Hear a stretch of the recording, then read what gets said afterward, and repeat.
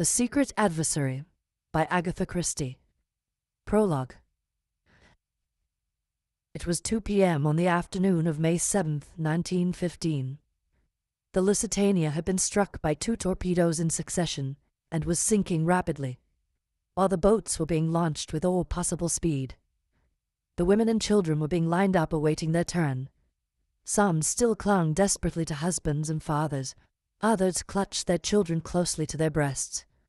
One girl stood alone, slightly apart from the rest. She was quite young, not more than 18. She did not seem afraid, and her grave, steadfast eyes looked straight ahead. "I beg your pardon." A man's voice beside her made her start and turn.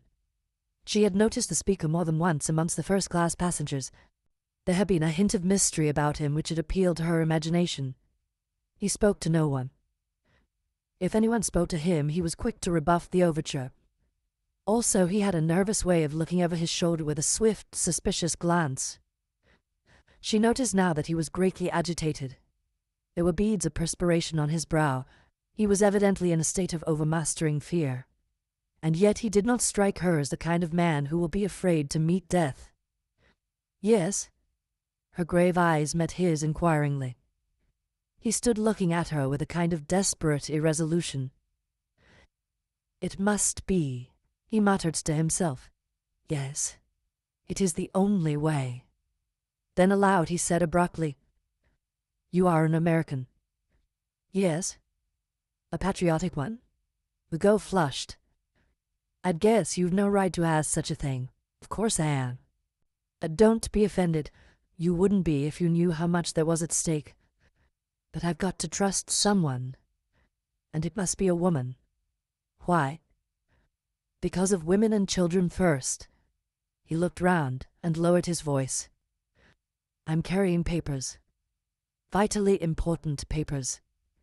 They may make all the difference to the Allies in the war, you understand. These papers have got to be saved.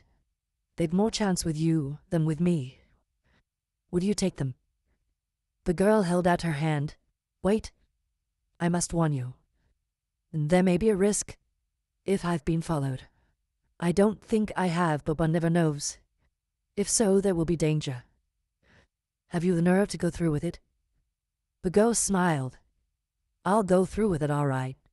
I'm real proud to be chosen. What am I to do with them afterwards?" "Watch the newspapers. I'll advertise in the personal column of the Times, beginning shipmate. At the end of 3 days, if there's nothing, well, you know I am down and out.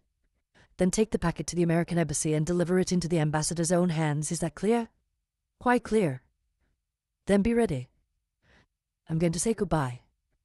He took her hand in his. "Goodbye. Good luck to you," he said in a louder tone. Her hand closed on the oilskin packet that had lain in his palm. The Lusitania settled with a more decided list to starboard. In answer to a quick command, the girl went forward to take her place in the boat.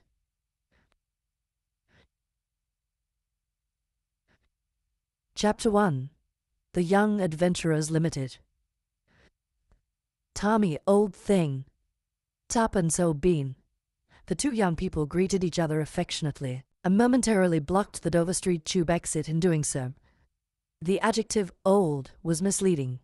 Their united ages would certainly not have totaled 45. "Not seen you for simply centuries," continued the young man. "Where are you off to? Come at you a bum with me? Getting a bit unpopular here, blocking the gangway, as it were. Let's get out of it." The girl assenting, they started walking down Dover Street towards Piccadilly. "Now then," said Tommy, "where shall we go?" The very faint anxiety which underlay his tone did not escape the astute ears of Miss Prudence Cowley, known to her intimate friends for some mysterious reason as Tuppence. She pounced at once. "Tommy, you're stony." "Not a bit of it," declared Tommy unconvincingly, rolling in cash. "You always were a shocking liar," said Tuppence severely.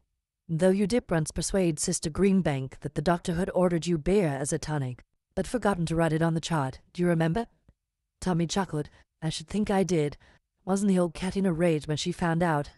Not that she was a bad sort, really, old Mother Greenbank. Good old hospital. Demobbed like everything else, I suppose." Tuppence sighed. Yes. You too? Tommy nodded. 2 months ago. Gratuity? Hinted Tuppence. Spent.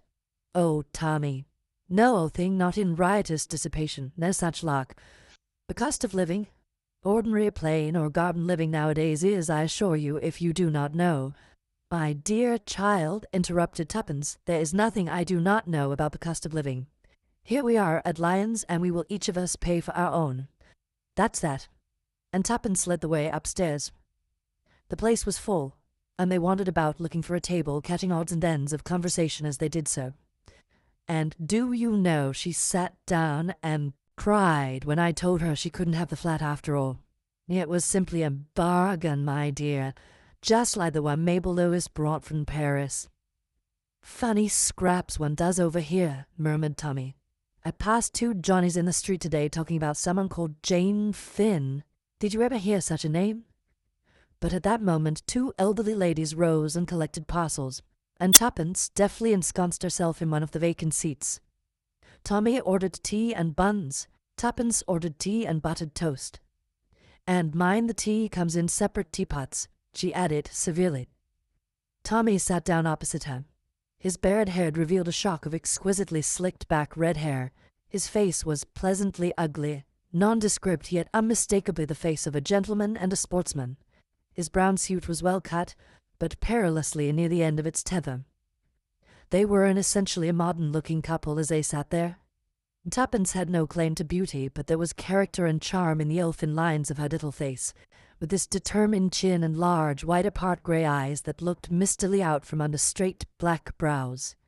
She wore a small bright green toque over her black bobbed hair, and her extremely short and rather shabby skirt revealed a pair of uncommonly dainty ankles. Her appearance presented a valiant attempt at smartness. The tea came at last, and Tuppence, rousing herself from a fit of meditation, poured it out. Now then, said Tommy, taking a large bite of bun, let's get up to date. Remember, I haven't seen you since that time in hospital in 1916. Very well. Tuppence helped herself liberally to buttered toast. Abridged biography of Miss Prudence Cowley, 5th daughter of Archdeacon Cowley of Little Missendell, Suffolk. Miss Cowley left the delights and drudgeries of her home life early in the war and came up to London, where she entered an officer's hospital. First month, washed up 648 plates every day. Second month, promoted to drying aforesaid plates. The third month, promoted to peeling potatoes. Fourth month, promoted to cutting bread and butter. Fifth month, promoted 1 floor up to duties of wall-maid with mop and pail. Sixth month, promoted to waiting at table. Seventh month, pleasing appearance and nice manners so striking that am promoted to waiting on the sisters. 8th month, slight check in career. Sister Bond 8, Sister Westhaven's egg, grand row, warp maid clearly to blame, inattention in such important matters cannot be too highly censured, mop and pail again. How are the mighty fallen?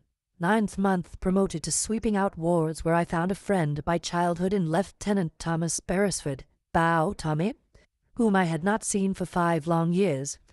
The meeting was affecting. 10th month, reproved by Machen for visiting the pictures in company with one of the patients, namely the aforementioned Lieutenant Thomas Beresford. 11th and 12th months, parlour-maid duties resumed with entire success. At the end of a year, left hospital in a blaze of glory. After that, the talented Miss Cowley drove successively a trade delivery van, a motor lorry, and a general. The last was the pleasantest. He was quite a young general. What blighter was that? Inquired Tommy. Perfectly sickening the way those brass hats drove from the War Office to the Savoy and from the Savoy to the War Office. I've forgotten his name now, confessed Tuppence. To resume, that was in a way the apex of my career. I next entered a government office. We had several very enjoyable tea parties. I had intended to become a land girl, a postwoman, and a bus conductress by way of rounding off my career, but the armistice intervened. I clung to the office with the true limpet touch for many long months, but, alas, I was combed out at last. Since then I've been looking for a job. Now then, your turn. Well, there's not so much promotion in mine, said Tommy regretfully, and a great deal less variety. I went out to France again, as you know, and they sent me to Mesopotamia, and I got wounded for the 2nd time and went into hospital out there. Then I got stuck in Egypt till the armistice happened. Kicked my heels there some time longer, and as I told you, finally got into mobbed. And for 10 long, weary months, I've been job hunting. There aren't any jobs, and if there were, they wouldn't give 'em to me. What good am I? What do I know about business? Nothing. Tuppence nodded gloomily. What about the colonies? She suggested. Tommy shook his head. I shouldn't like the colonies, and perfectly certain they wouldn't like me. Rich relations? Again, Tommy shook his head. Oh, Tommy, not even a great hand. But I've got an old uncle who's more or less rolling, but he's no good. Why not? Wanted to adopt me once, and I refused. I think I remember hearing about it, said Tuppence slowly. You refused because of your mother? Tommy flushed. Yes. Would have been a bit rough on the mater. As you know, I was all she had. Oh boy, hated her. Wanted to get me away from her. Just a bit of spite. Your mother's dead, isn't she? Said Tuppence gently. Tommy nodded. Tuppence's large grey eyes looked misty. You're a good sort, Tommy. I always knew it. Rot, said Tommy hastily. Well, that's my position. Just about desperate. So am I. I've hung out as long as I could. I've touted round. I've answered advertisements. I've tried every mortal blessed thing. I'd screwed and saved and pinched. But it's no good. I shall have to go home. Don't you want to? Of course I don't want to. What's the good of being sentimental? Father's a dear. I'm awfully fond of him, but you've no idea how I worry him. He has that delightful early Victorian view that short skirts and smoking are immoral. You can imagine what a thorn in the flesh I am to him. He just heaved a sigh of relief when the war took me off. You see, there are 7 of us at home. It's awful. All housework and mother's meetings.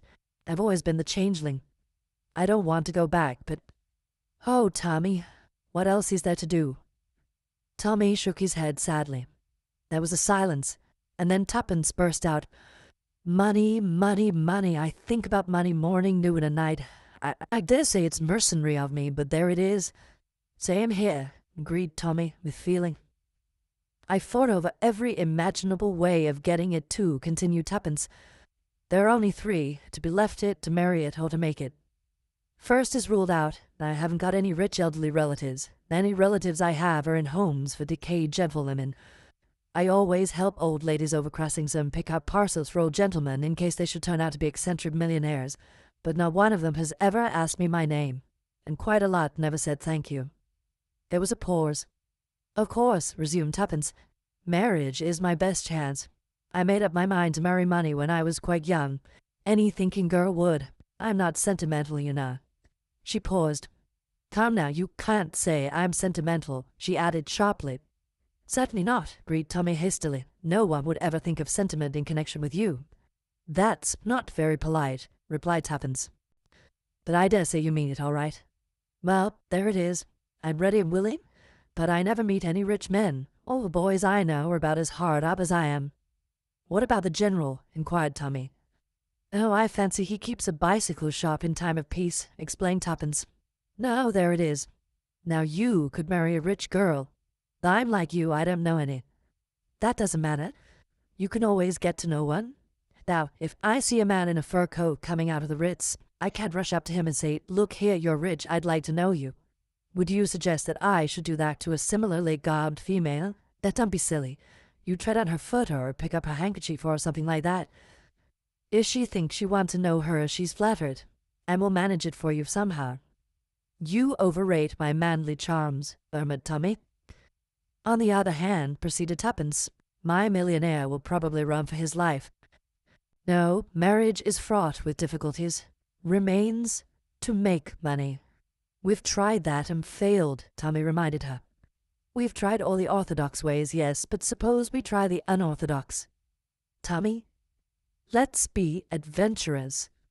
Certainly, replied Tommy cheerfully. How do we begin? That's the difficulty. If we could make ourselves known, people might hire us to commit crimes for them. Delightful, commented Tommy, especially coming from a clergyman's daughter. The moral guilt, Tuppence pointed out, would be theirs, not mine. You must admit there's a difference between stealing a diamond necklace for yourself and being hired to steal it. Well, there wouldn't be the least difference if you were caught. Or perhaps not. But I shouldn't be caught. I'm so clever. Modesty always was your besetting sin, remarked Tommy. Don't rag. Look here, Tommy, shall we really? Shall we form a business partnership? We'll form a company for the stealing of diamond necklaces. But that was only an illustration. Let's have what do you call it in bookkeeping? Dunno, never did any. I have, but I always got mixed up. Used to put credit entries on the debit side and vice versa, so they fired me out. Oh, I know. A joint venture. It struck me as such a romantic phrase to come across in the middle of musty old figures.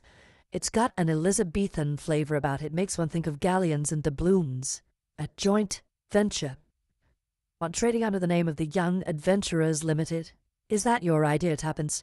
It's all very well to laugh, but I feel there might be something in it. How do you propose to get in touch with your would-be employers? Advertisement, replied Tuppence promptly. Have you got a bit of paper and a pencil? Men usually seem to have, just like we have hairpins and powder puffs. Tommy handed over a rather shabby green notebook, and Tuppence began writing busily. Shall we begin? Young officer, twice wounded in the war. Certainly not. Oh, very well, my dear boy, but I can assure you that that sort of thing might touch the heart of an elderly spinster, and she might adopt you, and then there will be no need for you to be a young adventurer at all. I don't want to be adopted. No, I forgot you had a prejudice against it. I was only ragging you. The papers are full up to the brim with that type of thing. Now listen, how's this? 2 young adventurers for hire, willing to do anything, go anywhere, pay must be good. We might as well make that clear from the start. Then we might add, no reasonable offer refused, like flats and furniture. I should think any offer we get in answer to that would be a pretty unreasonable one. Tommy, you're a genius. That's ever so much more chic. No unreasonable offer refused, if pay is good. How's that? Well, I shouldn't mention pay again. Looks rather eager. And I could look as eager as I feel. But perhaps you're right. Now, I'll read it straight through. 2 young adventurers for hire, willing to do anything, go anywhere. Pay must be good. No unreasonable offer refused. How would that strike you if you read it? It would strike me as either being a hoax, or else written by a lunatic. It's not half so insane as the thing I read this morning, beginning Petunia and signed Best Boy. She tore off the leaf and handed it to Tommy. There you are. The Times, I think. Reply to box so-and-so. I expect it will be about 5 shillings. Here's half a crown for my share. Tommy was holding the paper thoughtfully. His face burned a deeper red. Shall we really try it? He said at last. Shall we, Tuppence? Just for the fun of the thing. Tommy, you're a sport. I knew you would be. Let's drink to success. She poured some cold dregs of tea into the 2 cups. Here's to our joint venture, and may it prosper. The Young Adventurers Limited, responded Tommy. They put down the cups and laughed rather uncertainly. Tuppence rose. I must return to my palatial suite at the hostel. Perhaps it is time I strolled round to the Ritz, agreed Tommy with a grin. Where shall we meet, and when? 12 o'clock tomorrow. Piccadilly Tube Station. Will that suit you? My time is my own, replied Mr. Beresford magnificently. So long, then. Goodbye, old thing. The 2 young people went off in opposite directions. Tuppence's hostel was situated in what was charitably called Southern Belgravia. For reasons of economy, she did not take a bus. She was halfway across St. James's Park, when a man's voice behind her made her start.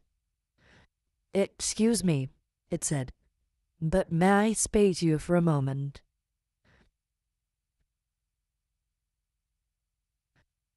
Chapter 2. Mr. Whittington's Offer. Tuppence turned sharply, but the words hovering on the tip of her tongue remained unspoken, for the man's appearance and manner did not bear out her first and most natural assumption. She hesitated. As if he read her thoughts, the man said quickly, I can assure you I mean no disrespect. Tuppence believed him. Although she disliked and distrusted him instinctively, she was inclined to acquit him of the particular motive which she had at first attributed to him. She looked him up and down. He was a big man, clean-shaven, with a heavy jowl. His eyes were small and cunning, and shifted their glance under her direct gaze. Well, what is it? She asked. The man smiled. I happened to overhear part of your conversation with the young gentleman in Lyons. Well, what of it? Nothing, except that I think I may be of some use to you. Another inference forced itself into Tuppence's mind. You followed me here? I took that liberty. And in what way do you think you could be of use to me? The man took a card from his pocket and handed it to her with a bow. Tuppence took it and scrutinized it carefully. It bore the inscription Mr. Edward Whittington.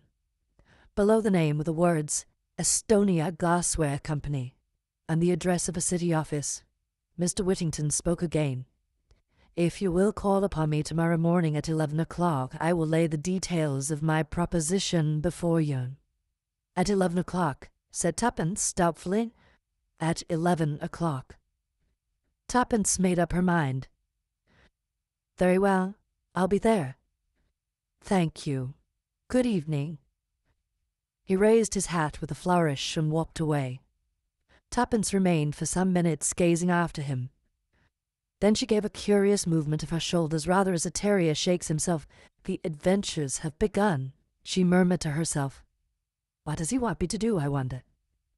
There's something about you, Mr. Whittington, that I don't like at all. But on the other hand, I'm not the least bit afraid of you. And as I've said before, and shall doubtless say again, little Tuppence can look after herself, thank you. And with a short, sharp nod of her head, she walked briskly onward. As a result of further meditations, however, she turned aside from the direct route and entered a post office.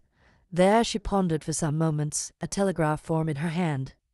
The thought of a possible 5 shillings spent unnecessarily spurred her to action, and she decided to risk the waste of 9pence. Disdaining the spiky pen and thick black treacle which a beneficent government had provided, Tuppence drew out Tommy's pencil, which he had retained, and wrote rapidly. Don't put in advertisement, would explain tomorrow. She addressed it to Tommy at his club, from which in 1 short month he would have to resign unless a kindly fortune permitted him to renew his subscription. It may catch him, she murmured. Anyway, it's worth trying. After handing it over the counter, she set out briskly for home, stopping at a baker's to buy a 3-pennyworth of new buns. Later, in her tiny cubicle at the top of the house, she munched buns and reflected on the future. What was the Estonia Glassware Company, and what earthly need could it have for her services? A pleasurable thrill of excitement made Tuppence tingle. At any rate, the country vicarage had retreated into the background again. The morrow held possibilities. It was a long time before Tuppence went to sleep that night, and when at length she did, she dreamed that Mr. Whittington had set her to washing up a pile of Estonia glassware which bore an unaccountable resemblance to hospital plates. It wanted some 5 minutes to 11 when Tuppence reached the block of buildings in which the offices of the Estonia Glassware Company were situated. To arrive before the time would look over-eager, so Tuppence decided to walk to the end of the street and back again. She did so. On the stroke of 11, she plunged into the recesses of the building. The Estonia Glassware Company was on the top floor. There was a lift, but Tuppence chose to walk up. Slightly out of breath, she came to a halt outside the ground glass door with a legend painted across it, Estonia Glassware Company. Tuppence knocked. In response to a voice from within, she turned the handle and walked into a small, rather dirty office. A middle-aged clerk got down from a high stool at a desk near the window and came towards her inquiringly. I have an appointment with Mr. Whittington, said Tuppence. Will you come this way, please? He crossed to a partitioned door with private on it, knocked, then opened the door and stood aside to let her pass in. Mr. Whittington was seated behind a large desk covered with papers. Tuppence felt her previous judgment confirmed. There was something wrong about Mr. Whittington. The combination of his sleek prosperity and his shifty eye was not attractive. He looked up and nodded. So, you've turned up all right. That's good. Sit down, will you? Tuppence sat down on the chair facing him. She looked particularly small and demure this morning. She sat there meekly with downcast eyes, whilst Mr. Whittington sorted and rustled amongst his papers. Finally, he pushed them away and leaned over the desk. Now, my dear young lady, let us come to business. His large face broadened into a smile. You want work. Well, I have work to offer you. What should you say now to £100 down and all expenses paid?" Mr. Whittington leaned back in his chair and thrust his thumbs into the armholes of his waistcoat. Tuppence eyed him warily. "And the nature of the work?" she demanded. "Nominal, purely nominal. A pleasant trip, that is all." "Where to?" Mr. Whittington smiled again. "Paris." "Oh," said Tuppence thoughtfully. To herself she said, "Of course, if father heard that, he would have a fit. But somehow I don't see Mr. Whittington in the role of the gay deceiver." "Yes," continued Whittington, "what could be more delightful? To put the clock back a few years, a very few I am sure, and re-enter one of those charming pensionnats de jeune filles with which Paris abounds." Tuppence interrupted him. "A pensionnat?" "Exactly. Madame Colombier's in the Avenue de Neuilly." Tuppence knew the name well. Nothing could have been more select. She had several American friends there. She was more than ever puzzled. "You want me to go to Madame Colombier's? For how long?" "That depends. Possibly 3 months." "And that is all? There are no other conditions?" "None whatever. You would, of course, go in the character of my ward, and you would hold no communication with your friends. I should have to request absolute secrecy for the time being. By the way, you are English, are you not?" "Yes." "Yet you speak with a slight American accent." "Oh, my great pal in hospital was a little American girl. I dess I picked it up from her. I can soon get out of it again." "On the contrary, it might be simpler for you to pass as an American. Details about your past life in England might be more difficult to sustain. Yes, I think that will be decidedly better. Then, at one moment, Mr. Whittington. You seem to be taking my consent for granted." Whittington looked surprised. "Surely you are not thinking of refusing? I can assure you that Madame Colombier's is a most high-class and orthodox establishment, and the terms are most liberal." "Exactly," said Tuppence. "That's just it. The terms are almost too liberal, Mr. Whittington. I cannot see any way in which I can be worth that amount of money to you." "No?" said Whittington softly. "Well, I will tell you. I could doubtless obtain someone else for very much less. What I am willing to pay for is a young lady with sufficient intelligence and presence of mind to sustain her part well, and also one who will have sufficient discretion and not to ask too many questions." Tuppence smiled a little. She felt that Whittington had scored. "There's another thing. So far there has been no mention of Mr. Beresford. Where does he come in?" "Mr. Beresford? My partner," said Tuppence with dignity. "You saw us together yesterday." "Ah, yes, but I'm afraid we shan't require his services." "Oh, then it's off." Tuppence rose. "It's both or neither. Sorry, but that's how it is. Good morning, Mr. Whittington. Wait a minute. Let us see if something can't be managed. Sit down again, Miss San." He paused interrogatively. Tuppence's conscience gave her a passing twinge as she remembered the Archdeacon. She seized hurriedly on the first name that came into her head. "Jane Finn," she said hastily, and then paused, open-mouthed, at the effect of those 2 simple words. All the geniality had faded out of Whittington's face. It was purple with rage, and the veins stood out on the forehead, and behind it all there lurked a sort of incredulous dismay. He leaned forward and hissed savagely, "So that's your little dame, is it?" Tuppence, though utterly taken aback, nevertheless kept her head. She had not the faintest comprehension of his meaning, but she was naturally quick-witted and felt it imperative to keep her end up, as she phrased it. Whittington went on. "Been playing with me, have you, all the time, like a cat and mouse? Knew all the time what I wanted you for, but kept up the comedy, is that it, eh?" He was cooling down. The red colour was ebbing out of his face. He eyed her keenly. "Who's been blabbing? Rita?"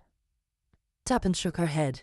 She was doubtful as to how long she could sustain this illusion, but she realized the importance of not dragging an unknown Rita into it. "No," she replied with perfect truth. Rita knows nothing about me." His eyes still bored into her like gimlets. "How much do you know?" he shot out. Very little indeed," answered Tuppence, and was pleased to note that Whittington's uneasiness was augmented instead of allayed. To have boasted that she knew a lot might have raised doubts in his mind.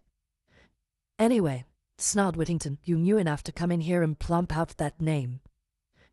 "It might be my own name," Tuppence pointed out. "Oh, it's likely, isn't it, there will be 2 girls with a name like that."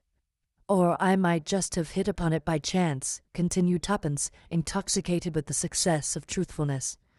Mr. Whittington brought his fist down upon the desk with a bang. "Clicked, fooling, how much do you know and how much do you want?" The last 5 words took Tuppence's fancy mightily, especially after a meagre breakfast and a supper of buns the night before. Her present part was of the adventurous rather than the adventurous order, but she did not deny its possibilities.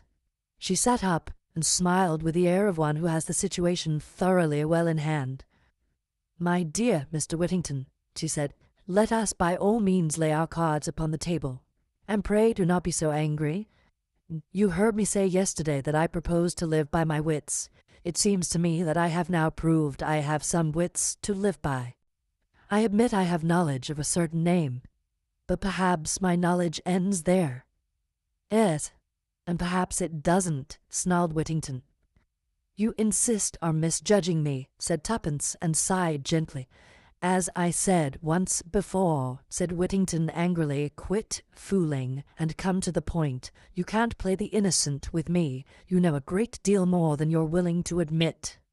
Tuppence paused a moment to admire her own ingenuity, and then said softly, "I shouldn't like to contradict you, Mr. Whittington. So we come to the usual question. How much?" Tuppence was in a dilemma. So far she had fooled Whittington with complete success, but to mention a probably impossible sum might awaken his suspicions. An idea flashed across her brain.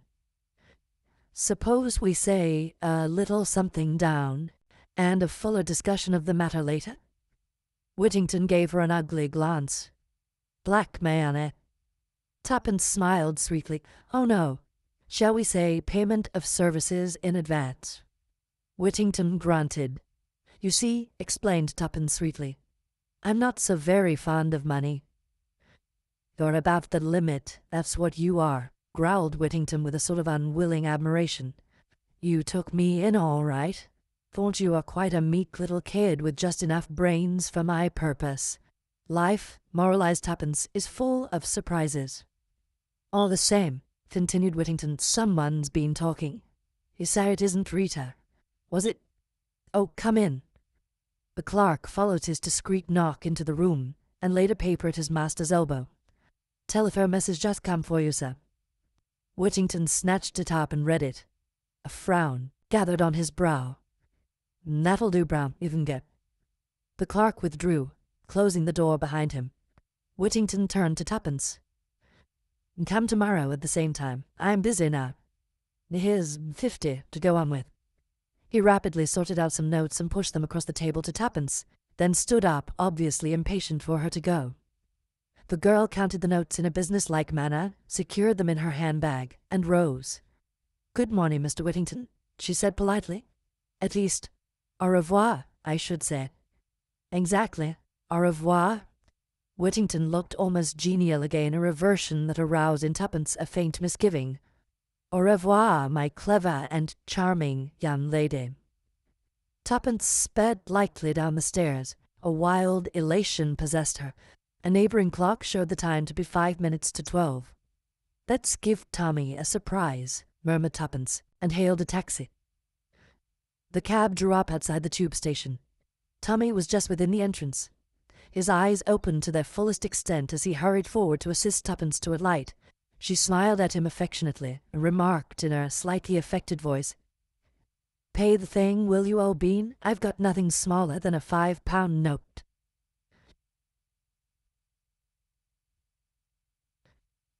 Chapter 3. A Setback. The moment was not quite so triumphant as it ought to have been. To begin with, the resources of Tommy's pockets were somewhat limited. In the end, the fare was managed, the lady recollecting a plebeian Tuppence, The driver, still holding the varied assortment of coins in his hand, was prevailed upon to move on, which he did after one last hoarse demand as to what the gentleman thought he was giving him. I think you've given him too much, Tommy," said Tuppence innocently. "I fancy he wants to give some of it back." It was possibly this remark which induced the driver to move away. "Well," said Mr. Beresford, at length able to relieve his feelings, "what the dickens did you want to take a taxi for?" "I was afraid I might be late and keep you waiting," said Tuppence gently. "Afraid you might be late? Yod, I give it up," said Mr. Beresford. "And really and truly," continued Tuppence, opening her eyes very wide, "I haven't got anything smaller than a £5 note." "You did that part of it very well, old bean, but all the same the fellow wasn't taking it, not for a moment." "Nah," said Tuppence thoughtfully, "he didn't believe it. And that's the curious part about speaking the truth. No one does believe it. I found that out this morning. Now let's go to lunch. How about the Savoy?" Tommy grinned. "How about the Ritz?" "On second thoughts, I prefer the Piccadilly. It's nearer. Wish I'd have to take another taxi. Come along." "Is this a new brand of humor, or is your brain really unhinged?" inquired Tommy. "Your last supposition is the correct one. I have come into money, and the shock has been too much for me. For that particular form of mental trouble, an eminent physician recommends unlimited hors d'oeuvre, lobster à l'américaine, chicken Newburg, and pêche melba. Let's go and get them." "Tuppence, oh God, what has really come over you?" "Oh, unbelieving one." Tuppence wrenched open her bag. "Look here and here and here." "My dear girl, don't wave pound notes aloft like that. They're not pound notes. They're 5 times better, and this one's 10 times better." Tommy groaned. "I must have been drinking unawares. I dreaming, Tuppence. Or do I really behold a large quantity of £5 notes being waved about in a dangerous fashion? Even so, O King? Now, will you come and have lunch?" "I'll come anywhere." "What have you been doing? Holding up a bank?" "All in good time." "What an awful place Piccadilly Circus is. As a huge bus bearing down on us, it will be too terrible if they killed the £5 notes." "Grill room?" inquired Tommy as they reached the opposite pavement in safety. "The other's more expensive," demurred Tuppence. "That's mere wicked wanton extravagance. Come on below." "Ma, are you sure I can get all the things I want there? That extremely unwholesome menu you were outlining just now. Of course you can, or as much as is good for you anyway." "And now tell me," said Tommy, unable to restrain his pent-up curiosity any longer as they sat in state surrounded by the many hors d'oeuvre of Tuppence's dreams. Miss Cowley told him. "And the curious part of it is," she ended, "that I really did invent the name of Jane Thin. I didn't want to get my own because of poor father, in case I should get mixed up in anything shady." "Perhaps that's so," said Tommy slowly, "but you didn't invent it." "What?" "There. I told it to you. Don't you remember? I said yesterday I'd overheard 2 people talking about a female called Jane Thin. That's what brought the name into your mind, Sir Pat." "So you did. I remember now. How extraordinary." Tuppence tailed off into silence. Suddenly she roused herself. "Tommy." "Yes?" "What were they like, the 2 men you passed?" Tommy frowned in an effort of remembrance. "One was a big, fat sort of chap, clean-shaven, I think, and dark." "That's him," cried Tuppence in an ungrammatical squeal. "That's Whittington. What was the other man like?" "Well, I can't remember. I didn't notice him particularly. It was really the outlandish name that caught my attention. And people say that coincidences don't happen." Tuppence tackled her pêche melba happily. But Tommy had become serious. "Look here, Tuppence, Hoka. What is this going to lead to?" "Mom, honey," replied his companion, "I know that. You've only got one idea in your head. What I mean is, what about the next step? How are you going to keep the game up?" "Oh." Tuppence laid down her spoon. "You're right, Tommy. It is a bit of a poser. After all, you know you can't bluff him forever. You're sure to slip up sooner or later. And anyway, I'm not at all sure that it isn't actionable. Blackmail, you know. Nonsense.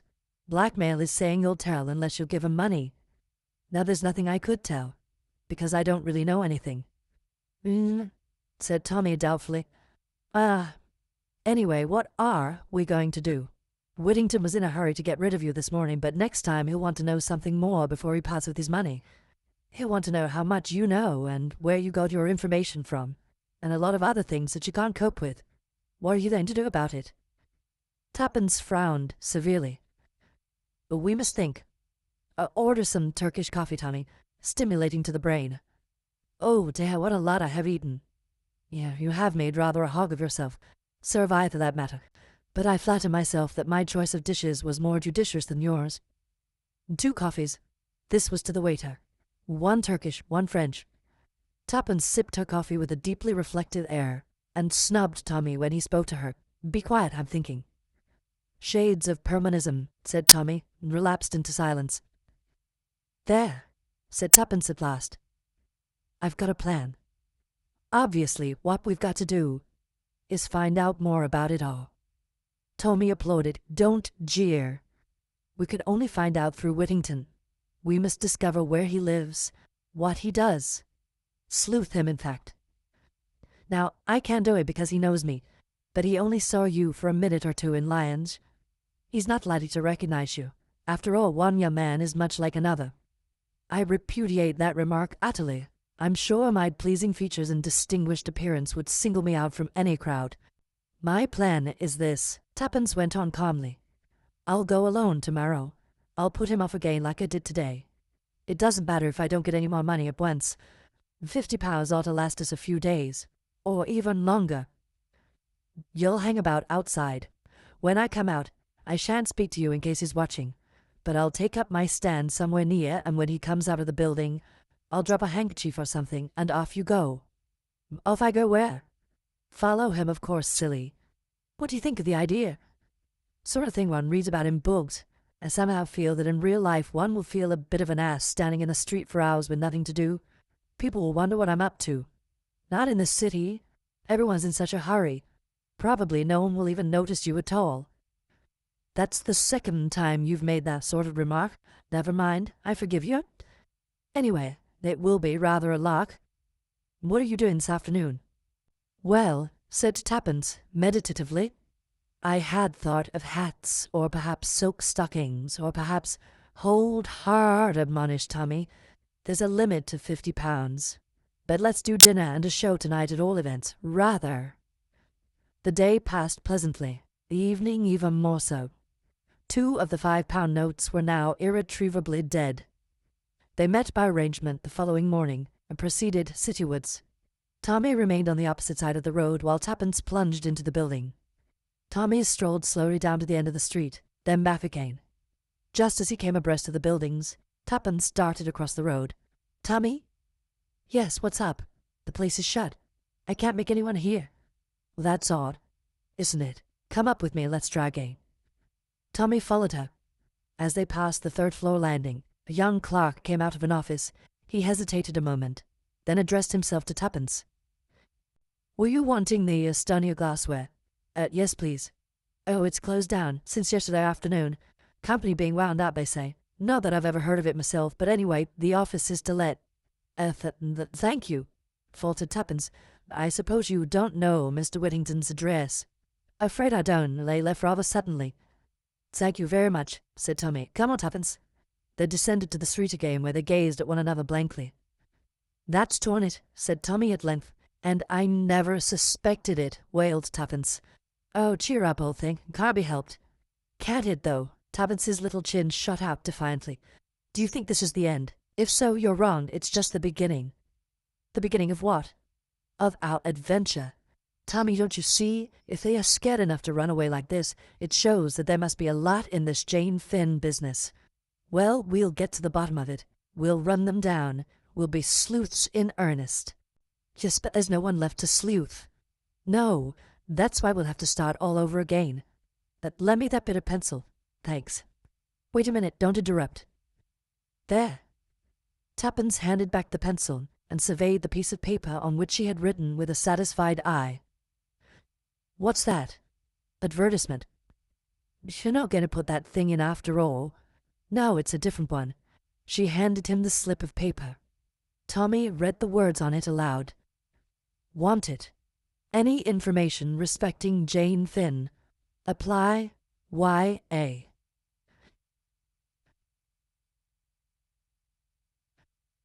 Chapter 4. Who is Jane Finn? The next day passed slowly. It was necessary to curtail expenditure. Carefully husbanded £40 will last a long time. Luckily the weather was fine, and walking is cheap dictated twopence. An outlying picture house provided them with recreation for the evening. The day of disillusionment had been a Wednesday. On Thursday the advertisement had duly appeared. On Friday letters might be expected to arrive at Tommy's rooms. He had been bound by an honourable promise not to open any such letters if they did arrive, but to repair to the National Gallery, where his colleague would meet him at 10 o'clock. Tuppence was first at the rendezvous. She ensconced herself on a red velvet seat, and gazed at the Turners with unseeing eyes until she saw the familiar figure enter the room. Well, returned Mr. Beresford provokingly. Where is your favourite picture? Oh, don't be a wretch. Aren't there any answers? Tommy shook his head with a deep and somewhat overacted melancholy. I didn't want to disappoint you, old thing, by telling you right off. It's too bad. Good money wasted. He sighed. Still, there it is.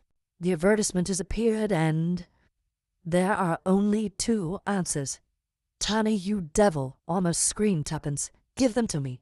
How could you be so mean? Your luggage, Tuppence, your luggage. They're very particular at the National Gallery. Government show, you know. And do remember, as I have pointed out to you before, that as a clergyman's daughter I ought to be on the stage, finished Tuppence with a snap. That is not what I intended to say, but if you're sure that you have enjoyed to the full the reaction of joy after despair with which I have kindly provided you free of charge, let us get down to our mail, as the saying goes. Tuppence snatched the 2 precious envelopes from him unceremoniously and scrutinized them carefully. Thick paper, this one. Looks rich. We'll keep it to the last and open the other first. Right you are. 1, 2, 3, go. Tuppence's little thumb ripped open the envelope, and she extracted the contents. Dear Sir, referring to your advertisement in this morning's paper, I may be able to be of some use to you. Perhaps you could call and see me at the above address at 11 o'clock tomorrow morning. Yours truly, A. Carter.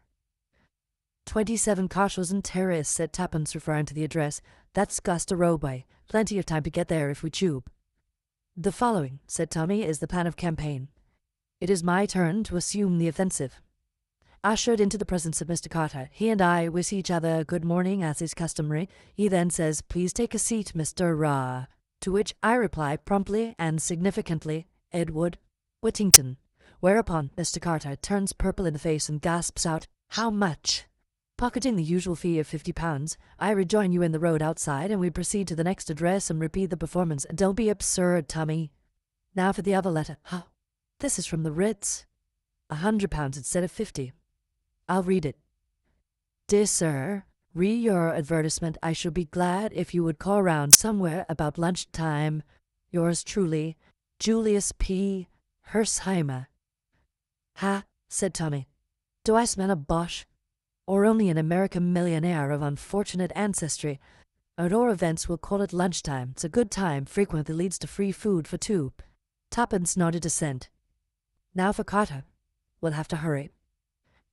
Carshalton Terrace proved to be an unimpeachable row of what Tuppence called ladylike-looking houses. They rang the bell at number 27, and a neat maid answered the door. She looked so respectable that Tuppence's heart sank. Upon Tommy's request for Mr. Carter, she showed them into a small study on the ground floor, where she left them. Hardly a minute elapsed, however, before the door opened, and a tall man with a lean, hawk-like face and a tired manner entered the room. Mr. Y.A., he said, and smiled. His smile was distinctly attractive.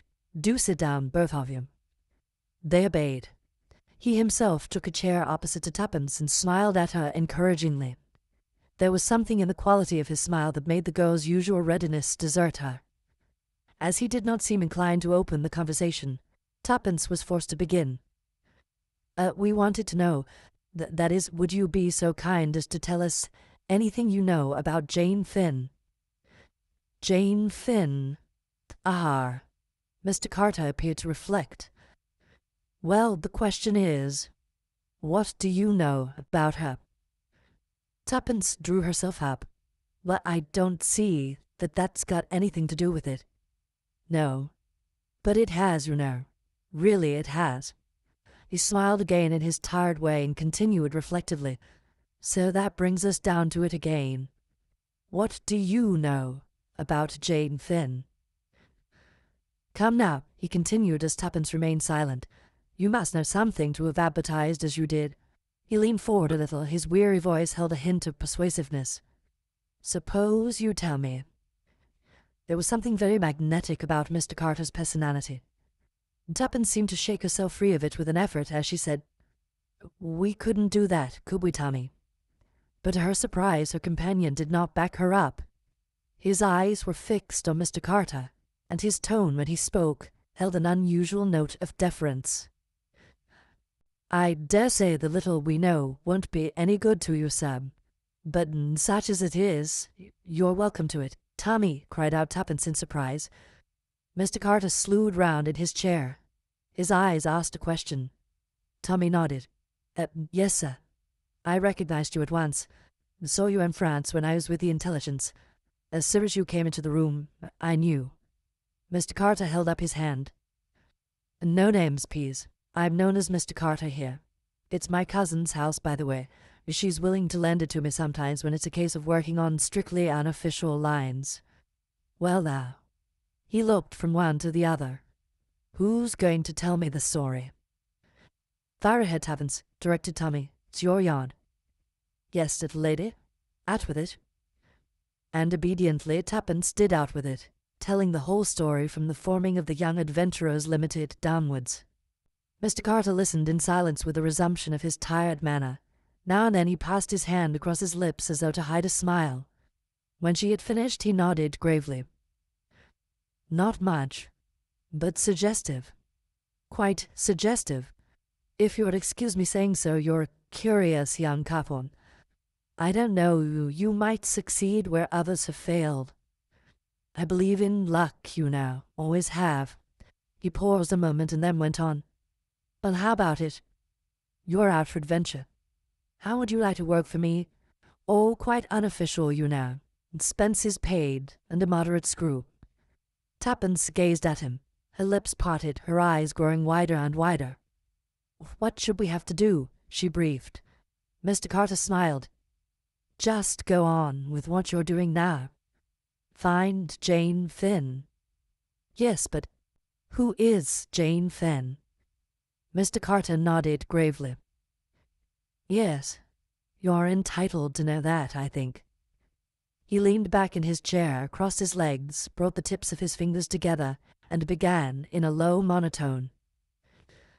Secret diplomacy, which, by the way, is nearly always bad policy, does not concern you. It will be sufficient to say that in the early days of 1915, a certain document came into being. It was the draft of a secret agreement, treaty, call it what you like. It was drawn up ready for signature by the various representatives, undrawn up in America, at that time a neutral country. It was dispatched to England by a special messenger selected for that purpose, a young fellow called Danvers. It was hoped that the whole affair had been kept so secret that nothing would have leaked out. That kind of hope is usually disappointed. Somebody always talks.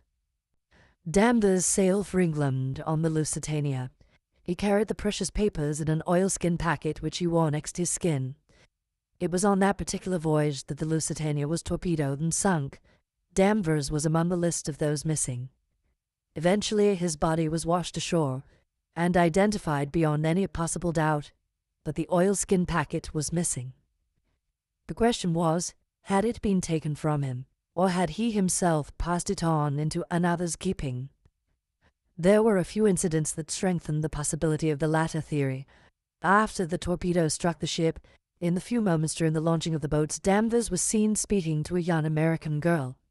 No one actually saw him pass anything to her, but he might have done so. It seems to me quite likely that he entrusted the papers to this girl, believing that she, as a woman, had a greater chance of bringing them safely to shore. But if so, where was the girl, and what had she done with the papers? By later advice from America, it seemed likely the Danvers had been closely shadowed on the way over. Was this girl in league with his enemies, or had she in her turn been shadowed and either tricked or forced into handing over the precious packet? We set to work to trace her out.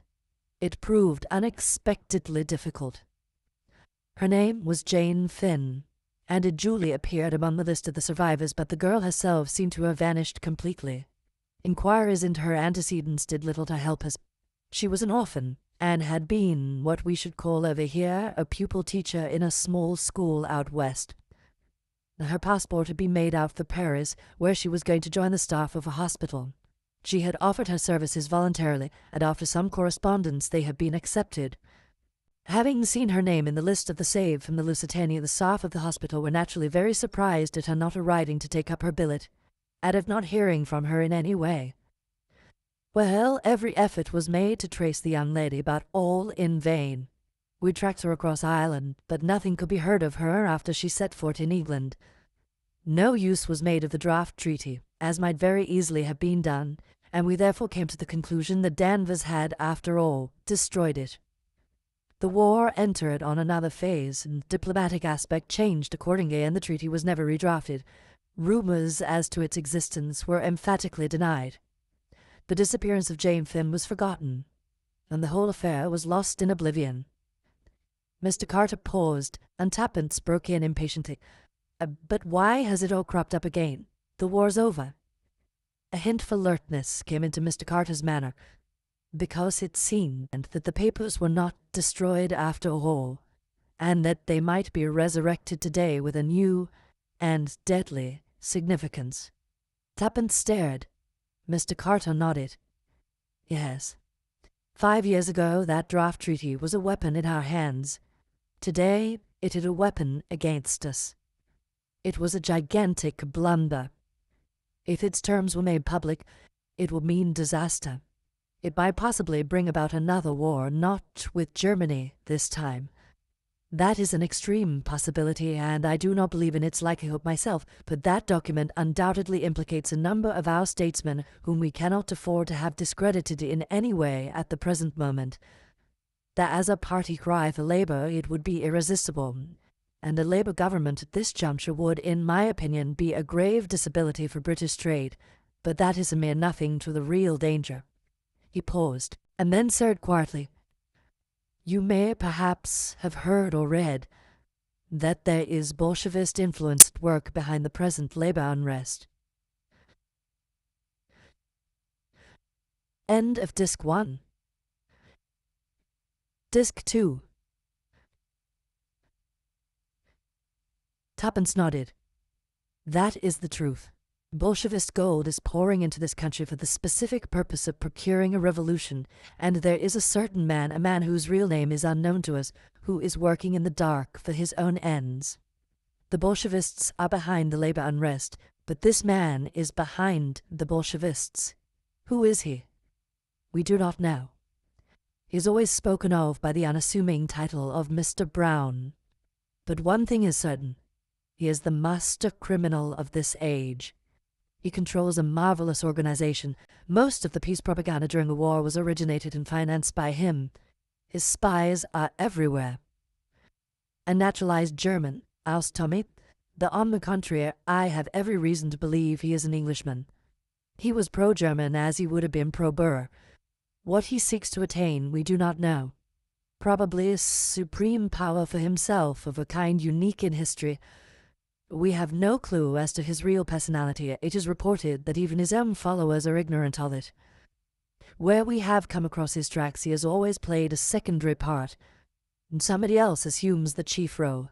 But afterwards we always find out that there had been some nonentity, a servant or a clerk, who had remained in the background, unnoticed, and that the elusive Mr. Brown has escaped us once more. Oh, jumped Tuppence, I wonder. Yes. I remember in Mr. Whittington's office. The clerk. He called him Brown, you don't think? Carter nodded thoughtfully. Very likely. A curious point is that the name is usually mentioned. An idiosyncrasy of genius. Can you describe him at all? Well, I really didn't notice. He was quite ordinary, just like anyone else. Mr. Carter sighed in his tired manner. That is the invariable description of Mr. Brown. Brought a telephone message to the man Whittington, did he? Notice the telephone in the outer office? Tuppence thought. No, I don't think I did. Exactly. That message was Mr. Brown's way of giving an order to his subordinate. He overheard the whole conversation, of course. Was it after that Whittington handed you over the money or told you to come the following day? Tuppence nodded. Yes. Undoubtedly the hand of Mr. Brown. Mr. Carter paused. Well, there it is. You see what you are pitting yourself against. Possibly the finest criminal brain of the age. I don't quite like it, you know. You're such young things, both of you. I shouldn't like anything to happen to you. It won't, Tuppence assured him positively. I'll look after her, sir, said Tommy. And I'll look after you, retorted Tuppence, resenting the manly assertion. Well then, look after each other, said Mr. Carter, smiling. Now, let's get back to business. There's something mysterious about this draft treaty that we haven't fathomed yet. We've been threatened with it, in plain and unmistakable terms. The revolutionary elements as good as declared that it's in their hands and that they intend to produce it at a given moment. On the other hand, they are clearly at fault about many of its provisions. The government consider it as mere bluff on their part, and rightly or wrongly have stuck to the policy of absolute denial. I'm not so sure. There have been hints, indiscreet allusions, that seem to indicate that the menace is a real one. The position is much as though they had got hold of an incriminating document but couldn't read it because it was in cipher. But we know that the draft treaty wasn't in cipher. Couldn't be in the nature of things, so that won't wash. But there's something. Of course, Jane Finn may be dead for all we know, but I don't think so. The curious thing is that they're trying to get information about the girl from us. What? Yes. One or two little things have cropped up, and your story, little lady, confirms my idea. They know we're looking for Jane Finn. Well, they'll produce a Jane Finn of their own, say, at a pensionnat in Paris. Tuppence gasped, and Mr. Carter smiled. No one knows in the least what she looks like, so that's all right. She's primed with a trumped-up tale, and her real business is to get as much information as possible out of us. See the idea? Then you think, Tuppence paused to grasp the supposition fully, that it was as Jane Finn that they wanted me to go to Paris. Mr. Carter smiled more wearily than ever. I believe in coincidences, you know, he said.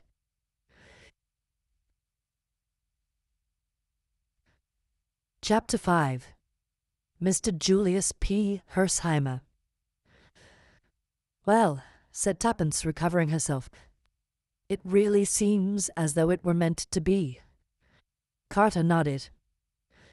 I know what you mean. I'm superstitious myself. Luck and all that sort of thing. Fate seems to have chosen you out to be mixed up in this.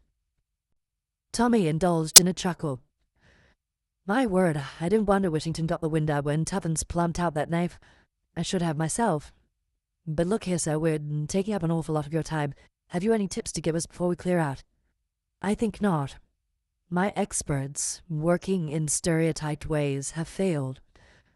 You will bring imagination and an open mind to the task. Don't be discouraged if that too does not succeed. For one thing, there is a likelihood of the pace being forced. Tuppence frowned uncomprehendingly. When you had that interview with Whittington, they had time before them. I have information that the big coup was planned for early in the new year, but the government is contemplating legislative action which will deal effectually with the strike menace. They'll get wind of it soon if they haven't already, and it's possible that they may bring things to a head. I hope it will myself. The less time they have to mature their plans, the better. I'm just warning you that you haven't much time before you, and that you needn't be cast down if you fail. It's not an easy proposition anyway. That's all. Tuppence rose. I think we ought to be businesslike. What exactly can we count upon you for, Mr. Carter? Mr. Carter's lips twitched slightly, but he replied succinctly. Funds within reason, detailed information on any point, and no official recognition. I mean that if you get yourselves into trouble with the police, I can't officially help you out of it. You're on your own. Tuppence nodded sagely. I quite understand that. I'll write out a list of the things I want to know when I've had time to think. Now, about money. Yes, Miss Tuppence. Do you want to say how much? Not exactly. We've got plenty to go on with for the present, but when we want more, it will be waiting for you. Yes, but I'm sure I don't want to be rude about the government if you've got anything to do with it, but you know one really has the devil of a time getting anything out of it. And if we have to fill up a blue form and send it in, and then after 3 months they send us a green one and so on, well, that won't be much use, will it? Mr. Carter laughed outright. Don't worry, Miss Tuppence. You will send a personal demand to me here, and the money in notes shall be sent by return of post. As to salary, shall we say at the rate of $300 a year, and an equal sum for Mr. Beresford, of course? Tuppence beamed upon him. How lovely. You are kind. I do love money. I'll keep beautiful accounts of our expenses, all debit and credit, and the balance on the right side in a red line drawn sideways with the totals the same at the bottom. I really know how to do it when I think. I'm sure you do. Well, goodbye, and good luck to you both. He shook hands with them, and in another minute they were descending the steps of 27 Carshalton Terrace with their heads in a whirl. Tommy, tell me at once, who is Mr. Carter? Tommy murmured a name in her ear. Oh, said Tuppence, impressed. And I can tell you, O'Bean, he's double R. Oh, said Tuppence again. Then she added reflectively, I like him, don't you? He looks so awfully tired and bored, and yet you feel that underneath he's just like steel, all keen and flashing. Oh, she gave a skip. Pinch me, Tommy. Do pinch me. I can't believe it's real. Mr. Beresford obliged. Ow, that's enough. Yes, we're not dreaming. We've got a job. And what a job. The joint venture has really begun. It's more respectable than I thought it will be, said Tuppence thoughtfully. Luckily I haven't got your craving for crime. What time is it? Let's have lunch. Oh! The same thought sprang to the minds of each. Tommy voiced it first. Julius P. Hersheimer. We never told Mr. Carter about hearing from him. Why, there wasn't much to tell. Not till we've seen him. Come on, we better take a taxi. Now who's being extravagant? All expenses paid, remember? Hop in. At any rate, we should make a better effect arriving this way, said Tuppence, leaning back luxuriously. I'm sure blackmailers never arrive in buses. We've ceased being blackmailers, Tommy pointed out. I'm not sure I have, said Tuppence darkly. On inquiring for Mr. Hersheimer, they were at once taken up to his suite. An impatient voice cried, Come in, in answer to the page boy's knock, and the lad stood aside to let them pass in. Mr. Julius P. Hersheimer was a great deal younger than either Tommy or Tuppence had pictured him. The girl put him down as 35. He was of middle height and squarely built to match his jaw. His face was pugnacious but pleasant. No one could have mistaken him for anything but an American, though he spoke with very little accent. Get my note. Sit down and tell me right away all you know about my cousin. Your cousin? Sure thing. Jane Finn. Is she your cousin? My father and her mother were brother and sister, explained Mr. Hersheimer meticulously. Oh, cried Tuppence. Then you know where she is? No, Mr. Hersheimer brought down his fist with a bang on the table. I'm darned if I do, don't you? We advertise to receive information, not to give it, said Tuppence severely. But I guess I know that. I can read, but I thought maybe it was her back history you were after and that you know where she was now. But we wouldn't mind hearing her back history, said Tuppence guardedly. But Mr. Hersheimer seemed to grow suddenly suspicious. See here, he declared, this isn't Sicily. No demanding ransom or threatening to crop her ears if I refuse. These are the British Isles. So quit the funny business or I'll just sing out for that beautiful big British policeman I see out there in Piccadilly. Tommy hastened to explain. We haven't kidnapped your cousin. On the contrary, we're trying to find her. We're employed to do so. Mr. Hersheimer leant back in his chair. Put me wise, he said succinctly. Tommy fell in with this demand insofar as he gave him a guarded version of the disappearance of Jane Finn and of the possibility of her having been mixed up unawares in some political show. He alluded to Tuppence and himself as private inquiry agents commissioned to find her, and added that they would therefore be glad of any details Mr. Hersheimer could give them. That gentleman nodded approval. I guess that's my right. I was just a mite hasty, but London gets my goat. I only know to low New York. Just trot your questions and I'll answer. For the moment this paralyzed the young adventurers, but Tuppence, recovering herself, plunged boldly into the breach with a reminiscence culled from detective fiction. When did you last see your cousin, I mean? Never seen her, responded Mr. Hersheimer.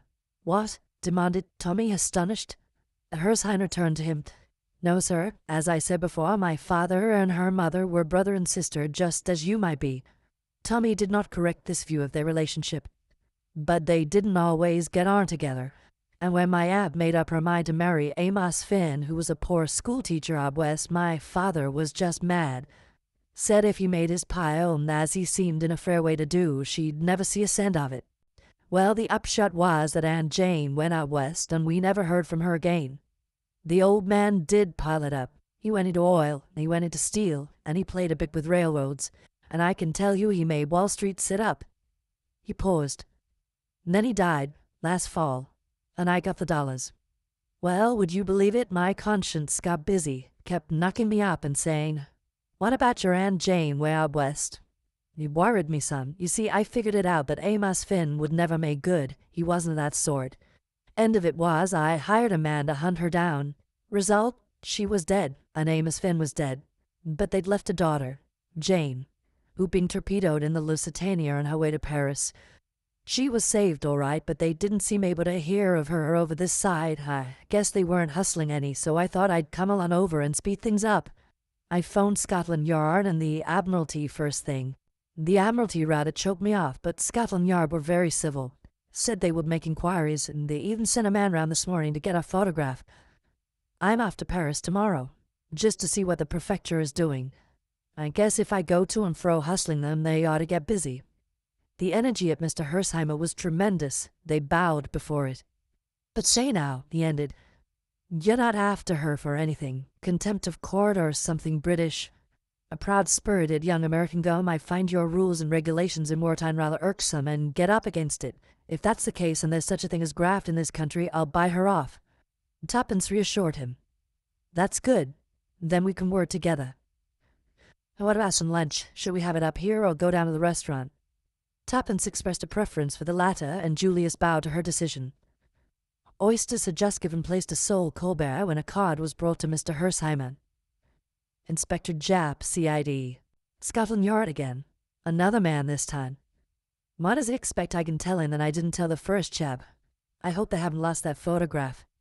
That Western photographer's place was burned down and all his negatives destroyed. This is the only copy in existence. I got it from the principal of the college there. An unformulated dread swept over Tuppence.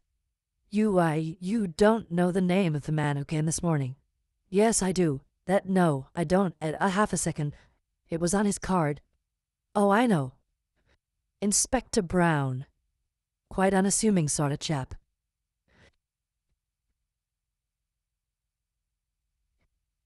Chapter 6.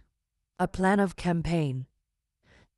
A veil might with profit be drawn over the events of the next half-hour. Suffice it to say that no such person as Inspector Brown was known to Scotland Yard. The photograph of Jane Finn, which would have been of the utmost value to the police in tracing her, was lost beyond recovery. Once again, Mr. Brown had triumphed. The immediate result of this setback was to effect a rapprochement between Julius Hersheimer and the young adventurers. All barriers went down with a crash, and Tommy and Tuppence felt they had known the young American all their lives. They abandoned the discreet reticence of private inquiry agents and revealed to him the whole history of the joint venture, whereat the young man declared himself tickled to death. He turned to Tuppence at the close of the narration. I've always had a kind of idea that English girls were just a mite moss-grown, old-fashioned and sweet, but scared to move round without a footman or a maid man. I guess I'm a bit behind the times. The upshot of these confidential relations was that Tommy and Tuppence took up their abode forthwith at the Ritz in order, as Tuppence put it, to keep in touch with Jane Finn's only living relation. And put like that, she added confidentially to Tommy, nobody could bubble at the expense. Nobody did, which was the great thing. "And now," said the young lady on the morning after their installation, "to work." Mr. Beresford put down the Daily Mail which he was reading and applauded with somewhat unnecessary vigour. He was politely requested by his colleague not to be an ass. "Dash it all, Tommy, we've got to do something for our money." Tommy sighed. "Yes, I fear even the dear old government will not support us at the Ritz in idleness forever. Therefore, as I said before, we must do something." "Well," said Tommy, picking up the Daily Mail again, "do it. I shan't stop you." "You see," continued Tuppence, "I've been thinking." She was interrupted by a fresh bout of applause. "It's all very well for you to sit there being funny, Tommy. It would do you no harm to do a little brain work, too." "My union, Tuppence, my union. It does not permit me to work before 11 a.m. Tommy, do you want something thrown at you? It is absolutely essential that we should, without delay, map out a plan of campaign. Hear, hear. Well, let's do it." Tommy laid his paper, finally, aside. "There's something of the simplicity of the truly great mind about you, Tuppence. Fire ahead, I'm listening." "To begin with," said Tuppence, "what have we got to go upon?" "Absolutely nothing," said Tommy cheerily. "Wrong." Tuppence wagged an energetic finger. "We have two distinct clues." "What are they?" "First clue, we know one of the gang." "Whittington?" "Yes, I'd recognize him anywhere." Said Tommy doubtfully. "I didn't call that much of a clue. You don't know where to look for him, and it's about 1,000 to 1 against your running against him by accident." "I'm not so sure about that," replied Tuppence thoughtfully. "I've often noticed that once coincidences start happening, they go on happening in the most extraordinary way. I dare say it's some natural law that we haven't found out, and still, as you say, we can't rely on that. But there are places in London where simply everyone is bound to turn up sooner or later. Piccadilly Circus, for instance. One of my ideas was to take up my stand there every day with a tray of flags." "What about meals?" inquired the practical Tommy. "How like a man? What does mere food matter?" "That's all very well. You've just had a thundering good breakfast. No one's got a better appetite than you have, Tuppence, and by tea time you'll be eating the flags, pins and all. But honestly, I don't think much of the idea. Whittington mayn't be in London at all." "That's true. Anyway, I think clue number 2 is more promising." "Let's hear it." "It's nothing much. Only a Christian name. Rita. Whittington mentioned it that day. Are you proposing a third advertisement? Wanted female crook answering to the name of Rita." "I am not. I propose to reason in a logical manner. That man, Danvers, was shadowed on the way over, wasn't he? And it's more likely to have been a woman than a man. Well, I don't see that at all. I am absolutely certain that it will be a woman, and a good-looking one," replied Tuppence calmly. "On these technical points, I bow to your decision," murmured Mr. Beresford. "Now, obviously, this woman, whoever she was saved. How'd you make that out? If she wasn't, how would they have known Jane Finn had got the papers?" "Correct. Proceed, oh Sherlock." "Now, there's just a chance, I admit it's only a chance, that this woman may have been Rita. And if so, we've got to hunt through the survivors of the Lusitania till we find her. Then the first thing is to get a list of the survivors." "I've got it. I wrote a long list of things I wanted to know and sent it to Mr. Garter. I got his reply this morning, and among other things it encloses the official statement of those saved from the Lusitania. How's that for clever little Tuppence? Full marks for industry, 0 for modesty. But the great point is there a Rita on the list?" "That's just what I don't know," confessed Tuppence. "Don't know? Yes, look here." Together they bent over the list. "You see, very few Christian names are given. They're nearly all Mrs. or Miss." Tommy nodded. "That complicates matters," he murmured thoughtfully. Tuppence gave her characteristic terrier shake. "Well, we've just got to get down to it, that's all. We'll stop at the London area. Just note down the addresses of any of the females who live in London or round about while I put on my hat." 5 minutes later the young couple emerged into Piccadilly, and a few seconds later a taxi was bearing them to the Laurels, Glendower Road, N7, the residence of Mrs. Edgar Keith, whose name figured first in a list of 7 reposing in Tommy's pocketbook. The Laurels was a dilapidated house, standing back from the road with a few grimy bushes to support the fiction of a front garden. Tommy paid off the taxi and accompanied Tuppence to the front doorbell. As she was about to ring it, he arrested her hand. "What are you going to say?" "What am I going to say? Oh, I should say, oh dear, I don't know. It's very awkward." "I thought as much," said Tommy with satisfaction. "How like a woman, no foresight. Now, just stand aside and see how easily the mere male deals with the situation." He pressed the bell. Tuppence withdrew to a suitable spot. A slatternly-looking servant with an extremely dirty face and a pair of eyes that did not match answered the door. Tommy had produced a notebook and pencil. "Good morning," he said briskly and cheerfully. "From the Hampstead Borough Council, the new voting register. Mrs. Edgar Keefe lives here, does she not?" "Yes," said the servant. "Christian name?" asked Tommy, his pencil poised. "Messages?" "Eleanor Jane." "Eleanor," spelt Tommy. "Any sons or daughters over 21? "Nah." "Thank you." Tommy closed the notebook with a brisk snap. "Good morning." The servant volunteered her first remark. "I thought perhaps it should come about the gas," she observed cryptically, and shut the door. Tommy rejoined his accomplice. "You see, Tuppence," he observed, "child's play to the masculine mind. I don't mind admitting that for once you've scored handsomely. I should never have thought of that. Good wheeze, wasn't it? And we can repeat it and lib." Lunchtime found the young couple attacking steak and chips in an obscure hostelry with avidity. They had collected a Gladys Mary and a Marjorie, been baffled by one change of address, and had been forced to listen to a long lecture on universal suffrage from a vivacious American lady whose Christian name had proved to be Sadie. "Ha," said Tommy, imbibing a long draught of beer. "I feel better. Where's the next drawer?" The notebook lay on the table between them. Tuppence picked it up. "Mrs. Vandermeer," she read, 20 South Ordy Mansions. "Miss Wheeler, 43 Clappington Row, Battersea. She's a lady's maid as far as I remember, so probably won't be there, and anyway she's not likely. Then the Mayfair lady is clearly indicated as the first port of call." "Tommy, I'm getting discouraged. Bark up, old bean. We always knew it was an outside chance. And anyway, we're only starting. If we draw a blank in London, there's a fine tour of England, Ireland, and Scotland before us." "True," said Tuppence, her flagging spirits reviving, "and all expenses paid. But oh, Tommy, I do like things to happen quickly. So far, adventure has succeeded adventure, but this morning has been dull as dull. You must stifle this longing for vulgar sensation, Tuppence. Remember that if Mr. Brown is all he is reported to be, it's a wonder that he has not ere now done us to death. That's a good sentence, quite a literary flavour about it. You are really more conceited than I am, with less excuse.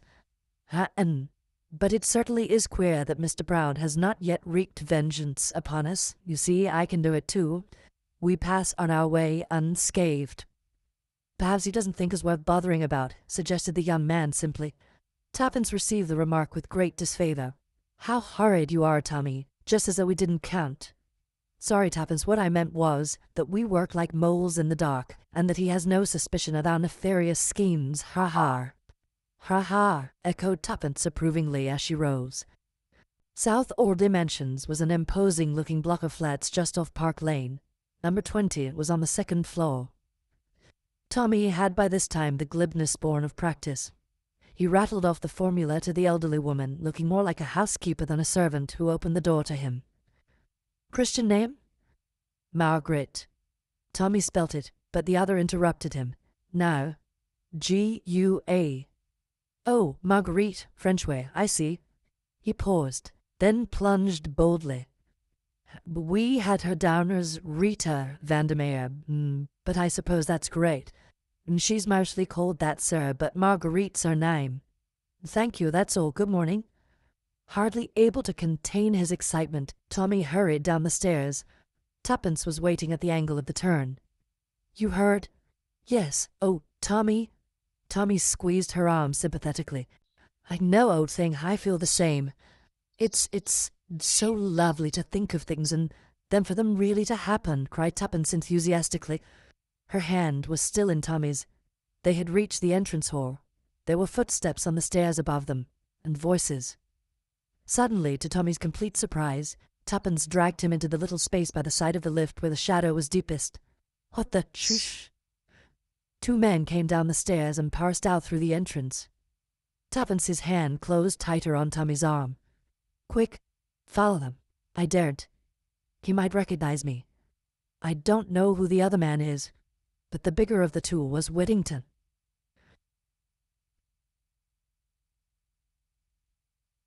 Chapter 7. The House in Soho. Whittington and his companion were walking at a good pace. Tommy started in pursuit at once, and was in time to see them turn the corner of the street. His vigorous stride soon enabled him to gain upon them, and by the time he in his turn reached the corner, the distance between them was sensibly lessened. The small Mayfair streets were comparatively deserted, and he judged it wise to content himself with keeping them in sight. The sport was a new one to him. Though familiar with the technicalities from a course of novel reading, he had never before attempted to follow anyone, and it appeared to him at once that, in actual practice, the proceeding was fraught with difficulties. Supposing, for instance, that they should suddenly hail a taxi. In books, you simply leapt into another, promised the driver a sovereign, or its modern equivalent, and there you were. In actual fact, Tommy foresaw that it was extremely likely there will be no second taxi. Therefore, he would have to run. What happened in actual fact to a young man who ran incessantly and persistently through the London streets? In a main road, he might hope to create the illusion that he was merely running for a bus. But in these obscure aristocratic byways, he could not but feel that an officious policeman might stop him to explain matters. At this juncture in his thoughts, a taxi with flag erect turned the corner of the street ahead. Tommy held his breath. Would they hail it? He drew a sigh of relief as they allowed it to pass unchallenged. Their course was a zigzag one, designed to bring them as quickly as possible to Oxford Street. When at length they turned into it, proceeding in an easterly direction, Tommy slightly increased his pace. Little by little he gained upon them. On the crowded pavement there was little chance of his attracting their notice, and he was anxious, if possible, to catch a word or two of their conversation. In this he was completely foiled. They spoke low, and the din of the traffic drowned their voices effectually. Just before the Bond Street tube station, they crossed the road, Tommy, unperceived, faithfully at their heels, and entered the Big Lions.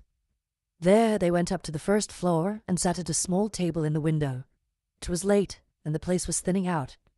Tommy took a seat at the table next to them, sitting directly behind Whittington in case of recognition. On the other hand, he had a full view of the second man and studied him attentively. He was fair, with a weak, unpleasant face, and Tommy put him down as being either a Russian or a Pole. He was probably about 50 years of age. His shoulders cringed a little as he talked, and his eyes, small and crafty, shifted unceasingly. Having already lunched heartily, Tommy contented himself with ordering a Welsh rarebit and a cup of coffee. Whittington ordered a substantial lunch for himself and his companion. Then, as the waitress withdrew, he moved his chair a little closer to the table and began to talk earnestly in a low voice. The other man joined in. Listen as he would, Tommy could only catch a word here and there, but the gist of it seemed to be some directions or orders which the big man was impressing on his companion, and with which the latter seemed from time to disagree. Whittington addressed the other as Boris. Tommy caught the word island several times, also propaganda, but of Jane Finn there was no mention. Suddenly, in a lull in the clatter of the room, he got one phrase entire. Whittington was speaking. "Ah, but you don't know Flossie, she's a marvel. An archbishop would swear she was his own mother. She gets the voice right every time, and that's really the principal thing." Tommy did not hear Boris's reply, but in response to it, Whittington said something that sounded like, "No go, only in an emergency." Then he lost the thread again. But presently the phrases became distinct again, whether because the other two had insensibly raised their voices or because Tommy's ears were getting more attuned, he could not tell. But two words certainly had a most stimulating effect upon the listener. They were uttered by Boris, and they were, "Mr. Brown." Whittington seemed to remonstrate with him, but he merely laughed. "Why not, my friend? It is a name most respectable, most common. Did he not choose it for that reason? Ah, I should like to meet him, Mr. Brown." There was a steely ring in Whittington's voice as he replied, "Who knows? You may have met him already." "Bah," retorted the other, "that is children's talk, a fable for the police. You know what I say to myself sometimes? That he is a fable invented by the inner ring, a bogey to frighten us with. It might be so, and it might not. I wonder. Or is it indeed true that he is with us and amongst us, unknown to all but a chosen few? If so, he keeps his secret well. And the idea is a good one, yes? We never know. We look at each other. One of us is Mr. Brown.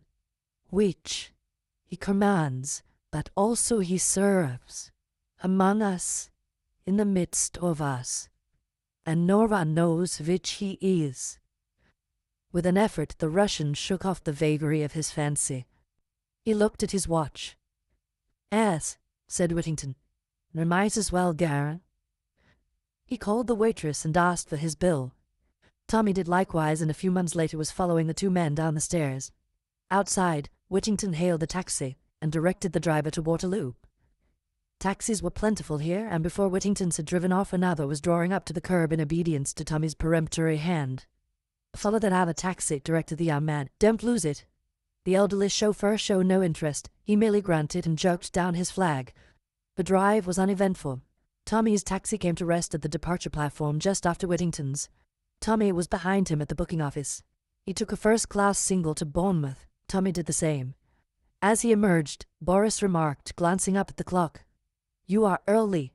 You have nearly half an hour." Boris's words had aroused a new train of thought in Tommy's mind. Clearly, Whittington was making the journey alone, while the other remained in London.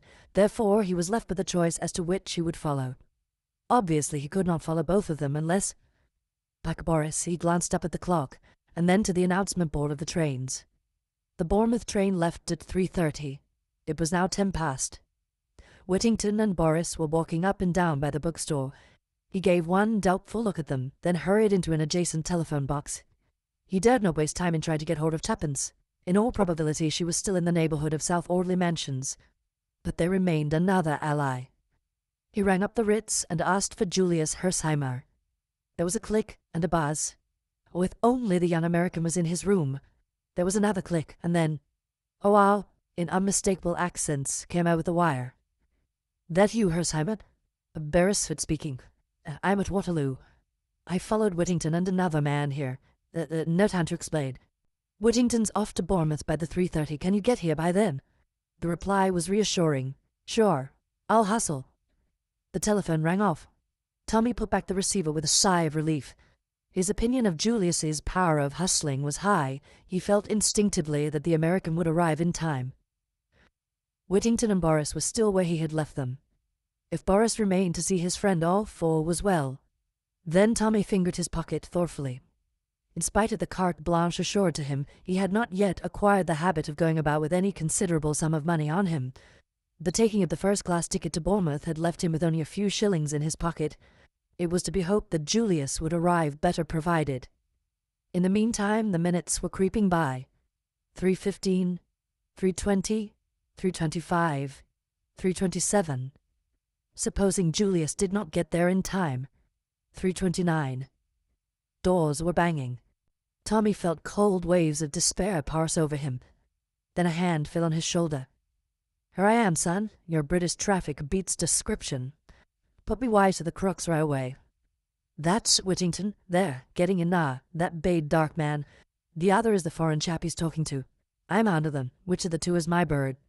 Tommy had thought out this question. "Got any money with you?" Julius shook his head, and Tommy's face fell. "I guess I have more than $300 or $400 with me at the moment," explained the American. Tommy gave a faint whoop of relief. "Oh, Lord, you millionaires, you don't talk the same language. Climb aboard the lugger, here's your ticket. Whittington's your man." "Me for Whittington," said Julius darkly. The train was just starting as he swung himself aboard. "So long, Tommy." The train slid out of the station. Tommy drew a deep breath. The man Boris was coming along the platform towards him. Tommy allowed him to pass, and then took up the chase once more. From Waterloo, Boris took the tube as far as Piccadilly Circus. Then he walked up Shaftesbury Avenue, finally turning off into the maze of mean streets round Soho. Tommy followed him at a judicious distance. They reached at length a small, dilapidated square. The houses there had a sinister air in the midst of their dirt and decay. Boris looked round, and Tommy drew back into the shelter of a friendly porch. The place was almost deserted. It was a cul-de-sac, and consequently no traffic passed that way. The stealthy way the other who looked round stimulated Tommy's imagination. From the shelter of the doorway, he watched him go up the steps of a particularly evil-looking house and rap sharply with a peculiar rhythm on the door. It was opened promptly. He said a word or two to the doorkeeper, then passed inside. The door was shut to again. It was at this juncture that Tommy lost his head. What he ought to have done, what any sane man would have done, was to remain patiently where he was and wait for his man to come out again. What he did do was entirely foreign to the sober common sense which was, as a rule, his leading characteristic. Something, as he expressed it, seemed to snap in his brain. Without a moment's pause for reflection, he, too, went up the steps, and reproduced as far as he was able the peculiar knock. The door swung open with the same promptness as before. A villainous-faced man with close-cropped hair stood in the doorway. "Well," he grunted. It was at that moment that the full realization of his folly began to come home to Tommy. But he dared not hesitate. He seized at the first words that came into his mind. "Mr. Brown," he said. To his surprise, the man stood aside.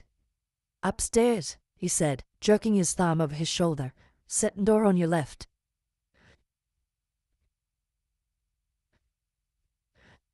Chapter 8. The Adventures of Tommy. Taken aback though he was by the man's words, Tommy did not hesitate. If audacity had successfully carried him so far, it was to be hoped it would carry him yet farther. He quietly passed into the house and mounted the ramshackle staircase. Everything in the house was filthy beyond words. The grimy paper of a pattern now indistinguishable hung in loose festoons from the wall. In every angle was a grey mass of cobweb. Tommy proceeded leisurely. By the time he reached the bend of the staircase, he had heard the man below disappear into a back room. Clearly no suspicion attached to him as yet.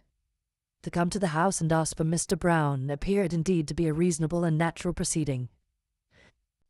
At the top of the stairs, Tommy halted to consider his next move. In front of him ran a narrow passage, with doors opening on either side of it. From the one nearest him on the left came a low murmur of voices. It was this room which he had been directed to enter. But what held his glance fascinated was a small recess immediately on his right, half concealed by a torn velvet curtain. It was directly opposite the left-hand door, and, owing to its angle, it also commanded a good view of the upper part of the staircase. As a hiding place for one or to pinch two men, it was ideal, being about 2 feet deep and 3 feet wide. It attracted Tommy mightily. He thought things over in his usual slow and steady way, deciding that the mention of Mr. Brown was not a request for an individual, but in all probability a password used by the gang. His lucky use of it had gained him admission. So far he had aroused no suspicion. But he must decide quickly on his next step. Suppose he were boldly to enter the room on the left of the passage. Would the mere fact of his having been admitted to the house be sufficient? Perhaps a further password will be required, or at any rate some proof of identity. The doorkeeper clearly did not know all the members of the gang by sight, but it might be different upstairs. On the whole, it seemed to him that luck had served him very well so far, but that there was such a thing as trusting it too far. To enter that room was a colossal risk. He could not hope to sustain his part indefinitely. Sooner or later he was almost bound to betray himself, and then he would have thrown away a vital chance in mere foolhardiness. A repetition of the signal sounded on the door below, and Tommy, his mind made up, slipped quickly into the recess, and cautiously drew the curtain farther across so that it shielded him completely from sight. There were several rents and slits in the ancient material which afforded him a good view. He would watch events, and any time he chose could, after all, join the assembly, modelling his behaviour on that of the new arrival. The man who came up the staircase with a furtive, soft-footed tread was quite unknown to Tommy. He was obviously of the very dregs of society. The low, beetling brows and the criminal jaw, the bestiality of the whole countenance were new to the young man, though he was of a type that Scotland Yard would have recognized at a glance. The man passed the recess, breathing heavily as he went. He stopped at the door opposite, and gave a repetition of the signal knock. A voice inside called out something, and the man opened the door and passed in, affording Tommy a momentary glimpse of the room inside. He thought there must be about 4 or 5 people seated round a long table that took up most of the space, but his attention was caught and held by a tall man with close-cropped hair and a short, pointed, naval-looking beard, who sat at the head of the table with papers in front of him. As the newcomer entered, he glanced up, and with a correct but curiously precise enunciation, which attracted Tommy's notice, he asked, "Your number, comrade?" "Full ain, Gavnat," replied the other hoarsely. "Correct." The door shut again. "If that isn't a Han, I am a Dutchman," said Tommy to himself, "and running the show darn systematically too, as they always do. Lucky I didn't roll in, and have given the wrong number, and there would have been the deuce to pay. No, this is the place for me. Hello, here's another knock." This visitor proved to be of an entirely different type to the last. Tommy recognized in him an Irish Sinn Féiner.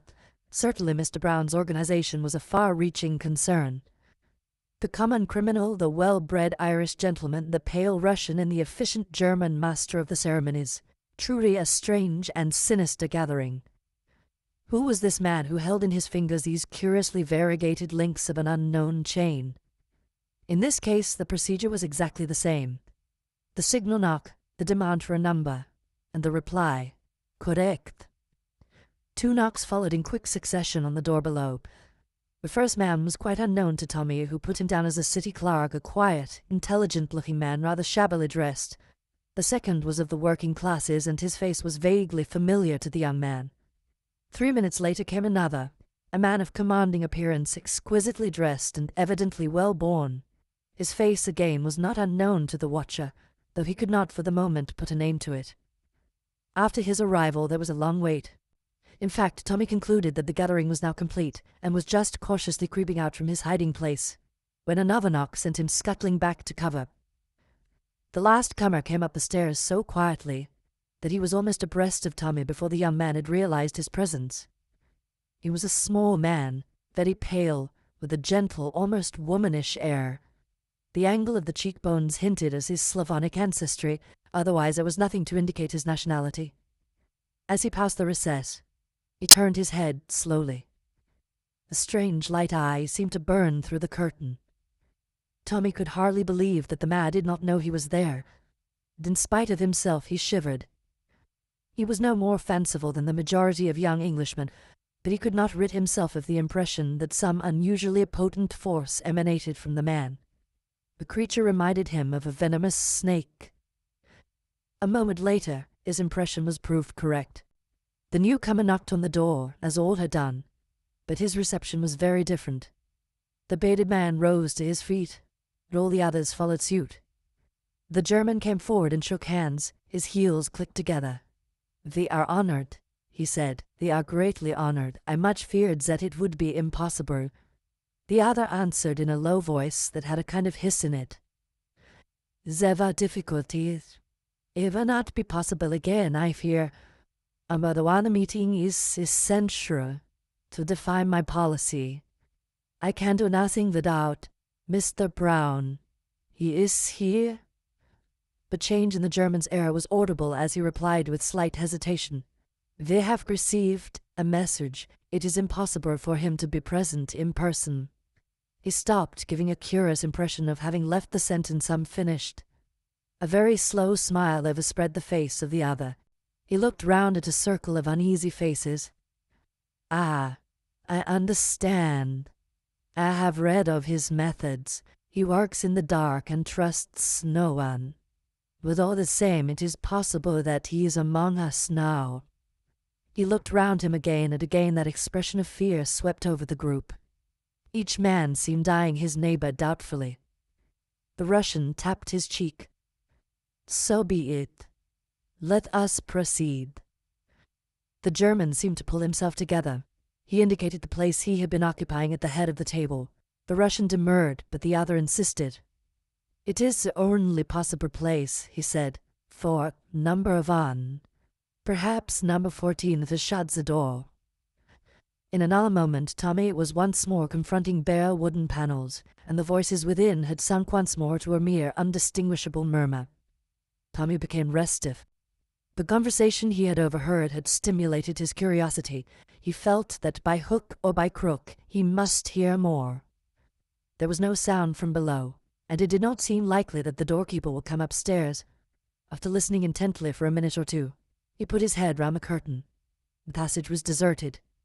Tommy bent down and removed his shoes. Then, leaving them behind the curtain, he walked gingerly out on his stockinged feet, and kneeling down by the closed door, he laid his ear cautiously to the crack. To his intense annoyance, he could distinguish little more. Just a chance word here and there if a voice was raised, which merely served to whet his curiosity still further. He eyed the handle of the door tentatively.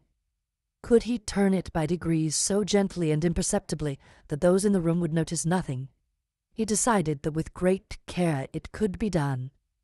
Very slowly, a fraction of an inch at a time, he moved it round, holding his breath in his excessive care. A little more still. Would it never be finished? Ah! At last it would turn no farther. He stayed so for a minute or two, then drew a deep breath, and pressed it ever so slightly inward. The door did not budge. Tommy was annoyed. If he had to use too much force, it would almost certainly creak. He waited until the voices rose a little, then he tried again. Still nothing happened. He increased the pressure. Yet the beastly thing stuck. Finally, in desperation, he pushed with all his might. But the door remained firm, and at last the truth dawned upon him. It was locked or bolted on the inside. For a moment or two, Tommy's indignation got the better of him. "Well, I'm damned," he said. "What a dirty trick." As his indignation cooled, he prepared to face the situation. Clearly, the first thing to be done was to restore the handle to its original position. If he let it go suddenly, the men inside will be almost certain to notice it. So with the same infinite pains, he reversed his former tactics. All went well. With a sigh of relief, the young man rose to his feet. There was a certain bulldog tenacity about Tommy that made him slow to admit defeat. Checkmated for the moment, he was far from abandoning the conflict. He still intended to hear what was going on in the locked room.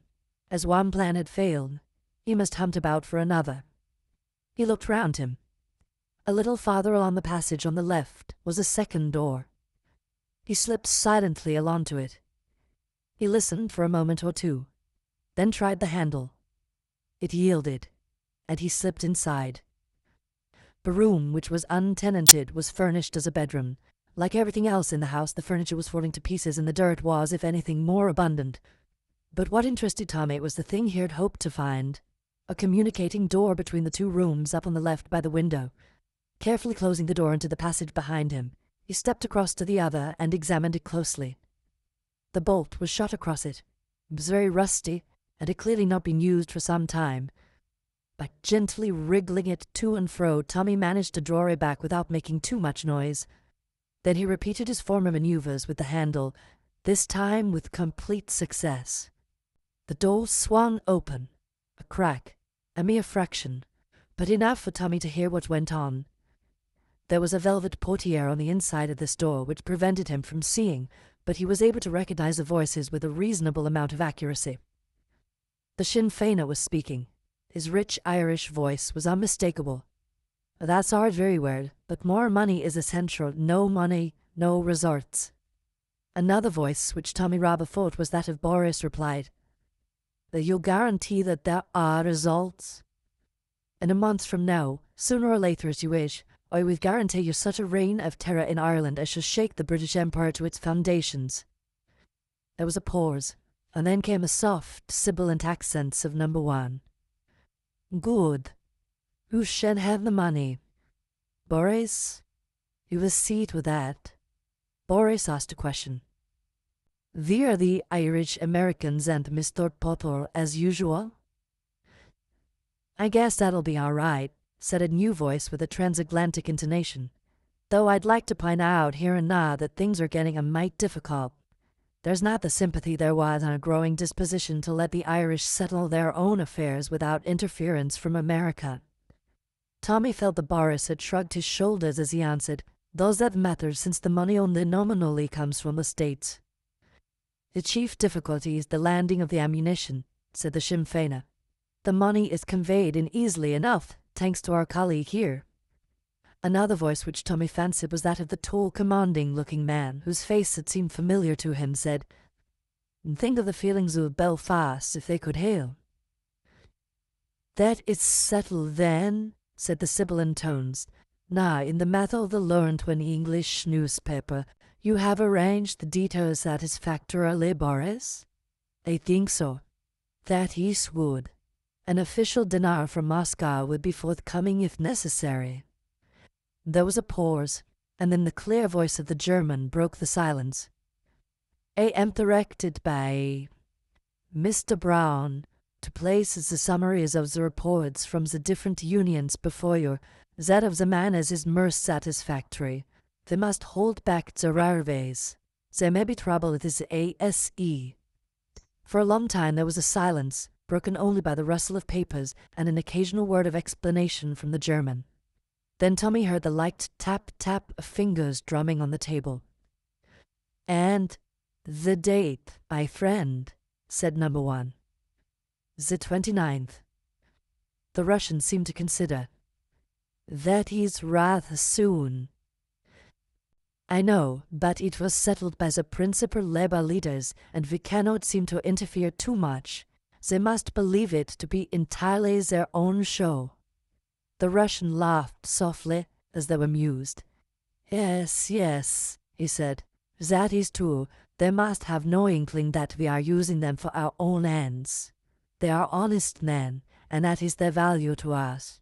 It is curious, but you cannot make a revolution without honest men. The instinct of the populace is infallible." He paused and then repeated as though the phrase pleased him. "Every revolution has had its honest men. They are soon disposed of afterwards." There was a sinister note in his voice. The German resumed. "Clams must go. He is too far-seeing. Number 14 will see to that." There was a hoarse murmur. "That's all right, Governor." And then, after a moment or two, "Suppose I'm nabbed. Who will have the best legal talent to defend you," replied the German quietly. "But in any case you will wear gloves fitted with the fingerprints of a notorious housebreaker. You have little to fear. I ain't afraid, Governor, or for the good of the cause. Street is gonna run with blood, so they say." He spoke with a grim relish. "Dreams of it sometimes, I does. Diamonds and pearls rolling about in a gutter for anyone to pick up." Tommy heard a chair shifted. Then number one spoke. "Then all is arranged. We are assured of success."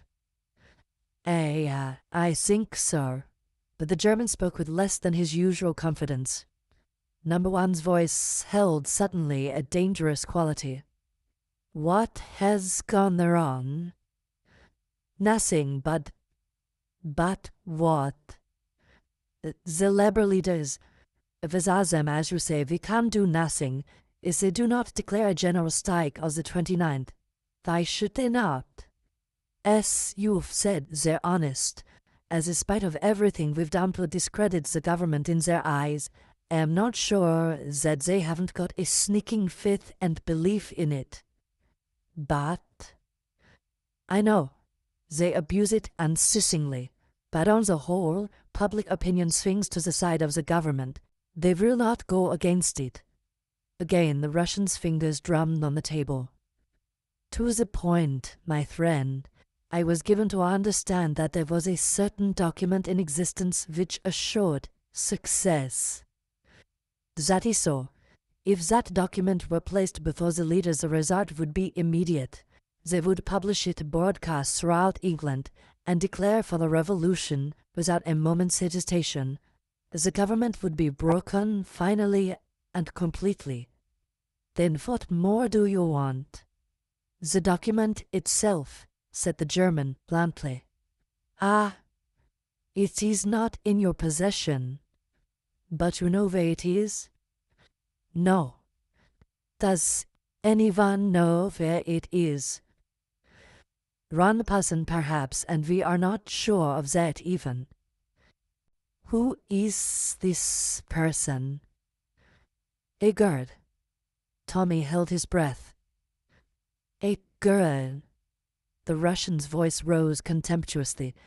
And you have not made her speak. In Russia we have ways of making a girl talk.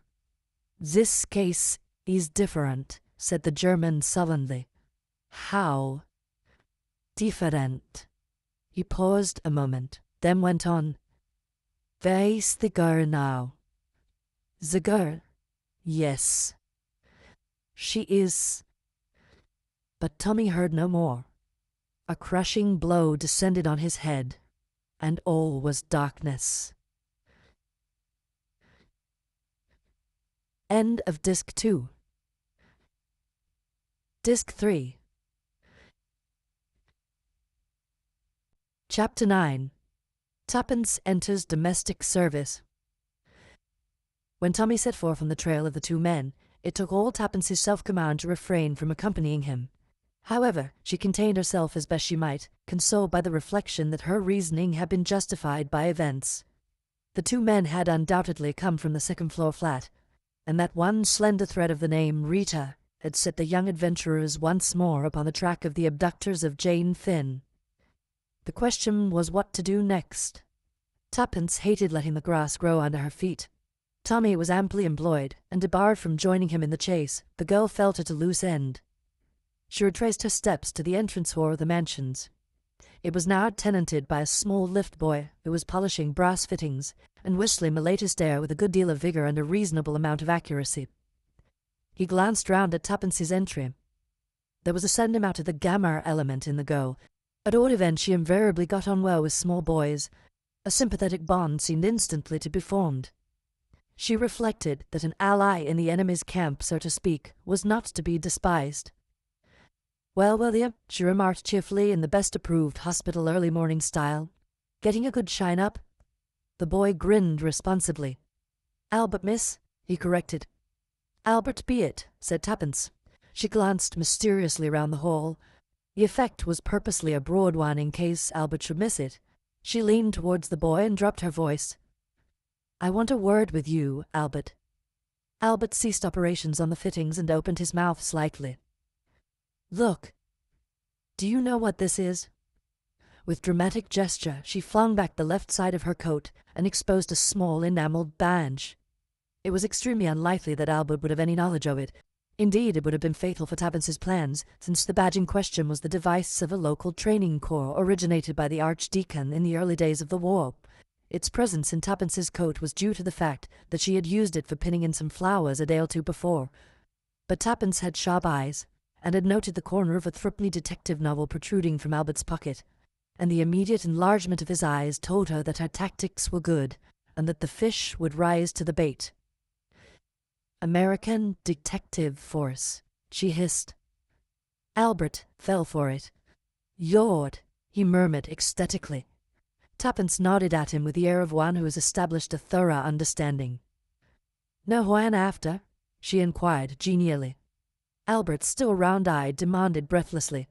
On at flat. Tuppence nodded, and jerked a thumb up the stairs. Number 20.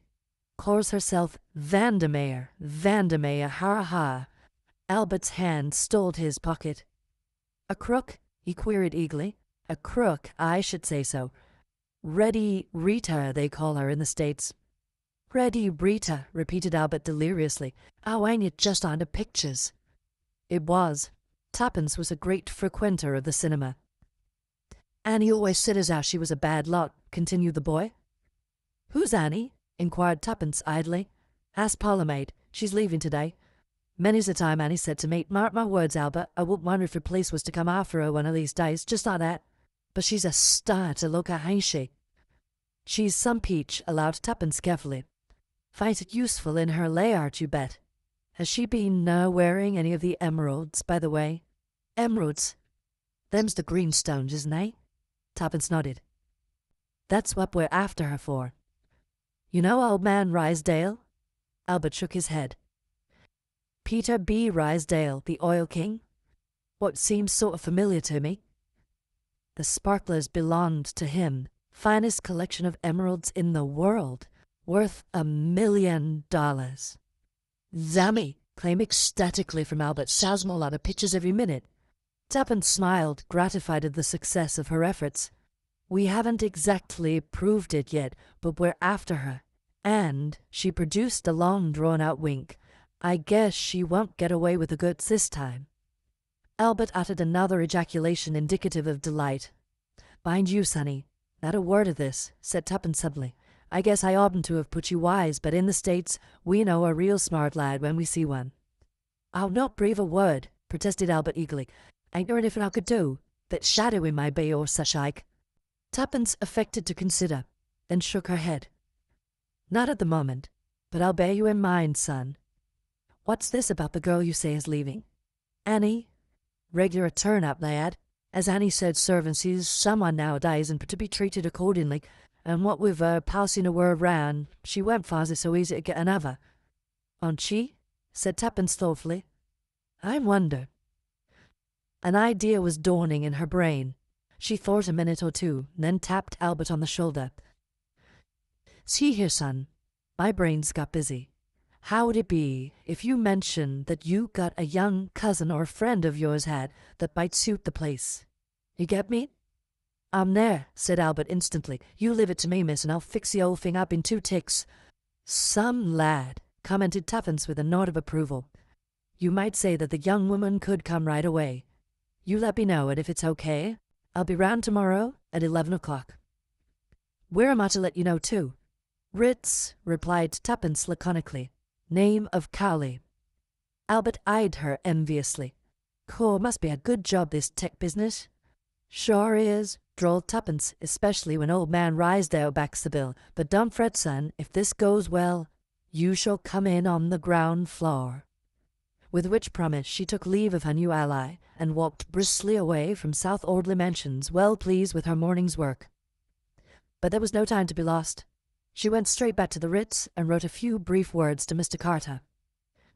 Having dispatched this, and Tommy not having yet returned, which did not surprise her, she started off on a shopping expedition which, with an interval for tea and the sorted creamy cakes, occupied her until well after 6 o'clock, and she returned to the hotel jaded but satisfied with her purchases.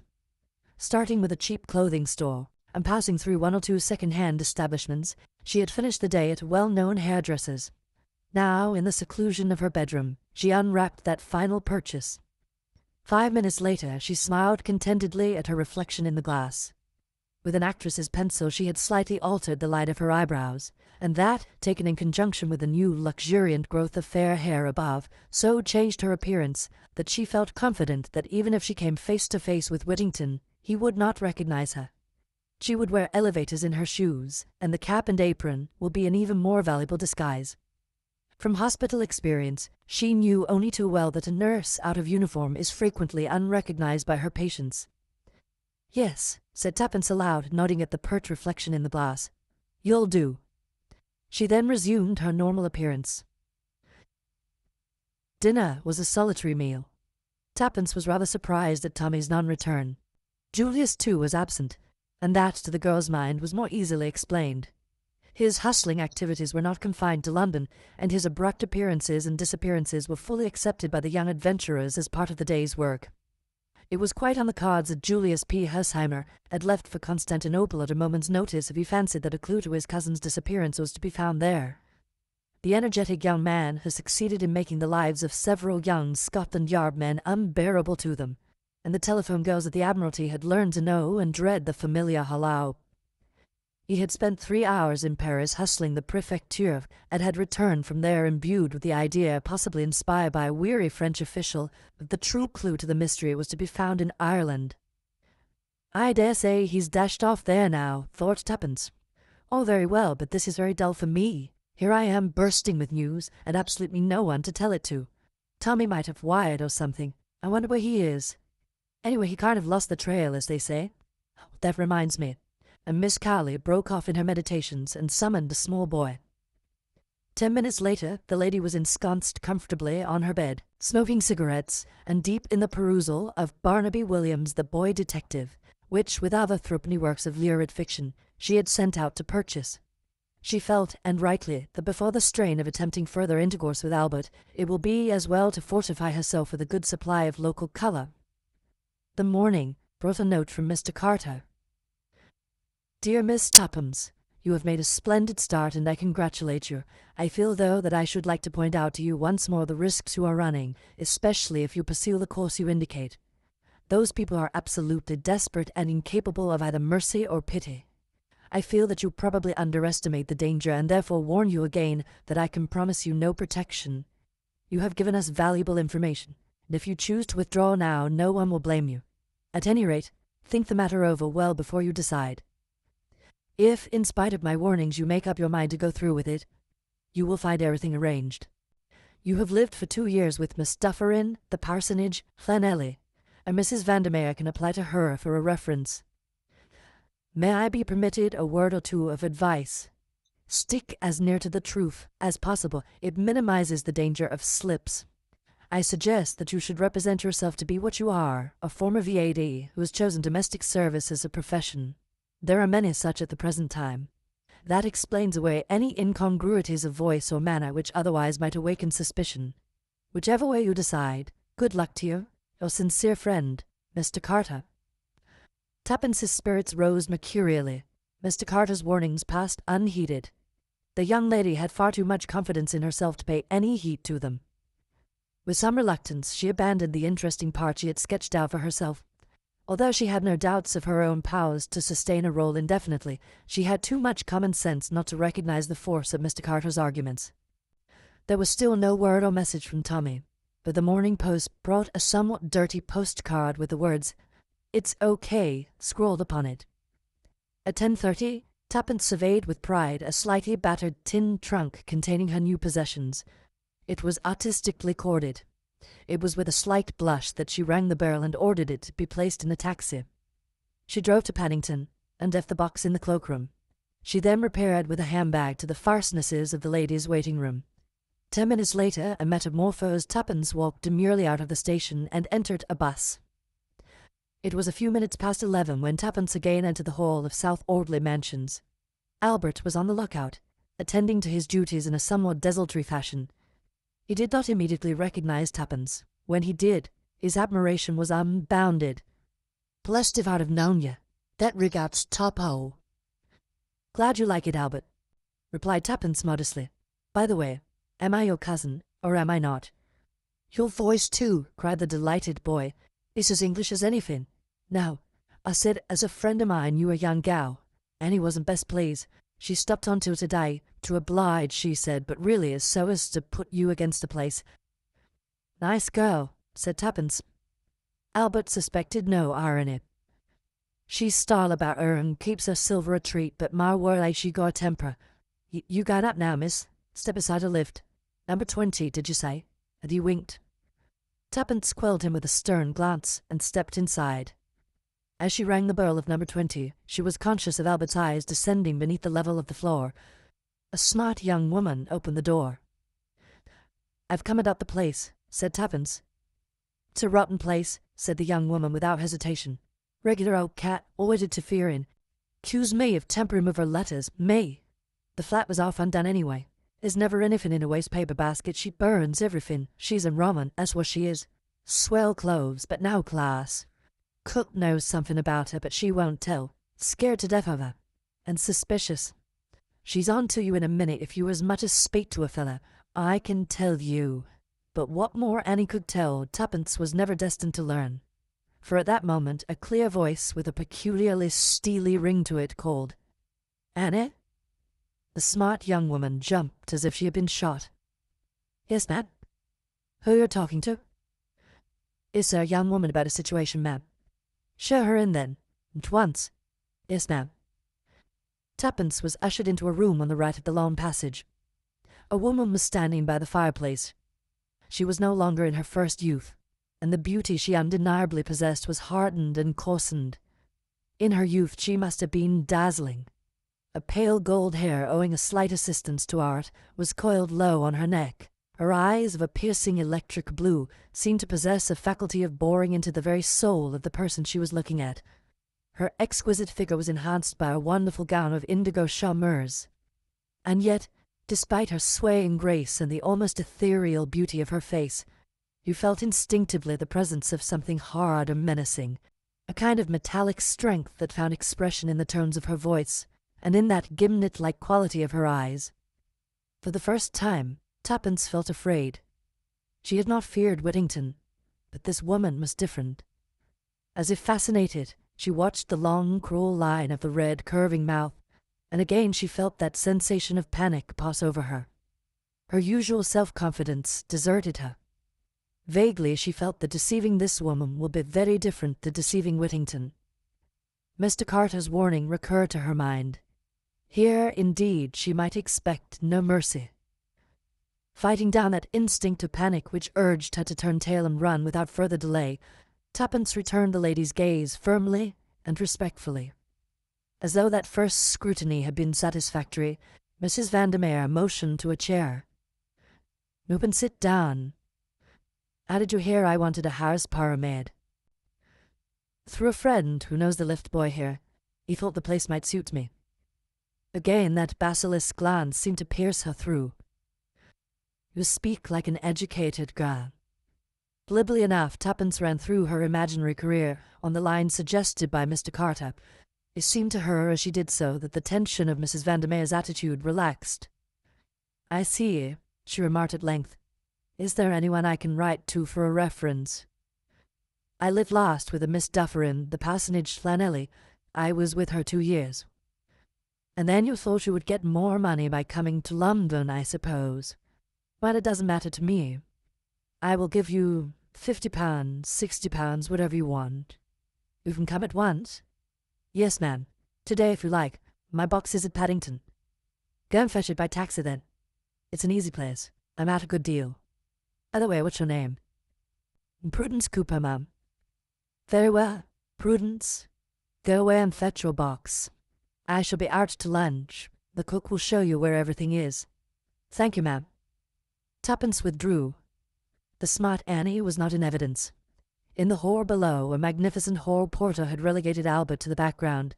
Tuppence did not even glance at him as she passed meekly out. The adventure had begun, but she felt less elated than she had done earlier in the morning. It crossed her mind that if the unknown Jane Finn had fallen into the hands of Mrs. Vandermeer, it was likely to have gone hard with her.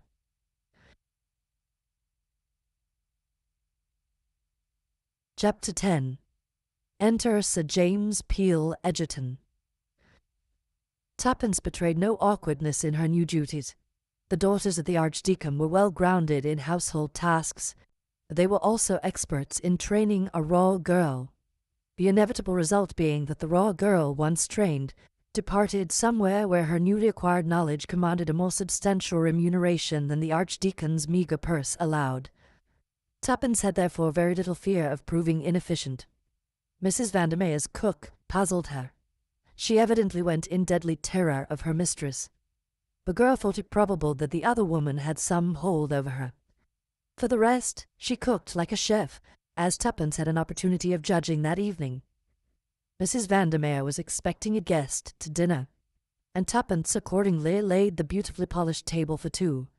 She was a little exercised in her own mind as to this visitor. It was highly possible that it might prove to be Whittington. Although she felt fairly confident that he would not recognize her, yet she would have been better pleased had the guest proved to be a total stranger. However, there was nothing for it but to hope for the best. At a few minutes past 8, the front doorbell rang, and Tuppence went to answer it with some inward trepidation.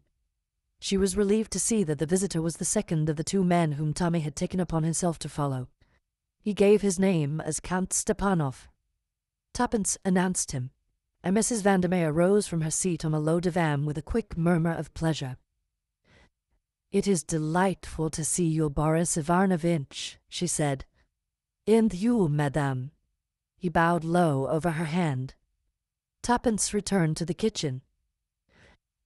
"Count Stepanov or some such," she remarked, and affecting a frank and unvarnished curiosity. "Who's he?" "A Russian gentleman, I believe. Come here much. Once in a while. What you want to know for?"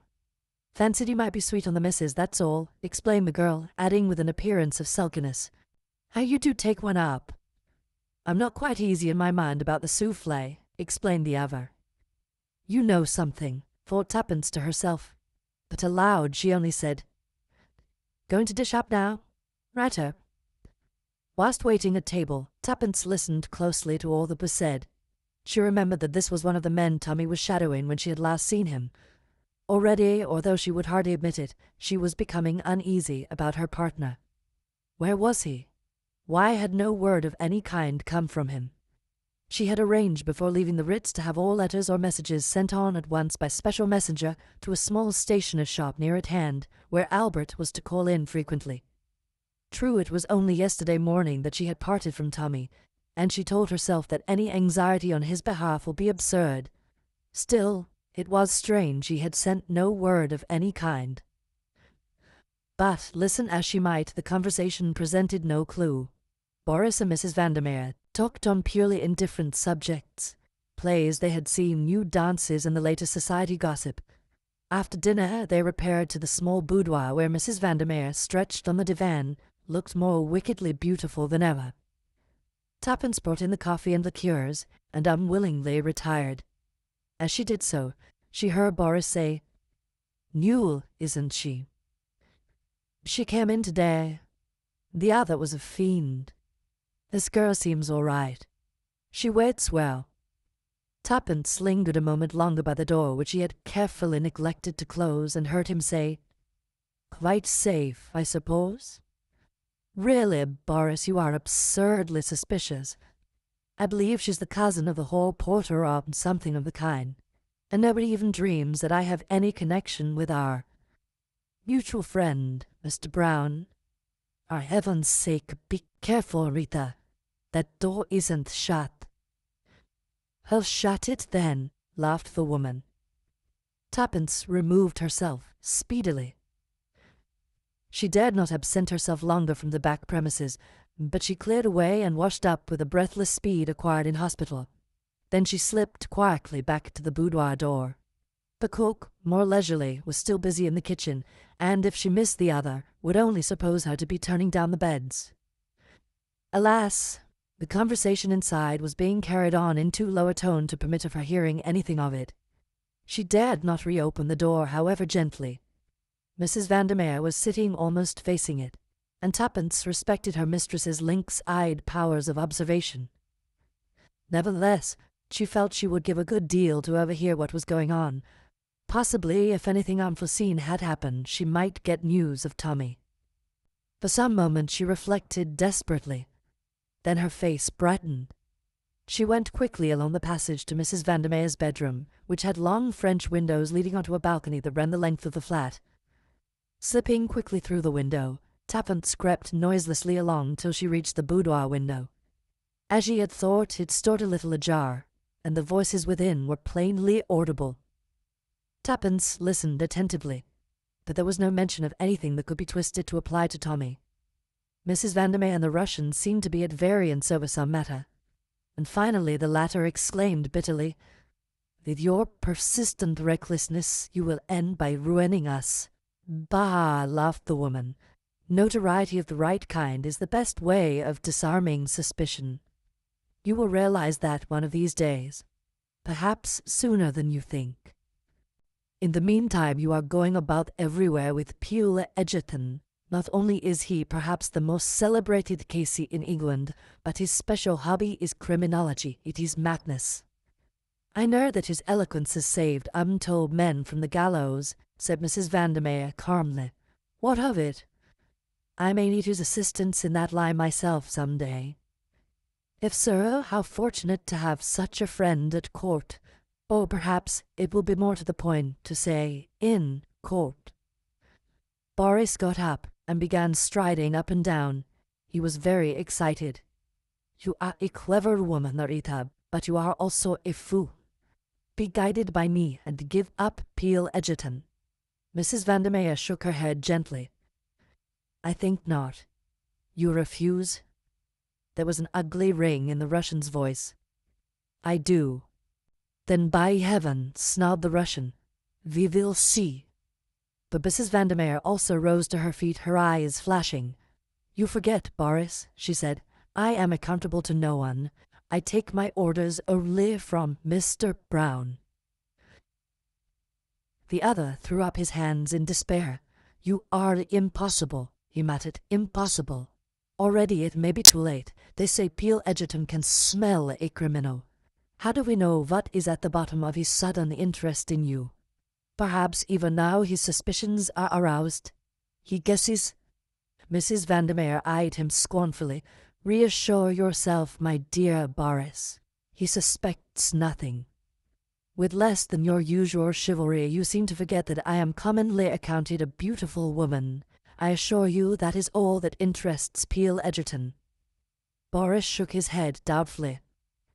He has studied crime as no other man in this kingdom has studied it. Do you fancy that you can deceive him? Mrs. Vandermeer's eyes narrowed. If he is all that you say, it would amuse me to try. Good heavens, Rita. Besides, added Mrs. Vandermeer, he is extremely rich. I am not one who despises money. The sinews of war, you know, Boris. Money, money. That is always the danger with you, Rita. I believe you would sell your soul for money. I believe... He paused. Then in a low, sinister voice he said slowly, Sometimes I believe that you would sell us. Mrs. Vandermeer smiled and shrugged her shoulders. The price, at any rate, would have to be enormous, she said lightly. It will be beyond the power of anyone but a millionaire to pay. Ha! Snarled the Russian. See, I was right. My dear Boris, can you not take a joke? Was it a joke? Of course. Then all I can say is that your ideas of humor are peculiar, my dear Rita. Mrs. Vandermeer smiled. Let us not quarrel, Boris. Touch the bell. We would have some drinks. Tuppence beat a hasty retreat. She paused a moment to survey herself in Mrs. Vandermeer's long glass and be sure that nothing was amiss with her appearance. Then she answered the bell demurely. The conversation that she had overheard, although interesting in that it proved beyond doubt the complicity of both Rita and Boris, threw very little light on the present preoccupations. The name of Jane Finn had not even been mentioned. The following morning a few brief words with Albert informed her that nothing was waiting for her at the stationer's. It seemed incredible that Tommy, if all was well with him, should not send any word to her. A cold hand seemed to close round her heart. Supposing. She choked her fears down bravely. It was no good worrying. But she leapt at a chance offered her by Mrs. Vandermeer. What day do you usually go out, Prudence? Friday's my usual day, Mop. Mrs. Vandermeer lifted her eyebrows. And today is Friday. But I suppose you hardly wish to go out today, as you only came yesterday. I was thinking of asking you if I might, Mom. Mrs. Vandermeer looked at her a minute longer, and then smiled. I wish Count Stepanov could hear you. He made a suggestion about you last night. A smile broadened, cat-like. Your request is very typical. I am satisfied. You do not understand all this, but you can go out today. It makes no difference to me, as I shall not be dining at home. Thank you, Mom. Tuppence felt a sensation of relief when she was out of the other's presence. Once again she admitted to herself that she was afraid, horribly afraid of the beautiful woman with the cruel eyes. In the midst of a final, desultory polishing of her silver, Tuppence was disturbed by the ringing of the front door-bell and went to answer it. This time the visitor was neither Whittington nor Boris, but a man of striking appearance. Just a shade over average height, he nevertheless conveyed the impression of a big man. His face, clean-shaven and exquisitely mobile, was stamped with an expression of power and force far beyond the ordinary. Magnetism seemed to radiate from him. Tuppence was undecided for the moment whether to put him down as an actor or a lawyer, but her doubts were soon solved as he gave her his name. Sir James Peel Egerton. She looked at him with renewed interest. This, then, was the famous K.C. whose name was familiar all over England. She had heard it said that he might one day be Prime Minister. He was known to have refused office in the interests of his profession, preferring to remain a simple member for a Scotch constituency. Tuppence went back to her pantry thoughtfully. The great man had impressed her. She understood Boris's agitation. Peel Egerton would not be an easy man to deceive. In about a quarter of an hour the bell rang, and Tuppence repaired to the hall to show the visitor out. He had given her a piercing glance before. Now, as she handed him his hat and stick, she was conscious of his eyes raking her through. As she opened the door and stood aside to let him pass out, he stopped in the doorway. "I've been doing this long, eh?" Tuppence raised her eyes, astonished. She read in his glance kindliness and something else more difficult to fathom. He nodded as though she had answered. "The AD and hard up, I suppose." "Did Mrs. Vandermeer tell you that?" asked Tuppence suspiciously. "No, child. Little have you told me." "Good place here?" "Very good, thank you, sir." "Ah, but there are plenty of good places nowadays, and a change does no harm sometimes." "Do you mean—" began Tuppence, but Sir James was already on the topmost stair. He looked back with his kindly, shrewd glance. "Just a hint," he said. "That's all." Tuppence went back to the pantry more thoughtful than ever.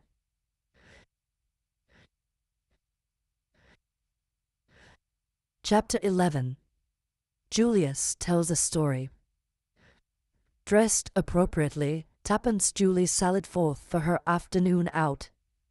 Albert was in temporary abeyance, but Tuppence went herself to the station as to make quite sure that nothing had come for her. Satisfied on this point, she made her way to the Ritz. On inquiry, she learnt that Tommy had not yet returned. It was the answer she had expected, but it was another nail in the coffin of her hopes. She resolved to appeal to Mr. Carter, telling him when and where Tommy had started on his quest and asking him to do something to trace him. The prospect of his aid revived her mercurial spirits, and she next inquired for Julius Hersheimer. The reply she got was to the effect that he had returned about half an hour ago, but had gone out immediately. Tuppence's spirits revived still more. It would be something to see Julius. Perhaps he could devise some plan for finding out what had become of Tommy. She wrote her note to Mr. Carter in Julius's sitting room, and was just addressing the envelope when the door burst open. "What the hell—" began Julius, but checked himself abruptly. "I beg your pardon, Miss Tuppence. Those fools down at the office would have it that Beresford wasn't here any longer. Hadn't been here since Wednesday, is that so?" Tuppence nodded. "You don't know where he is?" she asked faintly. "I? How should I know? I haven't had one darn word from him, though I wired him yesterday morning. Now, I expect your wire's at the office unopened. But where is he?" "I don't know. I hoped you might. I tell you, I haven't had one darn word from him since we parted at the depot on Wednesday." "What depot?" "Waterloo. Your London and South-Western Road." "Waterloo?" frowned Tuppence. Yes. Didn't he tell you?" "I haven't seen him either," replied Tuppence impatiently. "Go on about Waterloo. What were you doing there?" "He gave me a call over the phone, told me to get a move on and hustle. Said he was trailing 2 crooks." "Oh," said Tuppence, her eyes opening. "I see. Go on." "Well, I hurried along right away. Beresford was there. He pointed out the crooks. The big one was mine, the guy you bluffed. Tommy shoved the ticket into my hand and told me to get aboard the cars. He was going to sleuth the other crook." Julius paused. "I thought for sure you'd know all this." "Julius," said Tuppence firmly, "stop walking up and down. It makes me giddy. Sit down in that armchair and tell me the whole story with as few fancy turns of speech as possible." Mr. Hersheimer obeyed. "Sure," he said. "Where shall I begin?" "Where you left off. At Waterloo." "Well," began Julius, "I got into one of your dear old-fashioned first-class British compartments. The train was just off. First thing I knew, a guard came along and informed me mightily politely that I wasn't in a smoking carriage. I handed him out $50, and that settled that. I did a bit of prospecting along the corridor to the next coach. Whittington was there right enough. When I saw the skunk with his big, sleek, fat face and thought of poor little Jane in his clutches, I felt real mad that I haven't got a gun with me. I'd a tickling up some. We got to Bournemouth all right. Whittington took a cab and gave the name of an hotel. I did likewise, and we drove up within 3 minutes of each other. He hired a room and I hired one too. So far it was all plain sailing. He hadn't the remotest notion that anyone was on to him. Well, he just sat around in the hotel lounge, reading the papers and so on till it was time for dinner. He didn't hurry any over that either. I began to think that there was nothing doing, that he'd just come on the trip for his health, but I remembered that he hadn't changed for dinner, though it was by way of being a slap-up hotel, so it seemed likely enough that he'd be going out on his real business afterwards. Sure enough, 'bout 9 o'clock, so he did. Took a car across the town. Mighty pretty place, by the way. Guess I'll take Jane there for a spell when I find her. And then paid it off and struck out along those pine woods on the top of the cliff. I was there too, you understand. We walked, maybe for half an hour. There's a lot of villas all the way along, but by degrees they seemed to get more and more thinned out, and in the end we got to one that seemed the last of the bunch. Big house it was, with a lot of piney grounds around it. It was a pretty black night, and the carriage drive up to the house was dark as pitch. I could hear him ahead, though I couldn't see him. I had to walk carefully in case he might get onto it that he was being followed. I turned a curve, and I was just in time to see him ring the bell and get admitted to the house. I just stopped where I was. It was beginning to rain, and I was soon pretty near soaked through. Also, it was almighty cold. Whittington didn't come out again, and by I got kind of restive. I began to mooch around. All the ground floor windows were shut tight, but upstairs, on the first floor, it was a 2-storied house. I noticed a window with a light burning and the curtains not drawn. Now, just opposite to that window there was a tree growing. It was about 30 foot away from the house maybe, and I sort of got it into my head that if I climbed up that tree I'd very likely be able to see into that room. Of course, I knew there was no reason why Whittington should be in that room rather than in any other. Less reason, in fact, for the betting will be on his being in one of the reception rooms downstairs. But I guess I got the hump from standing so long in the rain, and anything seemed better than going on doing nothing. So I started up. It wasn't so easy by a long chalk. The rain had made the boughs mighty slippery, and it was all I could do to keep a foothold, but bit by bit I managed it, until at last there I was, level with the window. But then I was disappointed. I was too far to the left. I could only see sideways into the room. A bit of curtain and a yard of wallpaper was all I could command. Well, that wasn't any manner of good to me, but just as I was going to give it up and climb down ignominiously, someone inside moved and threw his shadow on my little bit of wall, and by gum, it was Whittington. After that, my blood was up. I just got to get a look into that room. It was up to me to figure out how. I noticed there was a lawn branch running out from the tree in the right direction. If I could only swarm about halfway along it, the proposition would be solved. But it was mighty uncertain whether it would bear my weight. I decided that I'd just got to risk that, and I started. Very cautiously, inch by inch, I crawled along. The bough creaked and swayed in a nasty fashion, and it didn't do to think I'd drop below. But at last I got safely to where I wanted to be. The room was medium-sized, furnished in a kind of bare, hygienic way. There was a table with a lamp on it in the middle of the room, and sitting at that table, facing towards me, was Whittington right enough. He was talking to a woman dressed as a hospital nurse. She was sitting with her back to me, so I couldn't see her face. Although the blinds were up, the window itself was shut, so I couldn't catch a word of what they said. Whittington seemed to be doing all the talking, and the nurse just listened. Now and then she nodded, and sometimes she'd shake her head as though she were answering questions. He seemed very emphatic. Once or twice he beat with his fist on the table. The rain had stopped now, and the sky was clearing in that sudden way it does. Presently, he seemed to get to the end of what he was saying. He got up. So did she. He looked towards the window and asked something. I guess it was whether it was raining. Anyway, she came right across and looked out. Just then the moon came out from behind the clouds. I was scared the woman would catch sight of me, for I was full in the moonlight. I tried to move back a bit. The jerk I gave was too much for that rotten-nosed bridge. With an almighty crash, down it came, and Julius P. Hersheimer with it. "Oh, Julius," breathed Tuppence. "How exciting, go on." Well, luckily for me, I pitched down into a good soft bed of earth, but it put me out of action for the time, sure enough. The next thing I knew, I was lying in bed with the hospital nurse, not Whittington's one, on one side of me, and the little black bearded man with gold glasses and medical man written all over him on the other. He rubbed his hands together and raised his eyebrows as I stared at him. "Ah," he said, "so our young friend is coming round again. Capital, capital." I did the usual stunt, said, "What's happened? And where am I?" But I knew the answer to the last well enough. There's no moss growing on my brain. "I think that'll do for the present, sister," said the little man, and the nurse left the room in a sort of brisk, well-trained way.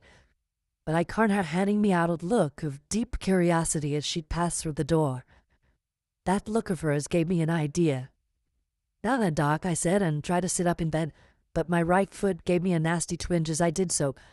"A slight sprain," explained the doctor. "Nothing serious. You'll be about again in a couple of days." I noticed you woke lame," interpolated Tuppence. Julius nodded and continued. "How did it happen?" I asked again. He replied dryly, "You fell with a considerable portion of one of my trees and one of my newly planted flower beds." I liked the man. He seemed to have a sense of humor. I felt sure that he, at least, was plumb straight. "Sure, Doc," I said. "Sorry about the tree, and I guess the new bulbs will be on me. But perhaps you'd like to know what I was doing in your garden." "I think the facts do call for an explanation," he replied. "Well, to begin with, I wasn't after the spoons." He smiled. "My first theory, but I soon altered my mind. By the way, you are an American, are you not?" I told him my name. "And you?"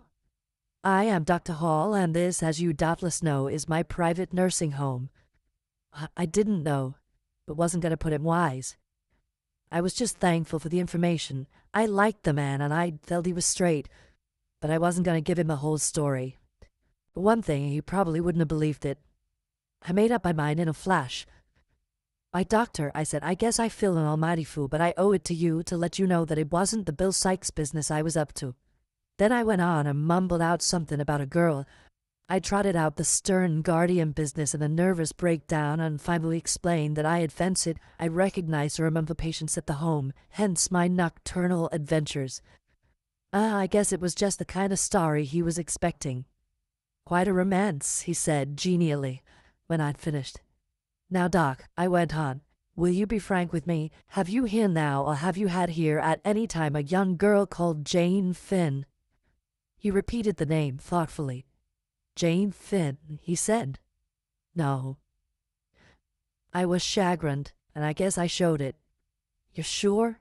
"Quite sure, Mr. Hersheimer. It is an uncommon name, and I should not have been likely to forget it." Well, that was flat. It laid me out for a space. I kind of hoped my search was at an end. "That's that," I said at last. "Now, there's another matter. When I was hugging that darn branch, I thought I recognized an old friend of mine talking to one of your nurses. I purposely didn't mention any name, because of course Whittington might be calling himself something quite different down here, but the doctor answered at once. "Mr. Whittington, perhaps." "That's the fellow," I replied. "What's he doing down here? Don't tell me his nerves are out of order." Dr. Hall laughed.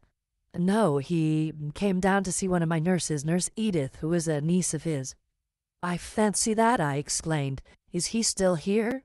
No, he went back to town almost immediately."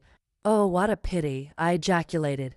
"But perhaps I could speak to his niece, Nurse Edith, did you say her name was?" But the doctor shook his head. "Oh, I'm afraid that, too, is impossible. Nurse Edith left with a patient tonight also." "I seem to be real unlucky," I remarked. "Have you Mr. Whittington's address in town? I guess I'd like to look him up when I get back."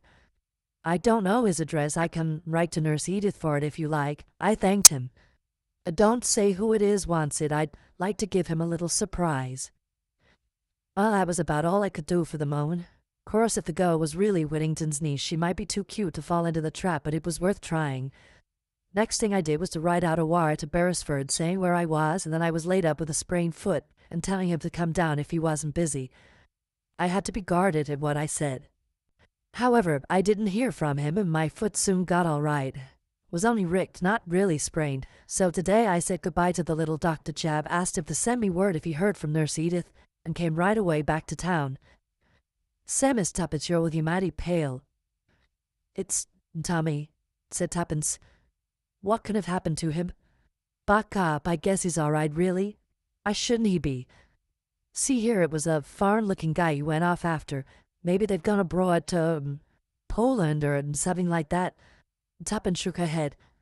He couldn't without passports and things. Besides, I've seen that Boris something since.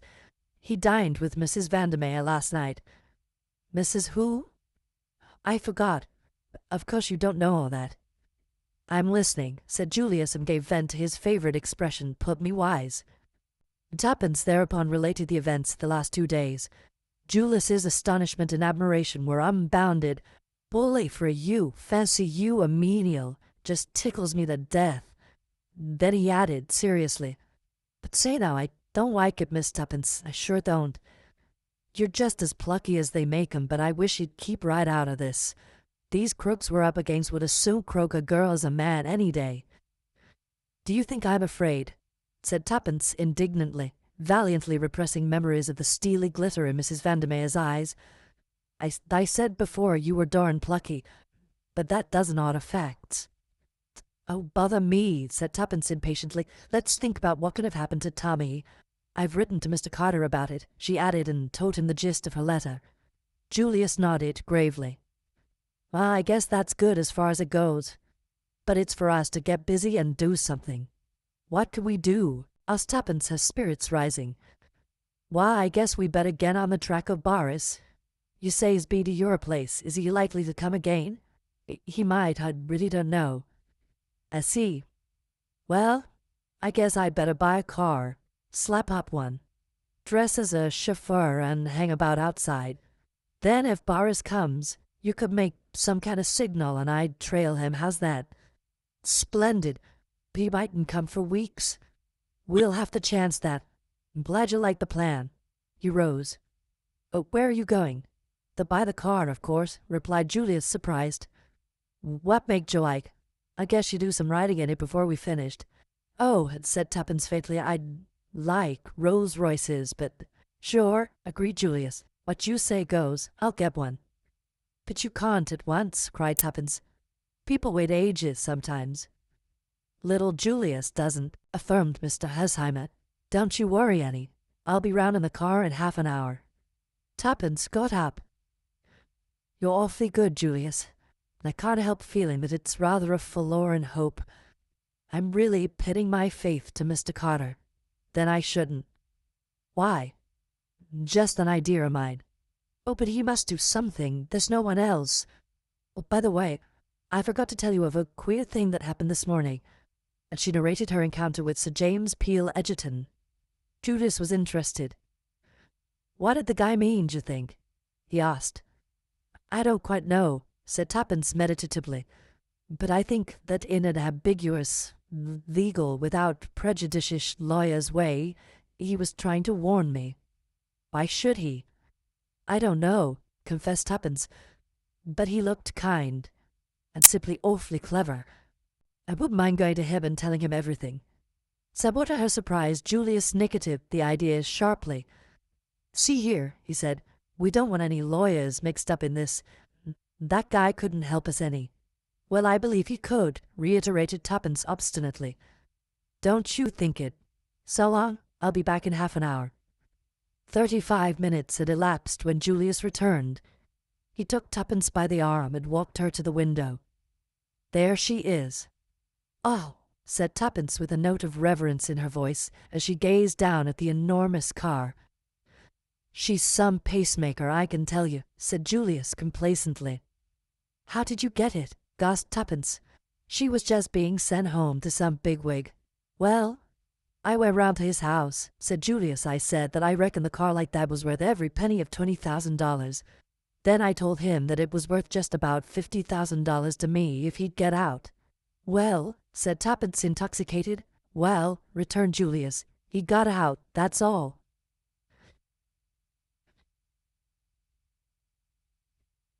Chapter 12. A Friend in Need. Friday and Saturday passed uneventfully. Tuppence had received a brief answer to her appeal from Mr. Carter.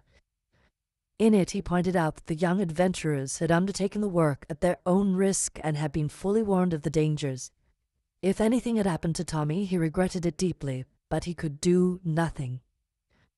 This was cold comfort. Somehow, without Tommy, all the savour went out of the adventure, and for the first time Tuppence felt doubtful of success. While they had been together, she had never questioned it for a moment. Although she was accustomed to take the lead and to pride herself on her quick-wittedness, in reality she had relied upon Tommy more than she realized at the time. There was something so eminently sober and clear-headed about him. His common sense and soundness of vision was so unvarying that without him Tuppence felt much like a rudderless ship. It was curious that Julius, who was undoubtedly much cleverer than Tommy, did not give her the same feeling of support. She had accused Tommy of being a pessimist, and it is certain that he always saw the disadvantages and difficulties which she herself was optimistically given to overlooking, but nevertheless she had really relied a good deal on his judgment. He might be slow, but he was very sure. It seemed to the girl that, for the first time, she realized the sinister character of the mission they had undertaken so light-heartedly. It had begun like a page of romance. Now, shorn of its glamour, it seemed to be turning to grim reality. Tommy. That was all that mattered. Many times in the day Tuppence blinked the tears out of her eyes resolutely. Little fool, she would apostrophize herself, don't snivel. Of course you're fond of him, you've known him all your life. There's no need to be sentimental about it. In the meantime, nothing more was seen of Boris. He did not come to the flat, and Julius and the car waited in vain. Tuppence gave herself over to new meditations. Whilst admitting the truth of Julius's objections, she had nevertheless not entirely relinquished the idea of appealing to Sir James Peel Egerton. Indeed, she had gone so far as to look up his address in the Red Book. Had he meant to warn her that day? If so, why? Surely she was at least entitled to demand an explanation. He had looked at her so kindly. Perhaps he might tell them something concerning Mrs. Vandermeer which might lead to a clue to Tommy's whereabouts. Anyway, Tuppence decided, with her usual shake of the shoulders, it was worth trying, and try it she would. Sunday was her afternoon out. She would meet Julius, persuade him to her point of view, and they would beard the lion in his den. When the day arrived, Julius needed a considerable amount of persuading, but Tuppence held firm. It can do no harm, was what she always came back to. In the end, Julius gave in, and they proceeded in the car to Carlton House Terrace. The door was opened by an irreproachable butler. Tuppence felt a little nervous. After all, perhaps it was colossal cheek on her part. She had decided not to ask if Sir James was at home, but to adopt a more personal attitude. "But will you ask Sir James if I can see him for a few minutes? I have an important message for him." The butler retired, returning a moment or two later. "Sir James will see you. Will you step this way?" He ushered them into a room at the back of the house furnished as a library. The collection of books was a magnificent one, and Tuppence noticed that all one wore was devoted to works on crime and criminology. There were several deep padded leather armchairs and an old-fashioned open hearth.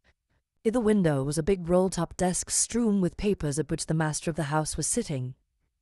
He rose as they entered. "You have a message for me?" "Ah!" He recognized Tuppence with a smile. "It's you, is it? Brought a message from Mrs. Vandermeer, I suppose." "Not exactly," said Tuppence. "In fact, I'm afraid I only said that to be quite sure of getting in. Oh, by the way, this is Mr. Hersheimer, Sir James Peel Egerton." "Pleased to meet you," said the American, shooting out a hand. "Won't you both sit down?" asked Sir James. He drew forward 2 chairs. Sir James, said Tuppence, plunging boldly. I dare say you will think it most awful cheek of me coming here like this, because of course it's nothing whatever to do with you, and then you're a very important person, and of course Tommy and I are very unimportant. She paused for breath. Tommy? Queried Sir James, looking across at the American. No, that's Julius, explained Tuppence. I'm rather nervous, and that makes me tell it badly. What I really want to know is what you meant by what you said to me the other day. Did you mean to warn me against Mrs. Vandermeer? You did, didn't you? My dear young lady, as far as I recollect, I only mentioned that there were equally good situations to be obtained elsewhere. Yes, I know, but it was a hint, wasn't it? Well, perhaps it was, admitted Sir James gravely. When I want to know more, I want to know just why you gave me a hint. Sir James smiled at her earnestness. Suppose the lady brings a libel action against me for defamation of character. Of course, said Tuppence, I know lawyers are always dreadfully careful, but can't we say, without prejudice, first, and then say just what we want to? Well, said Sir James, still smiling. Without prejudice, then, if I had a young sister forced to earn her living, I should not like to see her in Mrs. Vandermeer's service. I felt it incumbent on me just to give you a hint. It is no place for a young and inexperienced girl, that is all I can tell you. I see, said Tuppence thoughtfully.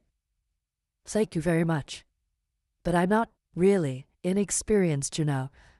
I knew perfectly well that she was a bad lot when I went there. As a matter of fact, that's why I went. She broke off, seeing some bewilderment on the lawyer's face, and went on. I think perhaps I better tell you the whole story, Sir James. I have a sort of feeling that you'd know in a minute if I didn't tell the truth, and so you might as well know all about it from the beginning. What do you think, Julius? As you're bent on it, I'd go right ahead with the facts, replied the American, who had so far sat in silence. Yes. Tell me all about it, said Sir James. I want to know who Tommy is.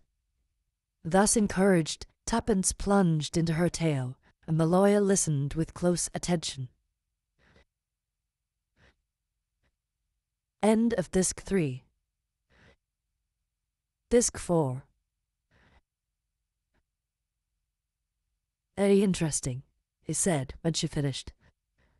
A great deal of what you tell me, child, is already known to me.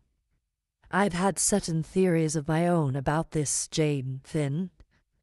You've done extraordinarily well so far, but it's rather too bad of what you know him as, Mr. Carter, to pitchfork you two young things into an affair of this kind. By the way, where did Mr. Hersheimer come in originally? You didn't make that clear. Julius answered for himself. I'm Jane's first cousin, he explained, returning the lawyer's keen gaze. Ah. Oh, Sir James, broke out Tuppence, what do you think has become of Tommy? The lawyer rose and paced slowly up and down. When you arrived, young lady, I was just packing up my traps, going to Scotland by the night train for a few days fishing. But there are different kinds of fishing.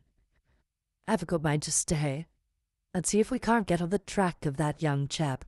Oh, Tuppence clasped her hands ecstatically.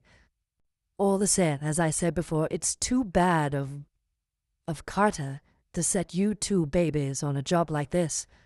Now, don't get offended, Miss, Cowley. Prudence Cowley, but my friends call me Tuppence. Well, Miss Tuppence, then, as I'm certainly going to be a friend. Don't be offended because I think you're young. Youth is a failing only too easily outgrown. Now about this young Tommy of yours. Yes, Tuppence clasped her hands. Frankly, things look bad for him. He's been butting in somewhere where he wasn't wanted, not a doubt of it. But don't give up hope. And you really will help us. There, Julius. He didn't want me to come, she added by way of explanation. Said the lawyer, favouring Julius with another keen glance. And why was that? Why, I reckon there will be no good worrying you with a petty little business like this. I see. He paused a moment. This petty little business, as you call it, bears directly on a very big business. Bigger perhaps than either you or Miss Tuppence knows. If this boy is alive, he may have very valuable information to give us. Therefore, we must find him. Yes, but how? Cried Tuppence.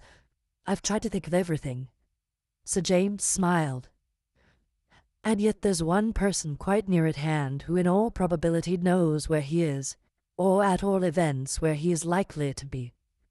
Who is that? Asked Tuppence, puzzled. Mrs. Vandermeer. Yes, but she'd never tell us.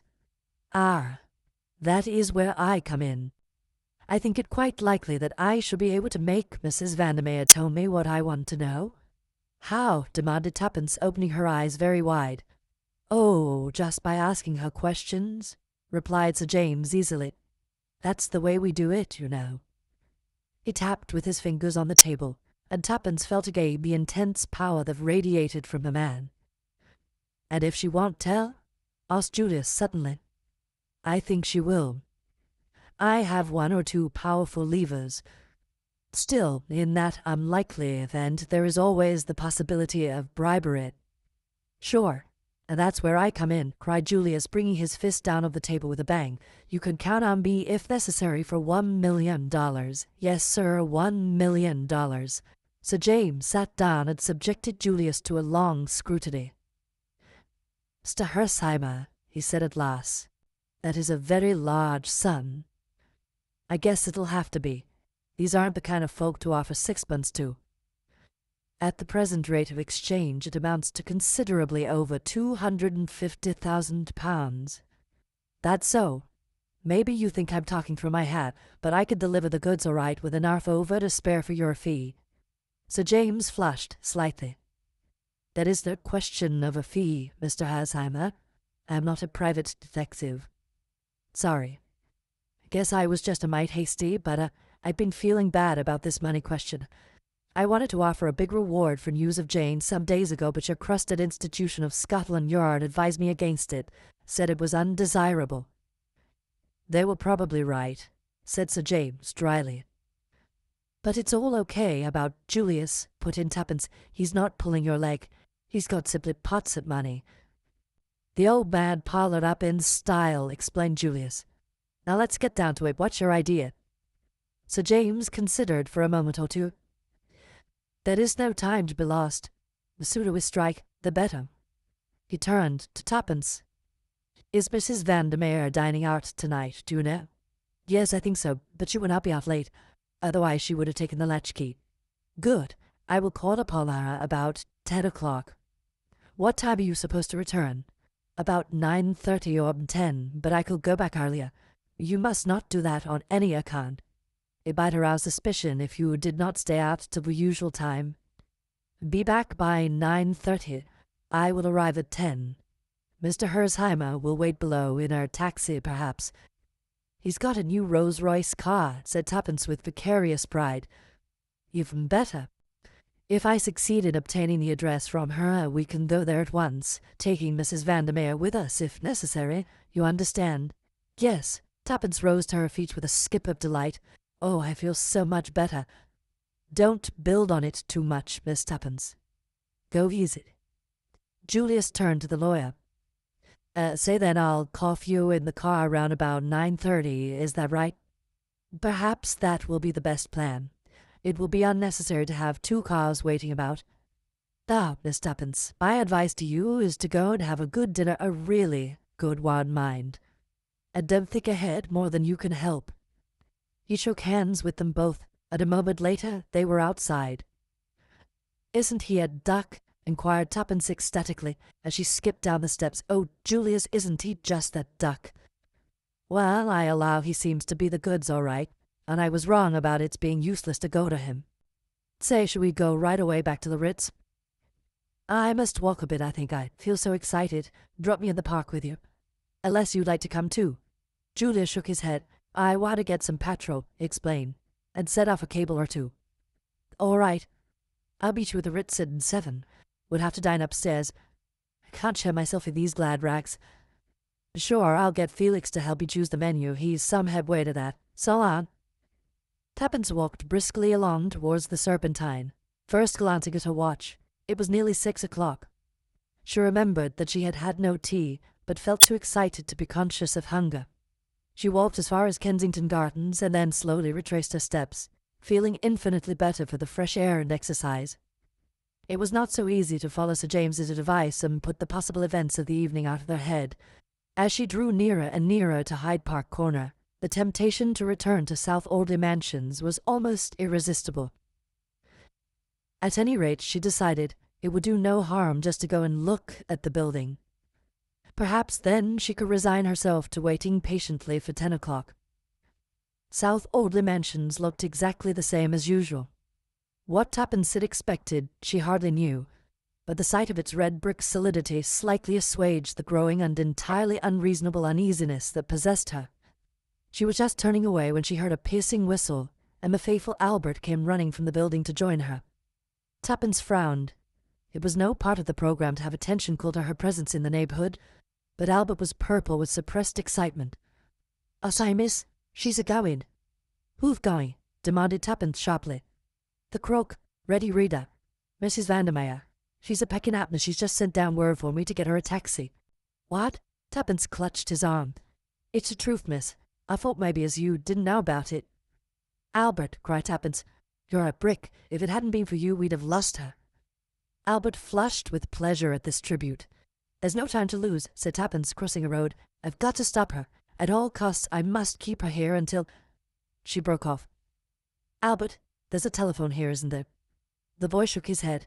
"The flats mostly have their own, miss, but there's a box just round the corner." "Go to it then at once, and ring up the Ritz Hotel. Ask for Mr. Hersheiner, and when you get him, tell him to get Sir James and come at once, as Mrs. Vandermeer is trying to hook it. If you can't get him, ring up Sir James Peel Egerton. You'll find his number in the book, and tell him what's happening. You won't forget the names, will you?" Albert repeated them glibly. "You trust to me, miss. It will be all right." "But what about you? Aren't you afraid to trust yourself with her?" No, that's all right. But go and telephone. Be quick." Drawing a long breath, Tuppence entered the Mansions and ran up to the door of number 20. How she was to detain Mrs. Vandermeer until the two men arrived she did not know, but somehow or other it had to be done, and she must accomplish the task single-handed. What had occasioned this precipitate departure? Did Mrs. Vandermeer suspect her? Speculations were idle.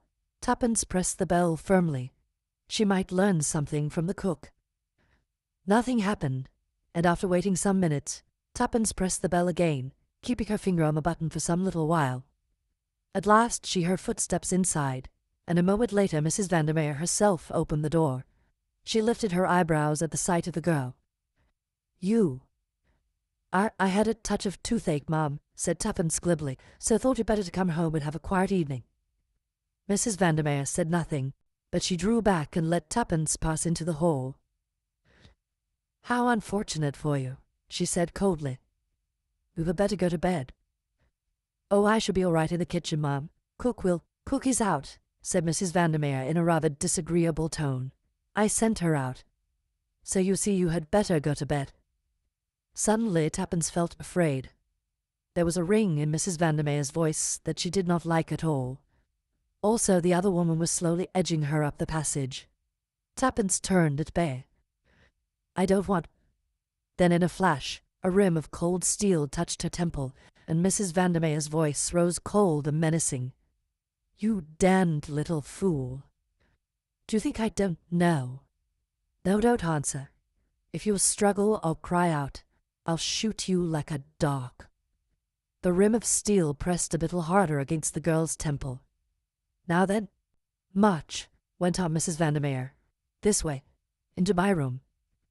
In a minute when I've done with you, you'll go to bed as I told you to, and you'll sleep. Oh yes, my little spy. You'll sleep all right."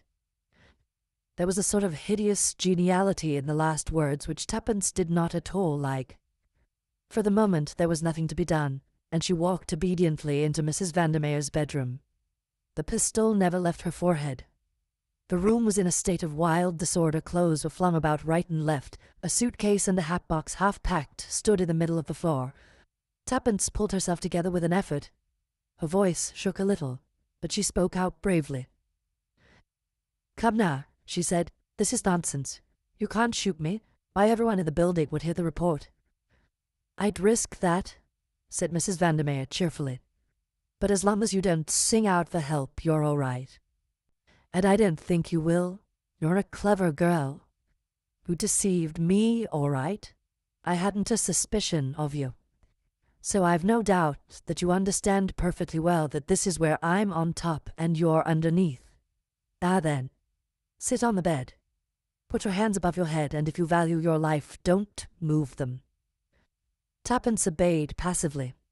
Her good sense told her that there was nothing else to do but accept the situation. If she shrieked for help, there was very little chance of anyone hearing her, whereas there was probably quite a good chance of Mrs. Vandermeer's shooting her. In the meantime, every minute of delay gained was valuable. Mrs. Vandermeer laid down the revolver on the edge of the washstand within reach of her hand, and still eyeing Tuppence like a lynx in case the girl should attempt to move, she took a little stoppered bottle from its place on the marble and poured some of its contents into a glass, which she filled up with water. "What's that?" asked Tuppence sharply. "Something to make you sleep soundly." Tuppence paled a little. "Are you going to poison me?" she asked in a whisper. "Perhaps," said Mrs. Vandermeer, smiling agreeably. "Then I shan't drink it," said Tuppence firmly. "I'd much rather be shot. At any rate, that will make a row and someone might hear it, but I won't be killed off quietly like a lamb." Mrs. Vandermeer stamped her foot. "Don't be a little fool. Do you really think I want a hue and cry for murder out after me? If you've any sense at all, you'll realize that poisoning you wouldn't suit my book at all. It's a sleeping draught, that's all. You'll wake up tomorrow morning none the worse. I simply don't want the bother of tying you and gagging you. That's the alternative, and you won't like it, I can tell you. I can be very rough if I choose. So drink this down like a good girl, and you'll be none the worse for it." In her heart of hearts, Tuppence believed her. The argument she had adduced rang true. It was a simple and effective method of getting her out of the way for the time being. Nevertheless, the girl did not take kindly to the idea of being tamely put to sleep without as much as one bid for freedom.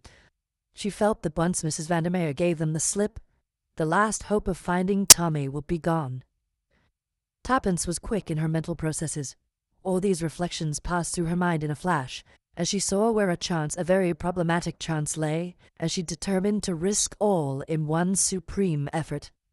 Accordingly, as she lurched suddenly off the bed and fell on her knees before Mrs. Vandermeer, clutching her skirts frantically.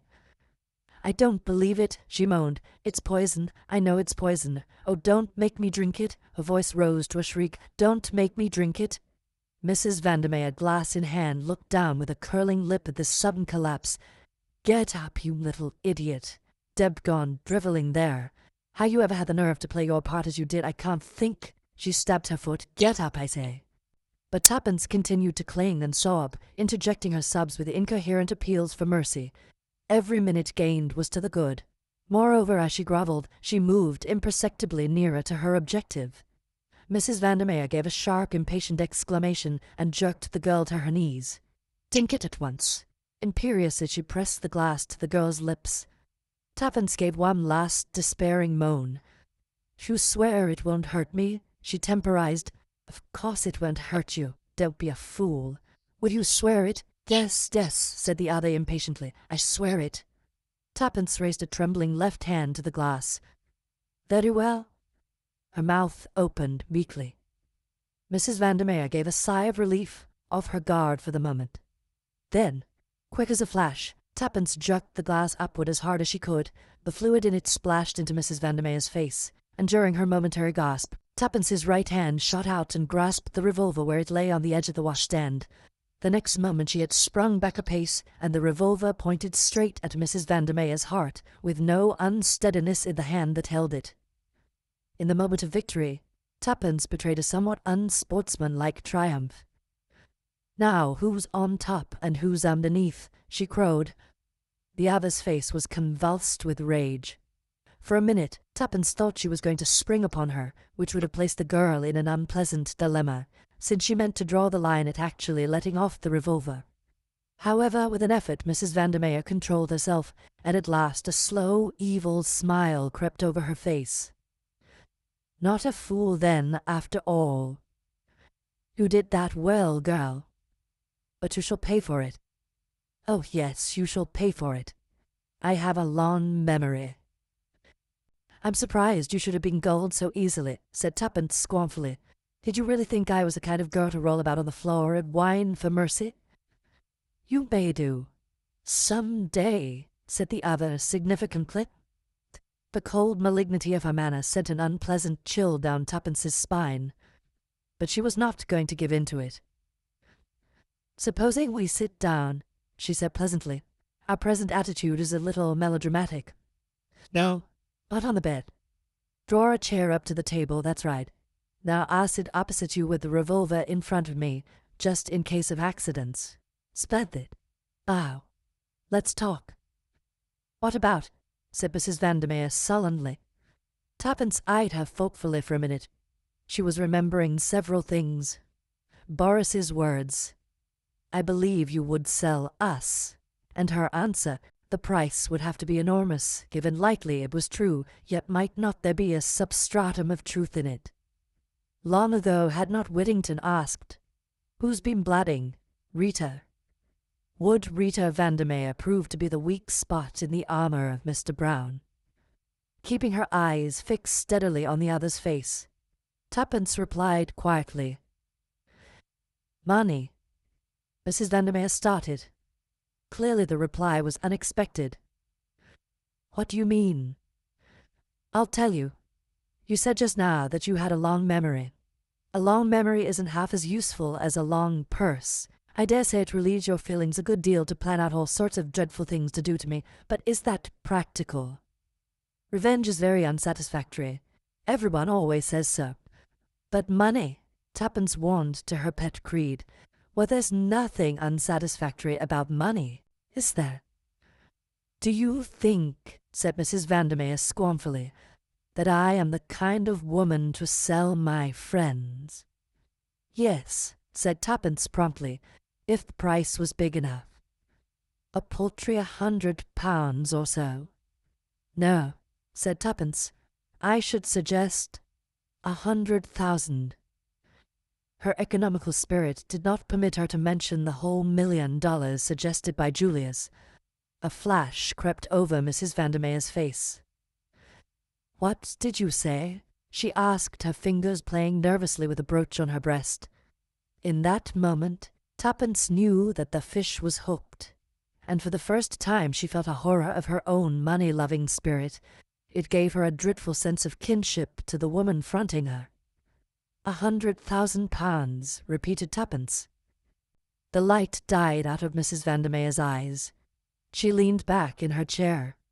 "Bah," she said. "You haven't got it." "No," admitted Tuppence, "I haven't. But I know someone who has." "Who?" "A friend of mine." "Must be a millionaire," remarked Mrs. Vandermeer unbelievingly. "As a matter of fact, he is. He's an American. He'll pay you that without a murmur. You can take it from me that it's a perfectly genuine proposition." Mrs. Vandermeer sat up again. "I'm inclined to believe you," she said slowly. There was silence between them for some time. Then Mrs. Vandermeer looked up. "What does he want to know? This friend of yours?" Tuppence went through a momentary struggle, but it was Julius's money, and his interests must come first. "He wants to know where Jane Finn is," she said boldly. Mrs. Vandermeer showed no surprise. "I'm not sure where she is at the present moment," she replied. "But you could find out." "Oh, yes," returned Mrs. Vandermeer carelessly. "There will be no difficulty about that." Then Tuppence's voice shook a little. "There's a boy, a friend of mine. I'm afraid something's happened to him, through your pal Boris." "What's his name?" "Tommy Beresford." Never heard of him, but I'll ask Boris. He'll tell me anything he knows. Thank you. Tuppence felt a terrific rise in her spirits. It impelled her to more audacious efforts. There's one thing more. Well, Tuppence leaned forward and lowered her voice. Who is Mr. Brown? Her quick eyes saw the sudden paling of the beautiful face. With an effort, Mrs. Vandermeer pulled herself together and tried to resume her former manner, but the attempt was a mere parody. She shrugged her shoulders. You can't have let much about as if you don't know that nobody knows who Mr. Brown is. You do, said Tuppence quietly. Again the colour deserted the other's face. What makes you think that? I don't know, said the girl truthfully, but I'm sure. Mrs. Vandermeer stared in front of her for a long time. Yes, she said hoarsely at last. I know. I was beautiful, you see. Very beautiful. You are still, said Tuppence with admiration. Mrs. Vandermeer shook her head. There was a strange gleam in her electric blue eyes. Not beautiful enough, she said in a soft, dangerous voice. Not beautiful enough. And sometimes, lately, I've been afraid.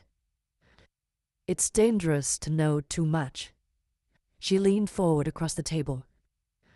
Swear that my name shan't be brought into it, that no one shall ever know.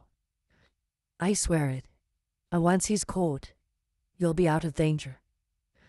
A terrified look swept across Mrs. Vandermeer's face. Shall I?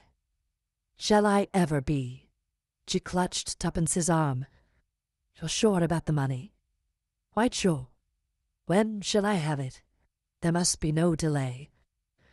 This friend of mine will be here presently. He may have to send cables or something like that, but there won't be any delay. He's a terrific hustler. A resolute look settled on Mrs. Vandermeer's face. I'll do it.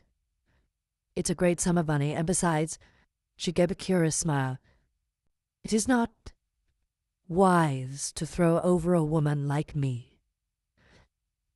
For a moment or two she remained smiling, and lightly tapping her fingers on the table. Suddenly she started, and her face blanched.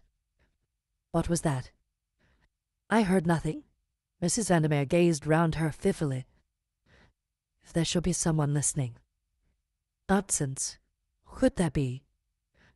Even the walls might have ears, whispered the other.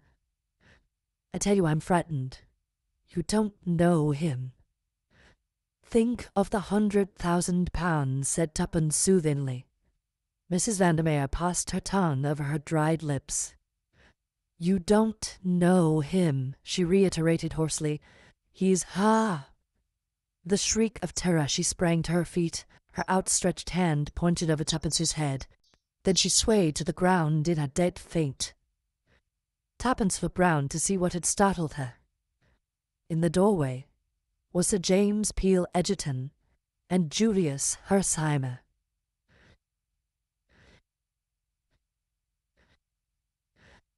Chapter 13. The Vigil. Sir James brushed past Julius and hurriedly bent over the fallen woman. Hot, he said sharply. Seeing us so suddenly must have given her a shock. Brandy, and quickly, or she'll slip through our fingers. Julius hurried to the washstand. Not here, said Tuppence over her shoulder. In the Tantalus in the dining room, second door down the passage. Between them, Sir James and Tuppence lifted Mrs. Vandermeer and carried her to the bed. There they dashed water on her face, but with no result. The lawyer fingered her pulse. Touch and go, he muttered. I wish that young fellow would hurry up with the brandy. At that moment Julius re-entered the room, carrying a glass half full of the spirit which he handed to Sir James. While Tuppence lifted her head, the lawyer tried to force a little of the spirit between her closed lips. Finally the woman opened her eyes feebly. Tuppence held the glass to her lips. Drink this. Mrs. Vandermeer complied. The brandy brought the colour back to her white cheeks and revived her in a marvellous fashion. She tried to sit up, then fell back with a groan, her hand to her side. It's my heart, she whispered. I mustn't talk. She lay back with closed eyes. Sir James kept his finger on her wrist a minute longer, then withdrew it with a nod. She'll do now. All three moved away and stood together talking in low voices. One and all were conscious of a certain feeling of anticlimax. Clearly any scheme for cross-questioning the lady was out of the question for the moment. For the time being they were baffled, and could do nothing. Tuppence related how Mrs. Vandermeer had declared herself willing to disclose the identity of Mr. Brown, and how she had consented to discover and reveal to them the whereabouts of Jane Finn. Julius was congratulatory. "That's all right, Miss Tuppence, splendid. I guess that £100,000 will look just as good in the morning to the lady as it did overnight. There's nothing to worry over. She won't speak without the cash anyway, you bet." There was certainly a good deal of common sense in this, and Tuppence felt a little comforted. "What you say is true," said Sir James meditatively. "I must confess, however, that I cannot help wishing we had not interrupted it the minute we did. Still, it cannot be helped. It is only a matter of waiting until the morning." He looked across at the inert figure on the bed. Mrs. Vandermeer lay, perfectly passive with closed eyes. He shook his head. "Well," said Tuppence with an attempt at cheerfulness, "we must wait until the morning, that's all. But I don't think we ought to leave the flat. What about leaving that bright boy of yours on guard? Albert, and suppose she came round again and hooked it. Albert couldn't stop her. I guess she won one-eyed tracks away from the dollars. She might. She seemed very frightened of Mr. Brown." "What? Real plumb scared of him?" "Yes. She looked round and said even walls had ears." "Maybe she meant a dictaphone," said Julius with interest. "Miss Tuppence is right," said Sir James quietly. "We must not leave the flat, if only for Mrs. Vandermeer's sake." Julius stared at him. "You think he'd get after her, between now and tomorrow morning?" How could he know even? "But you forget your own suggestion of a dictaphone," said Sir James dryly. "We have a very formidable adversary. I believe, if we exercise all due care, that there is a very good chance of his being delivered into our hands. But we must neglect no precaution. We have an important witness, but she must be safeguarded. I would suggest that Miss Tuppence should go to bed, and that you and I, Mr. Hersheimer, should share the vigil." Tuppence was about to protest, but happening to glance at the bed, she saw Mrs. Vandermeer, her eyes half open, with such an expression of mingled fear and malevolence on her face that it quite froze the words on her lips. For a moment she wondered whether the faint and the heart attack had been a gigantic sham, but remembering the deadly pallor, she could hardly credit the supposition. As she looked, the expression disappeared as by magic, and Mrs. Vandermeer lay inert and motionless as before. For a moment the girl fancied she must have dreamt it, but she determined, nevertheless, to be on the alert. "Wow," said Julius, "I guess we better make a move out of here anyway." The others fell in with his suggestion. Sir James again felt Mrs. Vandermeer's pulse.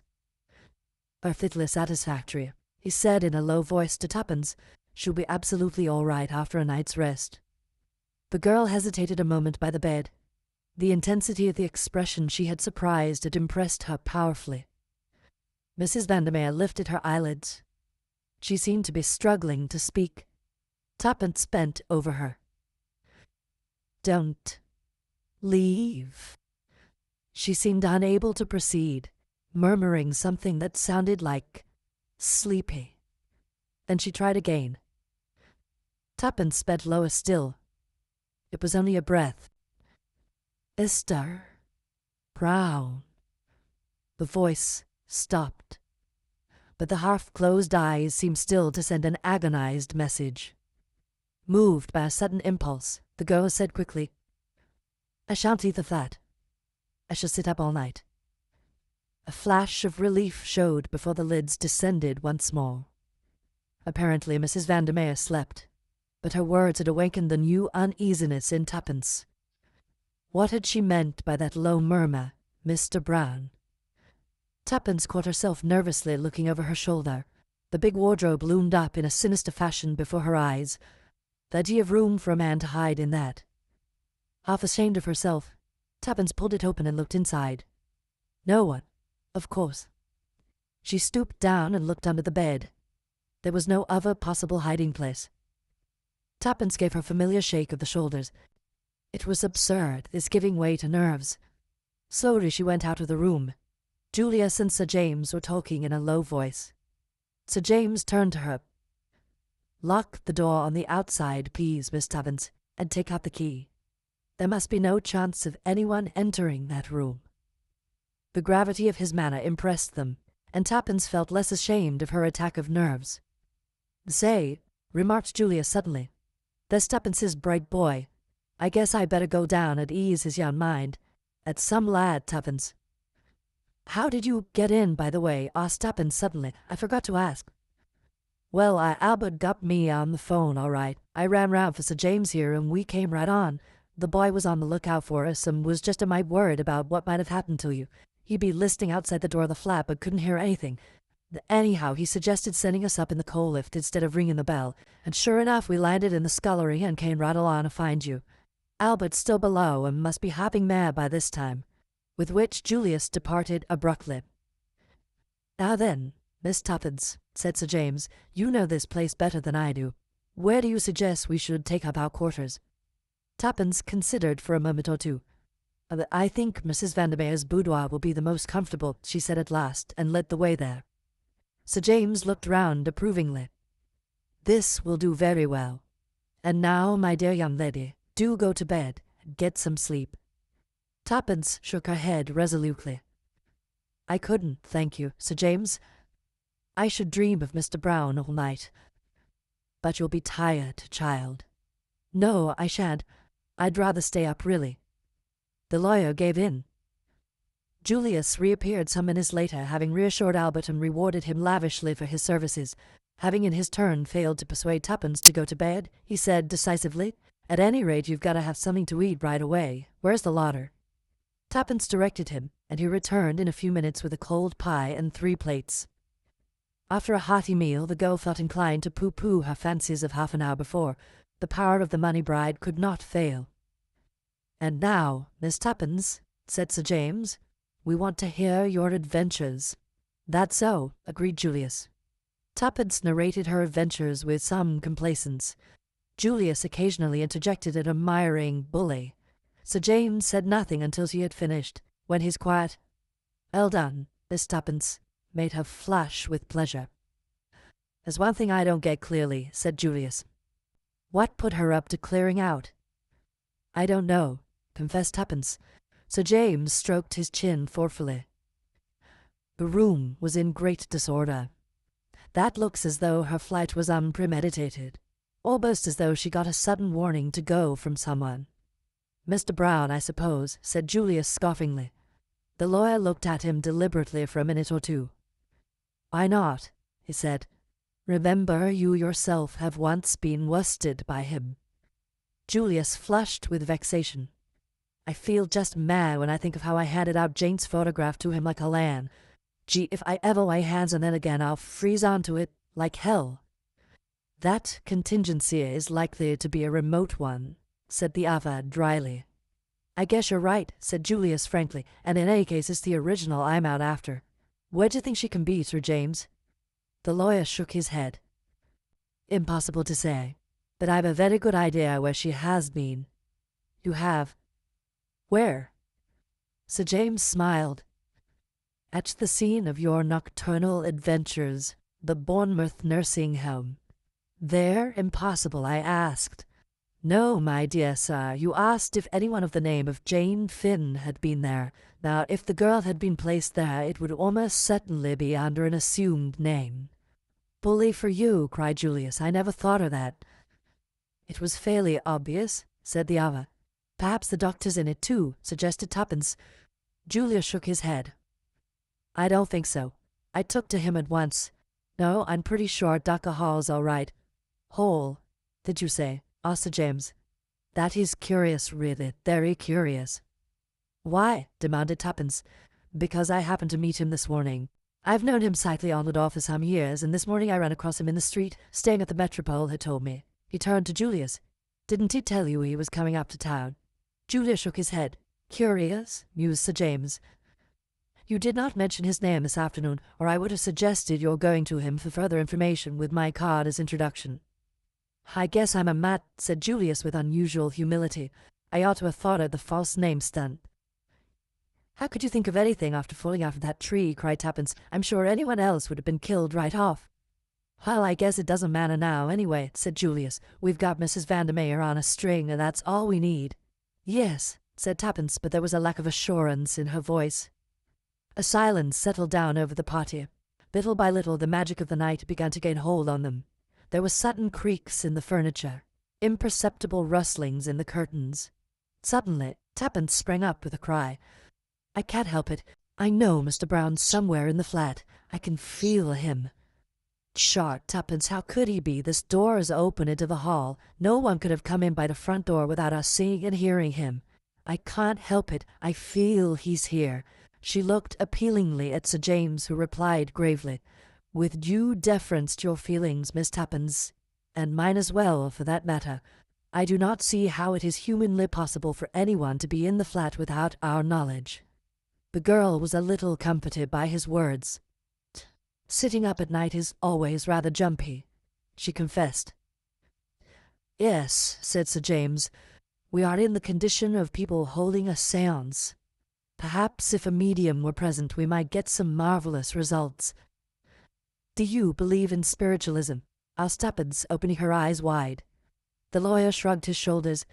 There is some truth in it without a doubt, but most of the testimony would not pass muster in the witness box. The hours drew on. With the first faint glimmerings of dawn, Sir James drew aside the curtains. They beheld what few Londoners see, the slow rising of the sun over the sleeping city.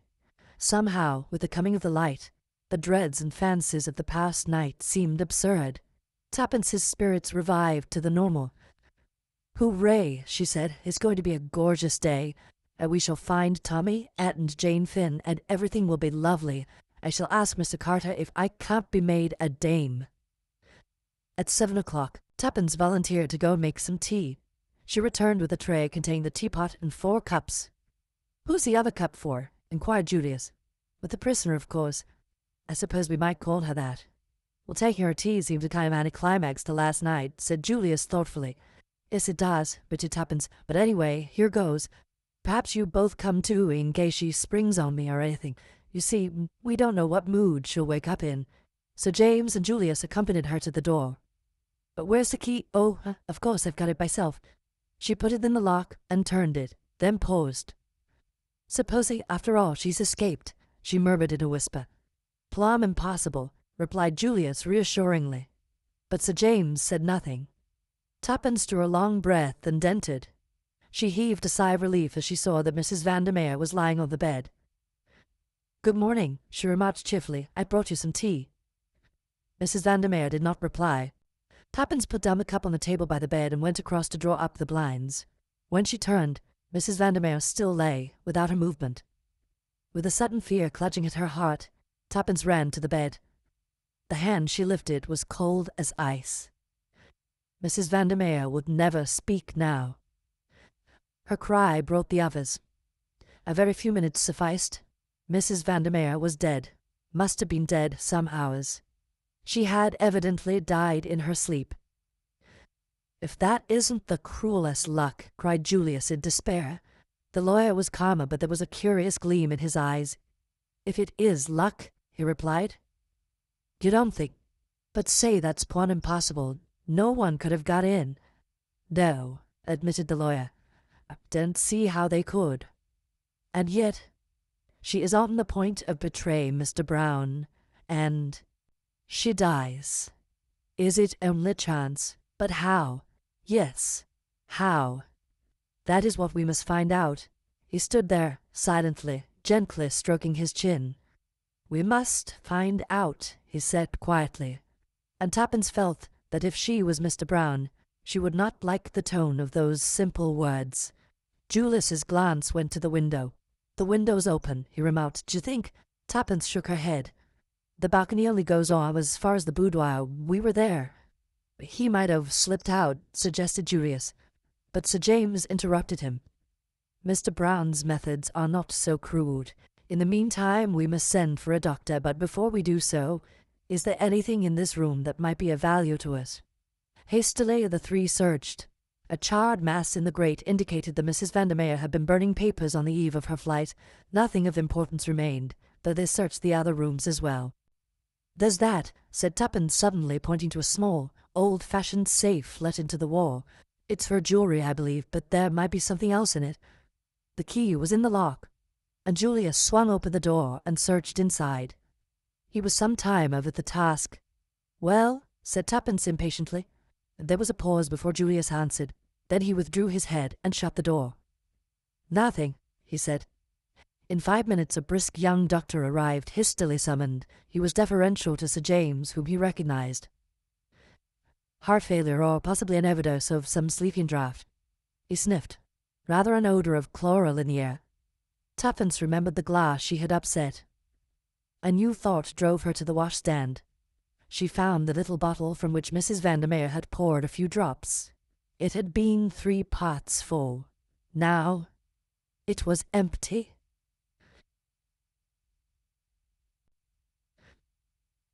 Chapter 14. A Consultation. Nothing was more surprising and bewildering to Tuppence than the ease and simplicity with which everything was arranged, owing to Sir James's skilful handling. The doctor accepted quite readily the theory that Mrs. Vandermeer had accidentally taken an overdose of chloral. He doubted whether an inquest would be necessary. If so, he would let Sir James know. He understood that Mrs. Vandermeer was on the eve of departure for abroad, and that the servants had already left. Sir James and his young friends had been paying a call upon her when she was suddenly stricken down, and they had spent the night in the flat, not liking to leave her alone. Did they know of any relatives? They did not, but Sir James referred him to Mrs. Vandermeer's solicitor. Shortly afterwards a nurse arrived to take charge, and the others left the ill-omened building. "And what now?" asked Julius with a gesture of despair. "I guess we're down and out for good." Sir James stroked his chin thoughtfully. "No," he said quietly. "There is still the chance that Dr. Hall may be able to tell us something. Gee, I'd forgotten him. The chance is slight, but it must not be neglected. I think I told you that he is staying at the Metropole. I should suggest that we call upon him there as soon as possible. Shall we say off for a bath and breakfast?" It was arranged that Tuppence and Julius should return to the Ritz and call for Sir James in the car. The programme was faithfully carried out, and a little after 11 they drew up before the Metropole. They asked for Dr. Hall, and a page boy went in search of him. In a few minutes the little doctor came hurrying towards them. "Can you spare us a few minutes, Dr. Hall?" said Sir James presently. "Let me introduce you to Miss Cowley. Mr. Hersheimer, I think you already know." A quizzical gleam came into the doctor's eye as he shook hands with Julius. "Ah, yes, my young friend of the tree episode. Ankle all right, eh?" "I guess it's cured owing to your skillful treatment, Doc." "And the heart trouble?" "Still searching," said Julius briefly. "But to come to the point, can't we have a word with you in private?" asked Sir James. "Certainly. I think there's a room here where we shall be quite undisturbed." He led the way, and the others followed him. They sat down, and the doctor looked inquiringly at Sir James. "Dr. Hall, I am very anxious to find a certain young lady for the purpose of obtaining a statement from her. I have reason to believe that she has been at one time or another in your establishment at Bournemouth. I hope I am transgressing no professional etiquette in questioning you on the subject." "But I suppose it is a matter of testimony?" Sir James hesitated a moment, then he replied, "Yes." "I shall be pleased to give you any information in my power. What is the young lady's name? Mr. Hersheimer asked me, I remember." He half turned to Julius. "The name," said Sir James bluntly, "is really immaterial. She would be almost certainly sent to you under an assumed name. But I should like to know if you are acquainted with a Mrs. Vandermeer." "Mrs. Vandermeer of 20 South Audley Mansions. I know her slightly." "You are not aware of what has happened?" "Well, what do you mean?" "You do not know that Mrs. Vandermeer is dead." Dear, I had no idea of it. Well, when did it happen?" "She took an overdose of chloral last night." "Purposely?" "Accidentally, it is believed. I should not like to say myself. Anyway, she was found dead this morning." "Very sad. A singularly handsome woman. I presume she was a friend of yours, since you are acquainted with all these details. I am acquainted with the details because, well, it was I who found her dead." "Indeed," said the doctor, starting. "Yes," said Sir James, and stroked his chin reflectively. "This is very sad news, but you would excuse me if I say that I do not see how it bears on the subject of your inquiry. It bears on it in this way. Is it not a fact that Mrs. Vandermeer committed a young relative of hers to your charge?" Julius leaned forward eagerly. "That is the case," said the doctor quietly. "Under the name of Janet Vandermeer. I understood her to be a niece of Mrs. Vandermeer, and she came to you, as far as I can remember, in June or July of 1915. Was she a mental case?" "But she is perfectly sane, if that is what you mean. I understood from Mrs. Vandermeer that the girl had been with her on the Lusitania when that ill-fitted ship was sunk, and had suffered a severe shock in consequence." "We are on the right track, I think." Sir James looked round. "As I said before, I'm a mutt," returned Julius. The doctor looked at them all curiously. "You spoke of wanting a statement from her," he said. "Supposing she is not able to give one?" "What? You've just said that she is perfectly sane." "So she is. Nevertheless, if you want a statement from her concerning any events prior to May 7, 1915, she will not be able to give it to you." They looked at the little man, stupefied. He nodded cheerfully. "It's a pity," he said, "a great pity, especially as I gather, Sir James, that the matter is important. But there it is. She can tell you nothing." "But why, man? Darn it all, why?" The little man shifted his benevolent glance to the excited young American. "Because Janet Vandermeer is suffering from a complete loss of memory." "What?" "Quite so. An interesting case, a very interesting case, not so uncommon really as you would think. There are several very well-known parallels. It's the first case of the kind that I've had under my own personal observation, and I must admit that I found it of absorbing interest. There was something rather ghoulish in the little man's satisfaction." "And she remembers nothing," said Sir James slowly. "Nothing prior to May 7, 1915. After that date her memory is as good as yours or mine." "Then the first thing she remembers is landing with the survivors. Everything before that is a blank. She did not know her own name, or where she had come from, or where she was. She couldn't even speak her own tongue." "But surely all this is most unusual," put in Julius. "No, my dear sir, quite normal under the circumstances. Severe shock to the nervous system, loss of memory proceeds nearly always on the same lines. I suggested a specialist, of course.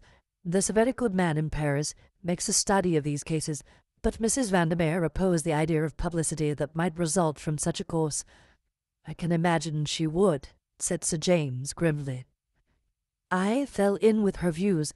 There is a certain notoriety given to these cases, and the girl was very young, 19, I believe. It seemed a pity that her infirmity should be talked about, might damage her prospects. Besides, there is no special treatment to pursue in such cases. It is really a matter of waiting." "Waiting." "Yes. Sooner or later, the memory will return, as suddenly as it went. But in all probability the girl will have entirely forgotten the intervening period, and will take up life where she left off, at the sinking of the Lusitania."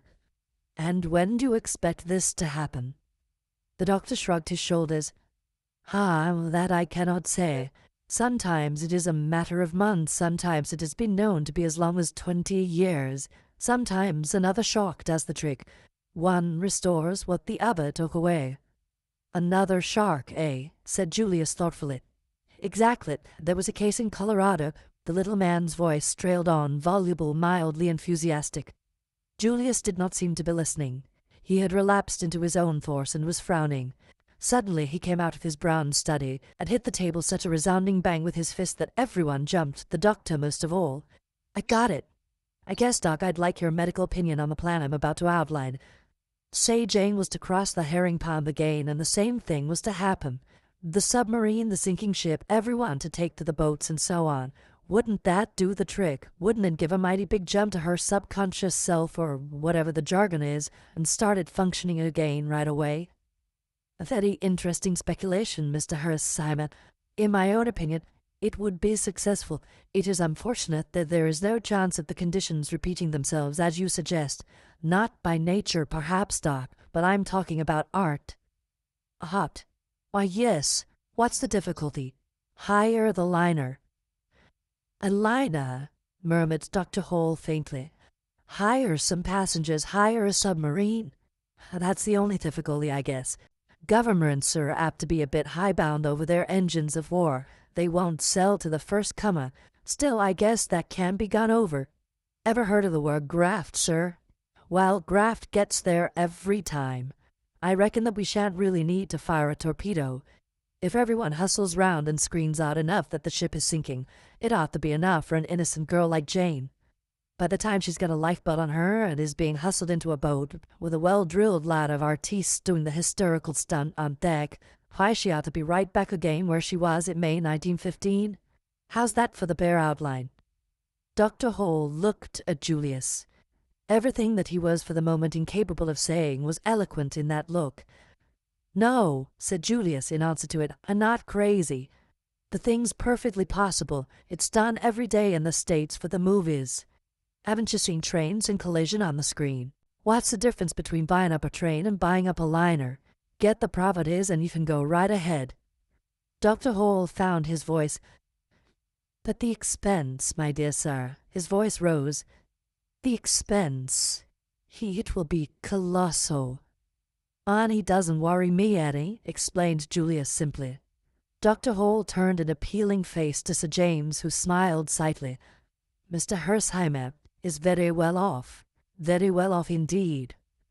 The doctor's glance came back to Julius with a new and subtle quality in it. This was no longer an eccentric young fellow with a habit of falling off trees. The doctor's eyes held the deference accorded to a really rich man. Very remarkable plan. Very remarkable, he murmured. The movies, of course. Your American word for the cinema. Very interesting. I fear we are perhaps a little behind the times over here in our methods. Then you really mean to carry out this remarkable plan of yours? You bet your bottom dollar I do. The doctor believed him, which was a tribute to his nationality. If an Englishman had suggested such a thing, he would have had grave doubts as to his sanity. I cannot guarantee a cure, he pointed out. Perhaps I ought to make that quite clear. Sure, that's all right, said Julius. You just trot out Jane, I'll leave the rest to me. Jane. Miss Janet Vandermeer, then. Can we get on the long distance to your place right away and ask them to send her up, or shall I run down and fetch her in my car? The doctor stared. Oh, I beg your pardon, Mr. Hersheimer. I thought you understood. Understood what? That Miss Vandermeer is no longer under my care. End of Disc 4. Disc 5. Chapter 15. Tuppence receives a proposal. Julius sprang up. What? But I thought you were aware of that. When did she leave? Let me see. Today is Monday, is it not? It must have been last Wednesday. Why, surely, yes. It was the same evening that you fell out of my tree. That evening, before or after? And let me see. Oh, yes, afterwards. A very urgent message arrived from Mrs. Vandermeer, the young lady and the nurse who was in charge of her left by the night train. Julius sank back into his chair. Nurse Edith. Left with a patient, I remember, he muttered. I got to have been so near. Dr. Hall looked bewildered. I don't understand.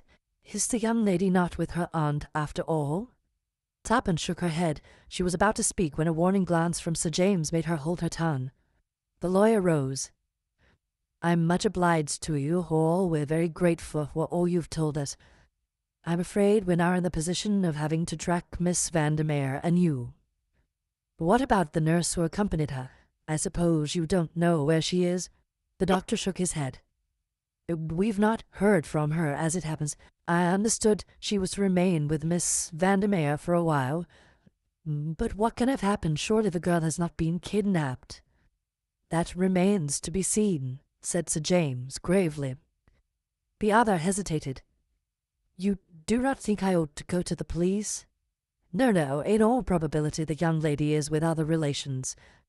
The doctor was not completely satisfied, but he saw that Sir James was determined to say no more, and realized that to try to extract more information from the famous K.C. would be mere waste of labor. Accordingly, he wished them goodbye, and they left the hotel. For a few minutes they stood by the car talking. How maddening, cried Tuppence, to think that Julius must have been actually under the same roof with her for a few hours.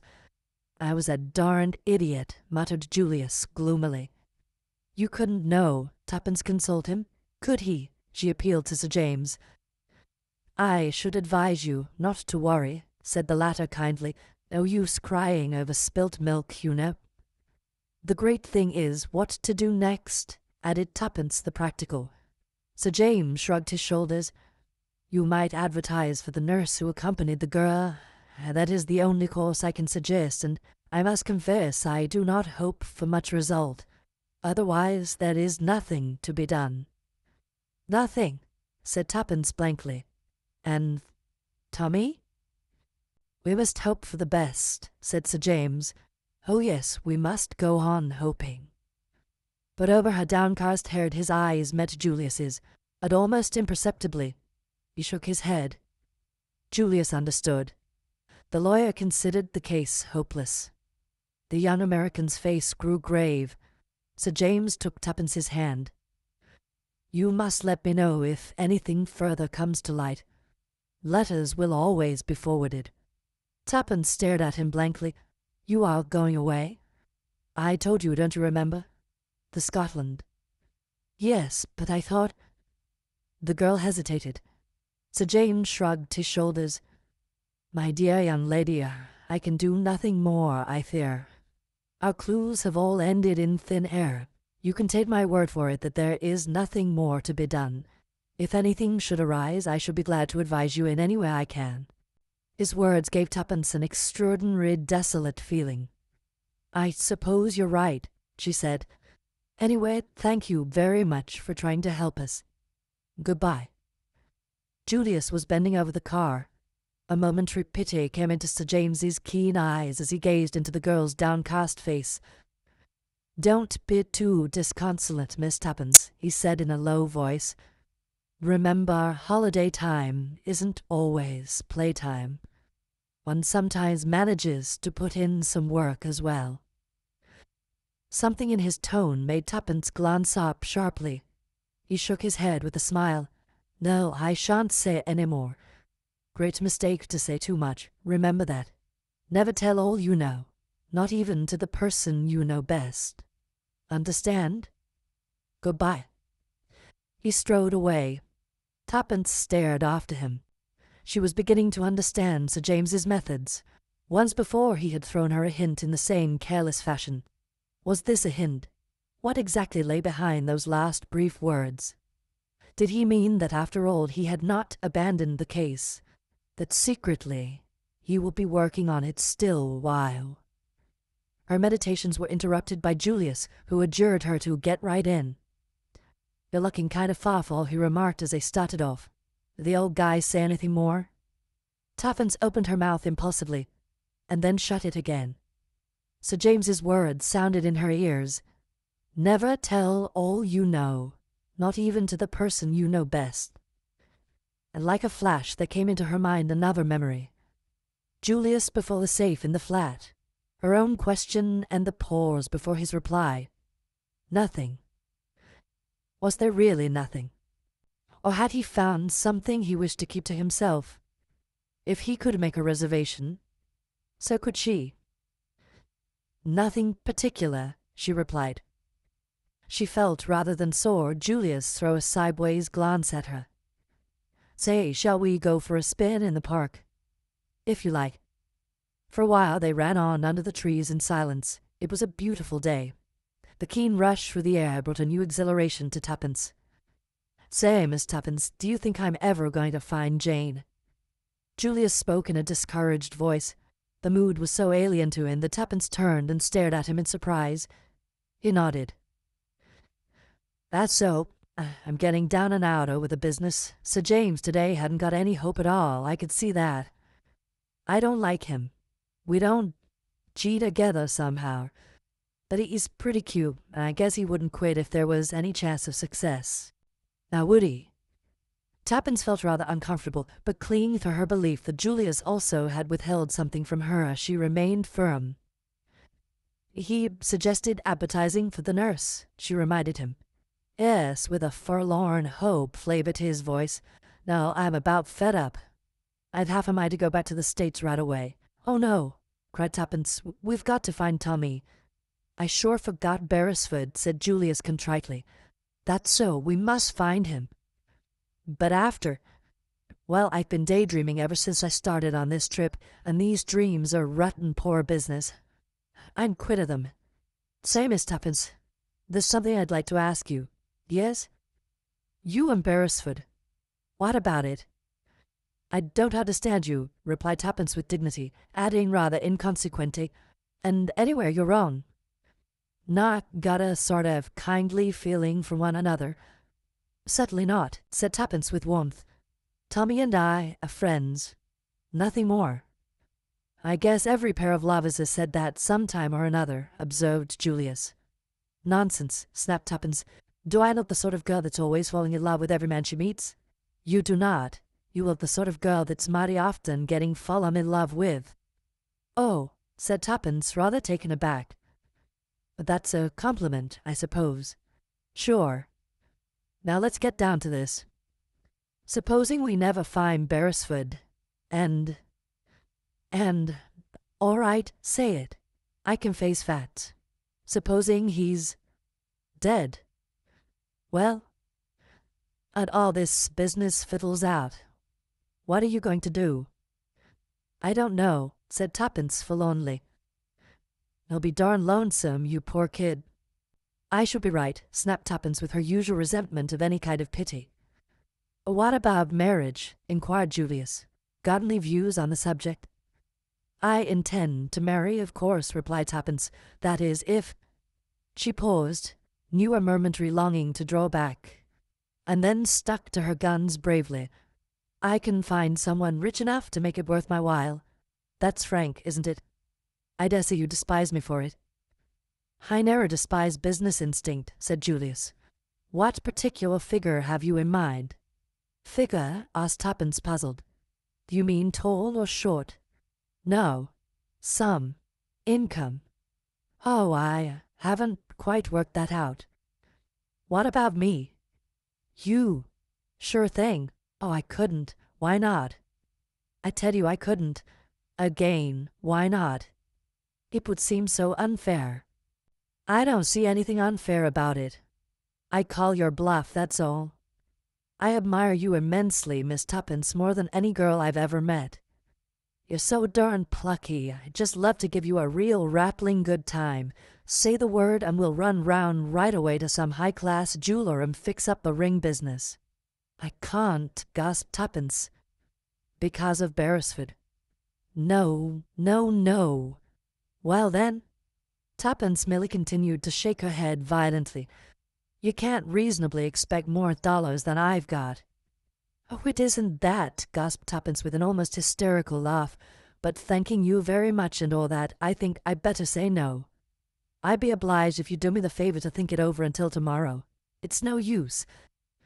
Still, I guess we'll leave it like that." "Very well," said Tuppence meekly.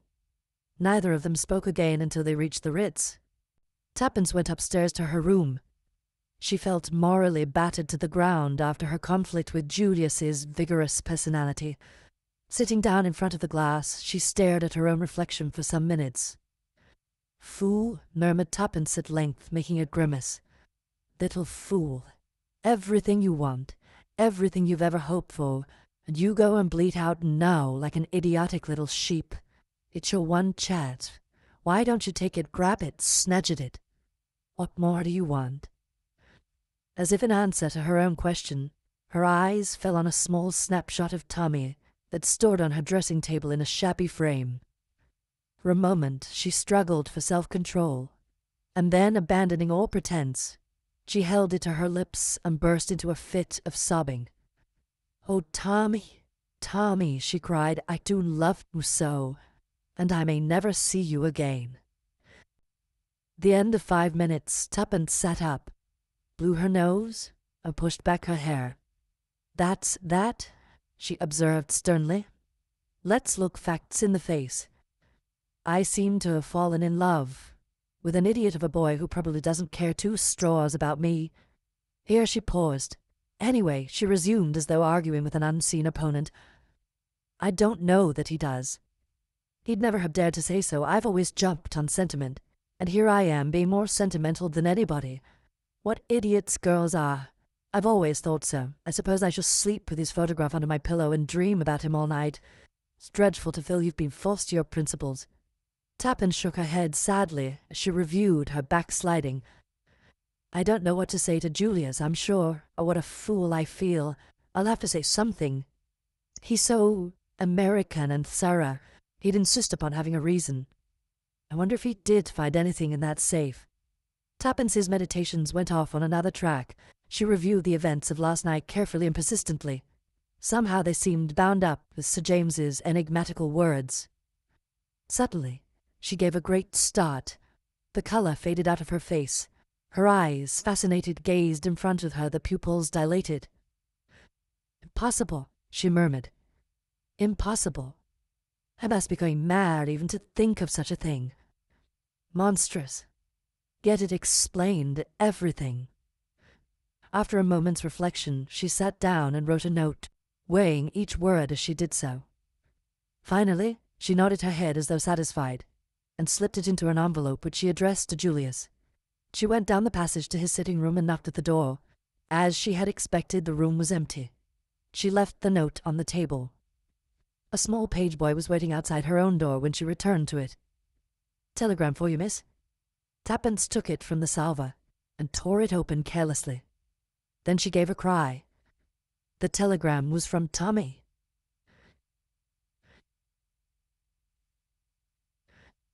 Chapter 16. Further Adventures of Tommy. From a darkness punctuated with throbbing stabs of fire, Tommy had dragged his senses slowly back to life. When he at last opened his eyes, he was conscious of nothing but an excruciating pain through his temples. He was vaguely aware of unfamiliar surroundings. Where was he? What had happened? He blinked feebly. This was not his bedroom at the Ritz. What the devil was the matter with his head? "Damn," said Tommy, and tried to sit up. He had remembered. He was in that sinister house in Soho. He uttered a groan and fell back. Through his almost closed eyelids he reconnoitered carefully. "He's coming through," remarked a voice very near Tommy's ear. He recognized it at once for that of the bearded and deficient German, and lay artistically inert.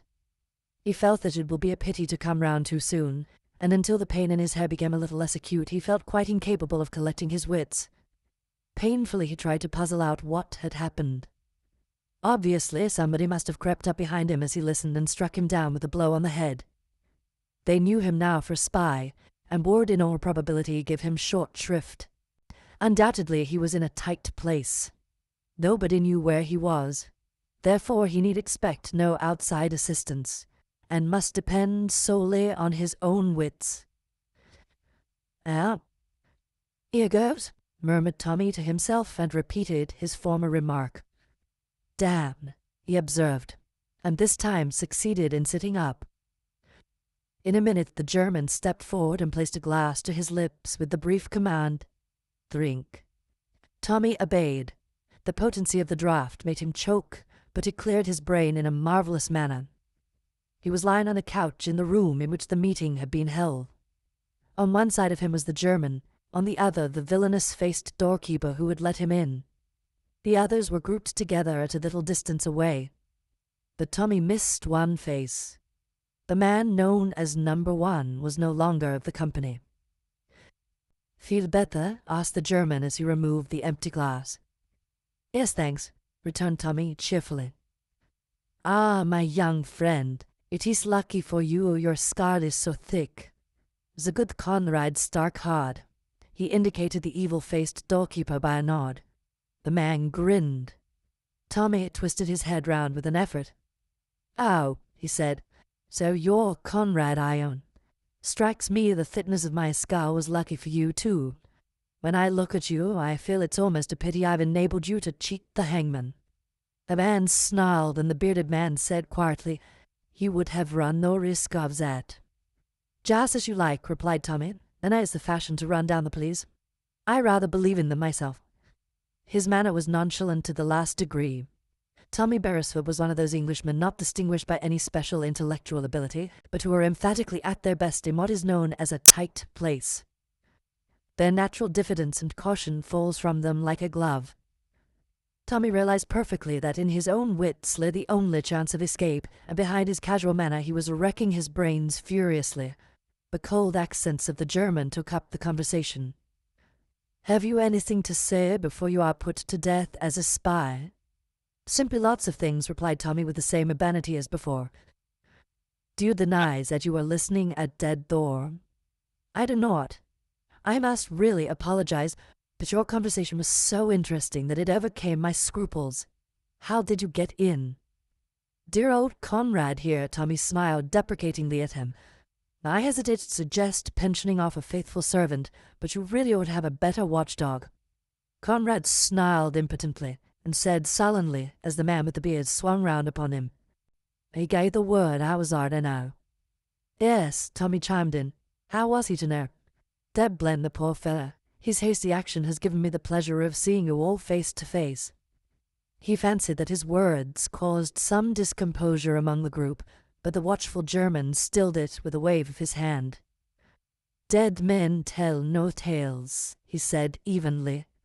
Ah, said Tommy, but I'm not dead yet. You soon will be, my young friend, said the German. An assenting murmur came from the others. Tommy's heart beat faster, but his casual pleasantness did not waver. I think not, he said firmly. I should have a great objection to dying. He had got them puzzled. He saw that by the look on his captor's face. Can you give us any reason why we should not put you to death? Asked the German. Several, replied Tommy. Look here, you've been asking me a lot of questions. Let me ask you one for a change. Why didn't you kill me off at once, before I regained consciousness? The German hesitated, and Tommy seized his advantage. Because you didn't know how much I knew, and where I obtained that knowledge. If you kill me now, you never will know. But here the emotions of Boris became too much for him. He stepped forward, waving his arms. You hellhound of a spy, he screamed. We will give you Schutzschrift. Till him. Till him. There was a roar of applause. You hear? Said the German, his eyes on Tommy. What have you got to say to that? Say? Tommy shrugged his shoulders. Pack of fools. Let them ask themselves a few questions. How did I get into this place? Remember what dear old Conrad said? With your own password, wasn't it? How did I get hold of that? Because suppose I came up those steps haphazard and said the first thing that came into my head. Tommy was pleased with the concluding words of this speech. His only regret was that Tuppence was not present to appreciate its full flavour. That is true, said the working man suddenly. Conrad, we've been betrayed. An ugly murmur arose. Tommy smiled at them encouragingly. That's better. How can you hope to make a success of any job if you don't use your brains? You will tell us who has betrayed us, said the German. But that shall not save your honor. You shall tell us all that you know. Boris here knows pretty ways of making people speak. Bah, said Tommy scornfully, fighting down a singularly unpleasant feeling in the pit of his stomach. You will neither torture me nor kill me. And lie not? Asked Boris.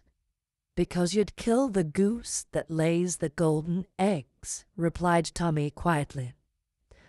There was a momentary pause. It seemed as though Tommy's persistent assurance was at last conquering. They were no longer completely sure of themselves. The man in the shabby clothes stared at Tommy searchingly. He's bluffing you, Boris, he said quietly. Tommy hated him. Had the man seen through him? The German, with an effort, turned roughly to Tommy. What do you mean? What do you think I mean? Parried Tommy, searching desperately in his own mind. Suddenly Boris stepped forward and shook his fist in Tommy's face. Speak, you swine, all an Englishman, speak. Don't get so excited, my good fellow, said Tommy calmly. As the worst of you foreigners, you can't keep calm. Now I ask you, do I look as though I thought there were the least chance of your killing me? He looked confidently round, and was glad they could not hear the persistent beating of his heart which gave the lie to his words. No, admitted Boris at last sullenly, you do not. Then God he's not a mind-reader, thought Tommy. Aloud he pursued his advantage. And why am I so confident? Because I know something that puts me in a position to propose a bargain. A bargain. The bearded man took him up sharply. Yes, a bargain. My life and liberty against... He paused. Against what? The group pressed forward. You could have heard a pin drop. Slowly, Tommy spoke. The papers the Danvers brought over from America in the Lusitania. The effect of his words was electrical. Everyone was on his feet. The German waved them back. He leaned over Tommy, his face purple with excitement. Himmel, you have got them then. With magnificent calm, Tommy shook his head. You know where they are? Persisted the German. Again Tommy shook his head. Not in the least. Zetten? Angry and baffled, the words failed him. Tommy looked round. He saw anger and bewilderment on every face, but his calm assurance had done its work. No one doubted but that something lay behind his words. I don't know where the papers are, but I believe that I can find them. I have a theory. Tommy raised his hand and silenced the clamors of disgust. I call it a theory, but I'm pretty sure of my facts. Facts that are known to no one but myself. In any case, what do you lose? If I can produce the papers, you give me my life and liberty in exchange. Is it a bargain?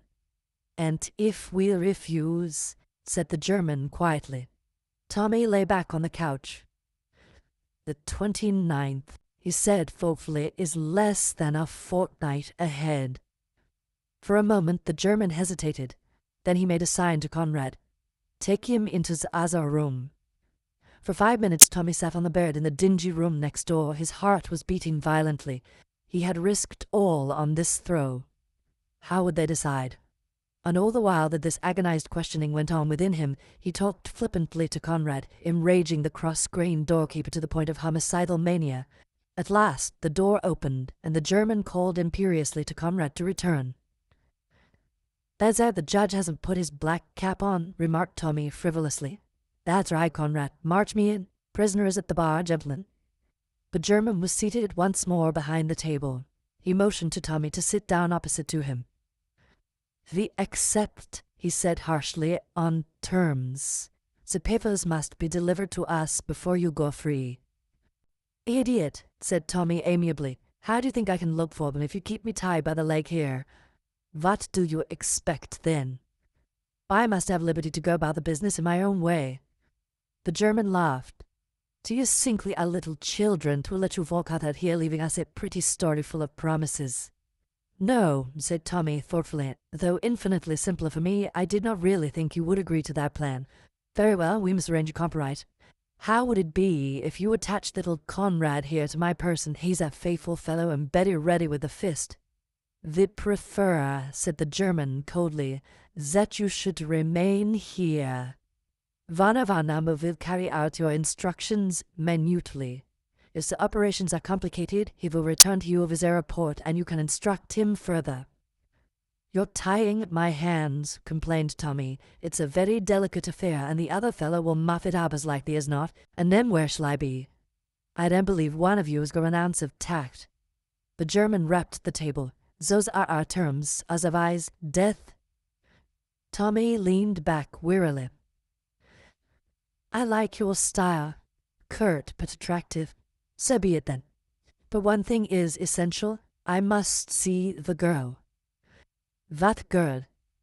Jane Finn, of course. The other looked at him curiously for some minutes. Then he said slowly and as though choosing his words with care. "Do you not know that she can tell you nothing?" Tommy's heart beat a little faster. Would he succeed in coming face to face with the girl he was seeking? "I shall not ask her to tell me anything," he said quietly. "Not in so many words, that is." "Then why see her?" Tommy paused. "To watch her face when I ask her one question," he replied at last. Again there was a look in the German's eyes that Tommy did not quite understand. "She will not be able to answer your question. But that does not matter. I shall have seen her face when I ask it.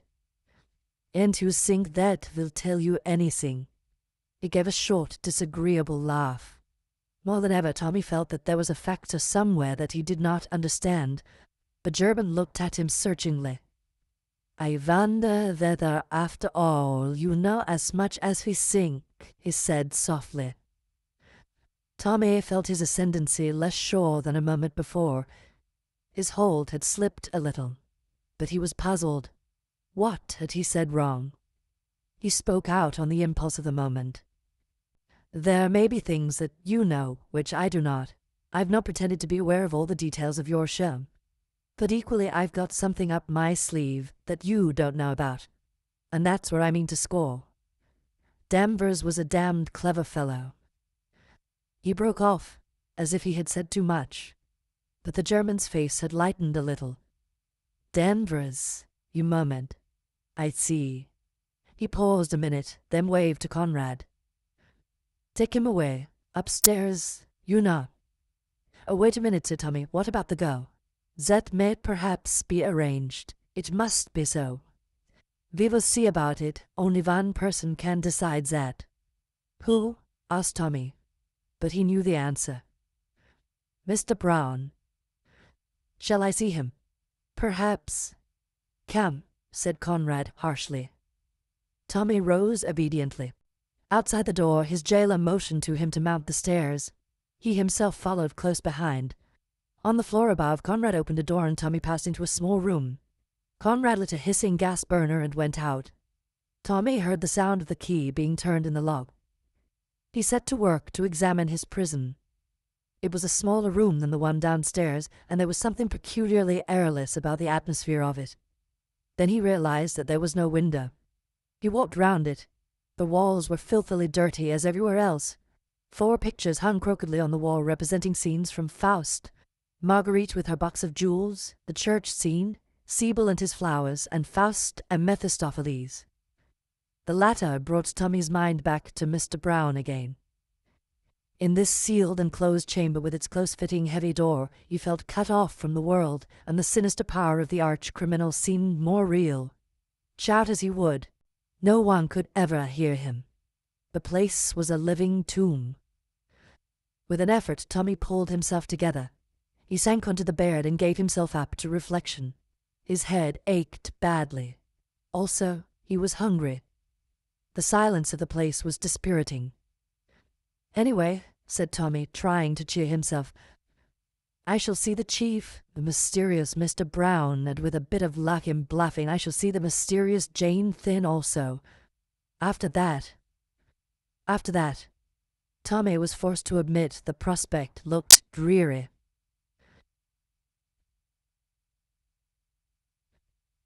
Chapter 17. Annette.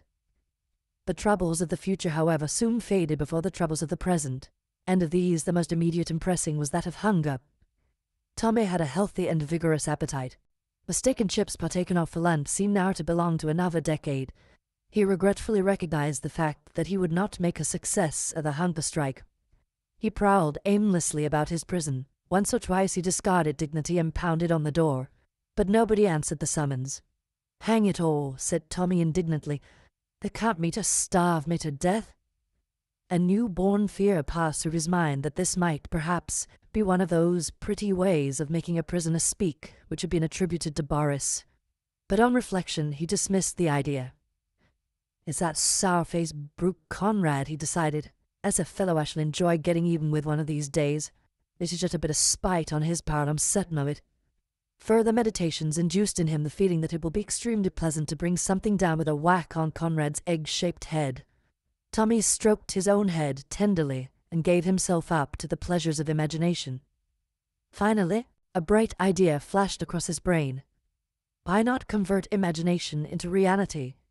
Conrad was undoubtedly the tenant of the house. The others, with the possible exception of the bearded German, merely used it as a rendezvous.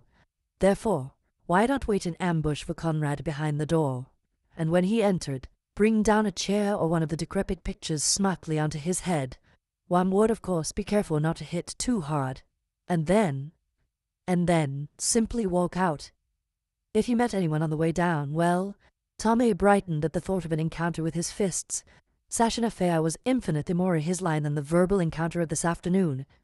Intoxicated by his plan, Tommy gently unhooked the picture of the devil and Faust and settled himself in position. His hopes were high. The plan seemed to him simple but excellent. Time went on, but Conrad did not appear. Night and day were the same in this prison room, but Tommy's wristwatch, which enjoyed a certain degree of accuracy, informed him that it was 9 o'clock in the evening. Tommy reflected gloomily that if supper did not arrive soon, it will be a question of waiting for breakfast. At 10 o'clock, hope deserted him, and he flung himself on the bed to seek consolation in sleep. In 5 minutes, his woes were forgotten. The sound of the key turning in the lock awoke him from his slumbers. Not belonging to the type of hero who is famous for awaking in full possession of his faculties, Tommy merely blinked at the ceiling and wondered vaguely where he was. Then he remembered, and looked at his watch. It was 8 o'clock. "It's either early morning tea or breakfast," deduced the young man, and prayed God it's the latter. The door swung open. Too late, Tommy remembered his scheme of obliterating the prepossessing Conrad. A moment later he was glad that he had, for it was not Conrad who entered, but a girl. She carried a tray which she set down on the table. In the feeble light of the gas burner, Tommy blinked at her. He decided at once that she was one of the most beautiful girls he had ever seen. Her hair was a full rich brown with sudden glints of gold in it, as though there were imprisoned sunbeams struggling in its depths. There was a wild rose quality about her face. Her eyes, set wide apart, were hazel, a golden hazel that again recalled the memory of sunbeams. A delirious thought shot through Tommy's mind. "Are you Jane Finn?" he asked breathlessly. The girl shook her head, wonderingly. "My name is Annette, monsieur." She spoke in a soft, broken English. "Oh," said Tommy, rather taken aback. "Française?" he hazarded. "Oui, monsieur. Monsieur parle français?" "Not for any length of time," said Tommy. "What's that, breakfast?" The girl nodded. Tommy dropped off the bed and came and inspected the contents of the tray. It consisted of a loaf, some margarine, and a jug of coffee. "Living is not equal to the Ritz," he observed with a sigh, "but for what we are at last about to receive, the Lord has made me truly thankful. Amen." He drew up a chair, and the girl turned away to the door. Oh, wait a sec," cried Tommy. "There are lots of things I want to ask you, Annette. What are you doing in this house? Don't tell me you're Conrad's niece or daughter or anything, because I can't believe it." "I do this service, monsieur. I am not related to anybody." "I see," said Tommy. "You know when I asked you just now, have you ever heard that name?" "I have heard people speak of Jane Finn, I think." "You don't know where she is?" Annette shook her head. "She's not in this house, for instance?" "Oh, no, monsieur. I must go now. They will be waiting for me." She hurried out. The key turned in the lock. "And wonder who they are," mused Tommy as he continued to make inroads on the loaf.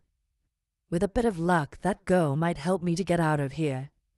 She doesn't look like one of the gang." At 1 o'clock, Annette reappeared with another tray, but this time Conrad accompanied her. "Good morning," said Tommy amiably. "You have not used Pear's soap, I see." Conrad growled threateningly. "They're light repartee, have you, old bean? There, we can't always have brains as well as beauty. What have we for lunch? Stew? How did I know? Elementary, my dear Watson. The smell of onions is unmistakable." Choke away, grunted the man. It's little enough time you'll have to choke in, maybe. The remark was unpleasant in its suggestion, but Tommy ignored it. He sat down at the table. Retire, varlet, he said with a wave of his hand. Prate not to thy betters. That evening Tommy sat on the bed and cogitated deeply. Would Conrad again accompany the girl? If he did not, should he risk trying to make an ally of her? He decided that he must leave no stone unturned. His position was desperate.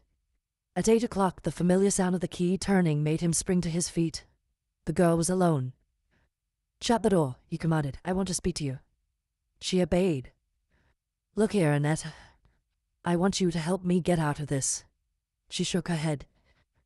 Impossible. I see of them on the floor below. Oh, Tommy was secretly grateful for the information. But you would help me if you could. No, monsieur. Why not? The girl hesitated. I think they are my own people. You have spied upon them. They are quite right to keep you here. They're a bad lot, Annette. If you'll help me, I'll take you away from the lot of them, and you'll probably get a good whack of money. But the girl merely shook her head. I dare not, monsieur. I am afraid of them. She turned away. Wouldn't you do anything to help another girl? Cried Tommy. She's about your age, too. Wouldn't you save her from their clutches? You mean Jane Finn? Yes. It is her you came in to look for, yes.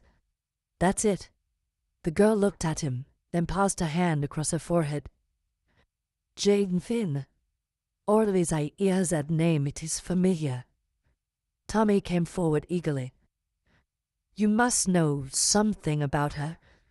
But the girl turned away abruptly. I know nothing, only the name. She walked towards the door. Suddenly she uttered a cry. Tommy stared. She had caught sight of the picture he had laid against the wall the night before. For a moment he caught a look of terror in her eyes. As inexplicably, it changed to relief. Then abruptly, she went out of the room. Tommy could make nothing of it. Did she fancy that he had meant to attack her with it? Surely not. He rehung the picture on the wall thoughtfully. 3 more days went by in dreary inaction. Tommy felt the strain telling on his nerves. He saw no one but Conrad and Annette, and the girl had become dumb. She spoke only in monosyllables. A kind of dark suspicion smoldered in her eyes. Tommy felt that if this solitary confinement went on much longer, he would go mad. He gathered from Conrad that they were waiting for orders from Mr. Brown. Perhaps, thought Tommy, he was abroad or away, and they were obliged to wait for his return. But the evening of the 3rd day brought a rude awakening. It was barely 7 o'clock when he heard the tramp of footsteps outside in the passage. In another minute the door was flung open. Conrad entered. With him was the evil-looking number 14. Tommy's heart sank at the sight of them.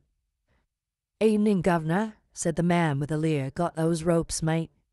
The silent Conrad produced a length of fine cord. The next minute number 14's hands, horribly dexterous, were winding the cord round his limbs while Conrad held him down. "What the devil—" began Tommy, but the slow, speechless grin of a silent Conrad froze the words on his lips. Number 14 proceeded deftly with his task. In another minute Tommy was a mere helpless bundle. Then at last Conrad spoke. "Thought you bluffed us, did you? With what you knew and what you didn't know? Bargained with us. And all the time it was bluff. Bluff. You no less than a kitten. But your numbers are all right, you bloody swine." Tommy lay silent. There was nothing to say. He had failed. Somehow or other the omnipotent Mr. Brown had seen through his pretensions. Suddenly a thought occurred to him. "Very good speech, Conrad," he said approvingly. "But wherefore the bonds and fetters? Why not let this kind gentleman here cut my throat without delay?" "Gone," said number 14 unexpectedly.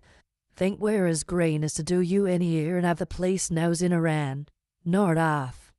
We've ordered the carriage for your lordship tomorrow morning. But in the meantime, we're not taking any chances, say."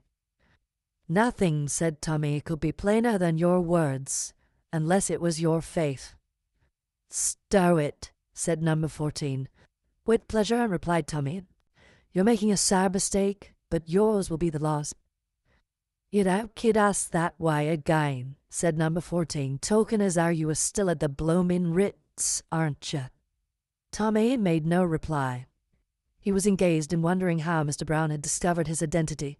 He decided that tuppence, in the throes of anxiety, had gone to the police, and that his disappearance having been made public, the gang had not been slow to put two and two together. The two men departed, and the door slammed. Tommy was left to his meditations. They were not pleasant ones. Already his limbs felt cramped and stiff. He was utterly helpless, and he could see no hope anywhere. About an hour had passed when he heard the key softly turned and the door opened. It was Annette. Tommy's heart beat a little faster. He had forgotten the girl. Was it possible that she had come to his help? Suddenly he heard Conrad's voice. "Get out of it, Annette. He doesn't want any supper tonight." Oui, je sais bien. But I must take the tray. We need the things on it." "Well, hurry up," growled Conrad. Without looking at Tommy, the girl went over to the table and picked up the tray. She raised a hand and turned up the light. "Curse you!" Conrad had come to the door. "Why'd you do that?" "I always turn it out. You should have told me. Shall I relight it, Monsieur Conrad?" "There, come on out of it." "Le beau petit monsieur," cried Annette, pausing by the bed in the darkness. "You have tied him up well, huh? He is like a trussed chicken." The frank amusement in her tone jarred on the boy, but at that moment, to his amazement, he felt her hand running lightly over his bonds, and something small and cold was pressed into the palm of his hand. "Come on, Annette. Me voilà." The door shut. Tommy heard Conrad say, "Don't be it, and give me the key." The footsteps died away. Tommy lay petrified with amazement. The object Annette had thrust into his hand was a small penknife, the blade open. From the way she had studiously avoided looking at him, and her action with the light, he came to the conclusion that the room was overlooked. There must be a peephole somewhere in the walls. Remembering how guarded she had always been in her manner, he saw that he had probably been under observation all the time. Had he said anything to give himself away? Hardly. He had revealed a wish to escape and a desire to find Jane Finn, but nothing that could have given a clue to his own identity. True, his question to Annette had proved that he was personally unacquainted with Jane Finn, but he had never pretended otherwise. The question now was, did Annette really know more? Were her denials intended primarily for the listeners? On that point, he could come to no conclusion. But there was a more vital question that drove out all others. Could he, bound as he was, manage to cut his bonds? He essayed cautiously to rub the open blade up and down on the cord that bound his two wrists together. It was an awkward business, and drew a smothered ow of pain from him as the knife cut into his wrist. But slowly and doggedly he went on sawing to and fro. He cut the flesh badly, but at last he felt the cord slacken. With his hands free, the rest was easy. 5 minutes later he stood upright with some difficulty owing to the cramp in his limbs. His first care was to bind up his bleeding wrist. Then he sat on the edge of the bed to think. Conrad had taken the key of the door, so he could expect little more assistance from Annette. The only outlet from the room was the door, consequently he would perforce have to wait until the two men returned to fetch him. But when they did, Tommy smiled. Moving with infinite caution in the dark room, he found and unhooked the famous picture. He felt an economical pleasure that his first plan would not be wasted. There was now nothing to do but wait. He waited. The night passed slowly. Tommy lived through an eternity of hours, but at last he heard footsteps. He stood upright, drew a deep breath, and clutched the picture firmly. The door opened. A faint light streamed in from outside. Conrad went straight towards the gas to light it. Tommy deeply regretted that it was he who had entered first. It would have been pleasant to get even with Conrad. Number 14 followed. As he stepped across the threshold, Tommy brought the picture down with terrific force on his head. Number 14 went down amidst a stupendous crash of broken glass. In a minute Tommy had slipped out and pulled to the door. The key was in the lock. He turned it and withdrew it, just as Conrad hurled himself against the door from the inside with a volley of curses. For a moment, Tommy hesitated. There was the sound of someone stirring on the floor below. Then the German's voice came up the stairs. "Gott im Himmel. Conrad, what is it?" Tommy felt a small hand thrust into his. Beside him stood Annette. She pointed up a rickety ladder that apparently led to some attics. "Quick, up here!" She dragged him after her up the ladder. In another moment they were standing in a dusty garret littered with lumber. Tommy looked round. "This won't do. It's a regular trap. There's no way out." "Hush! Wait!" The girl put her finger to her lips. She crept to the top of the ladder and listened. The banging and beating of the door was terrific. The German and another were trying to force the door in. Annette explained in a whisper. "They will think you are still inside. They cannot hear what Conrad says. The door is too thick." "I thought you could hear what went on in the room. There is a peephole into the next room. It was clever of you to guess, but they will not think of that. They are only anxious to get in." "Yes, but look here, leave it to me." She bent down. To his amazement, Tommy saw that she was fastening the end of a long piece of string to the handle of a big, cracked jug. She arranged it carefully, then turned to Tommy. "As you secure the door, yes, give it to me." He handed it to her. "I am going down. Do you think you can go halfway and then swing yourself down behind the ladder so that they will not see you?" Tommy nodded.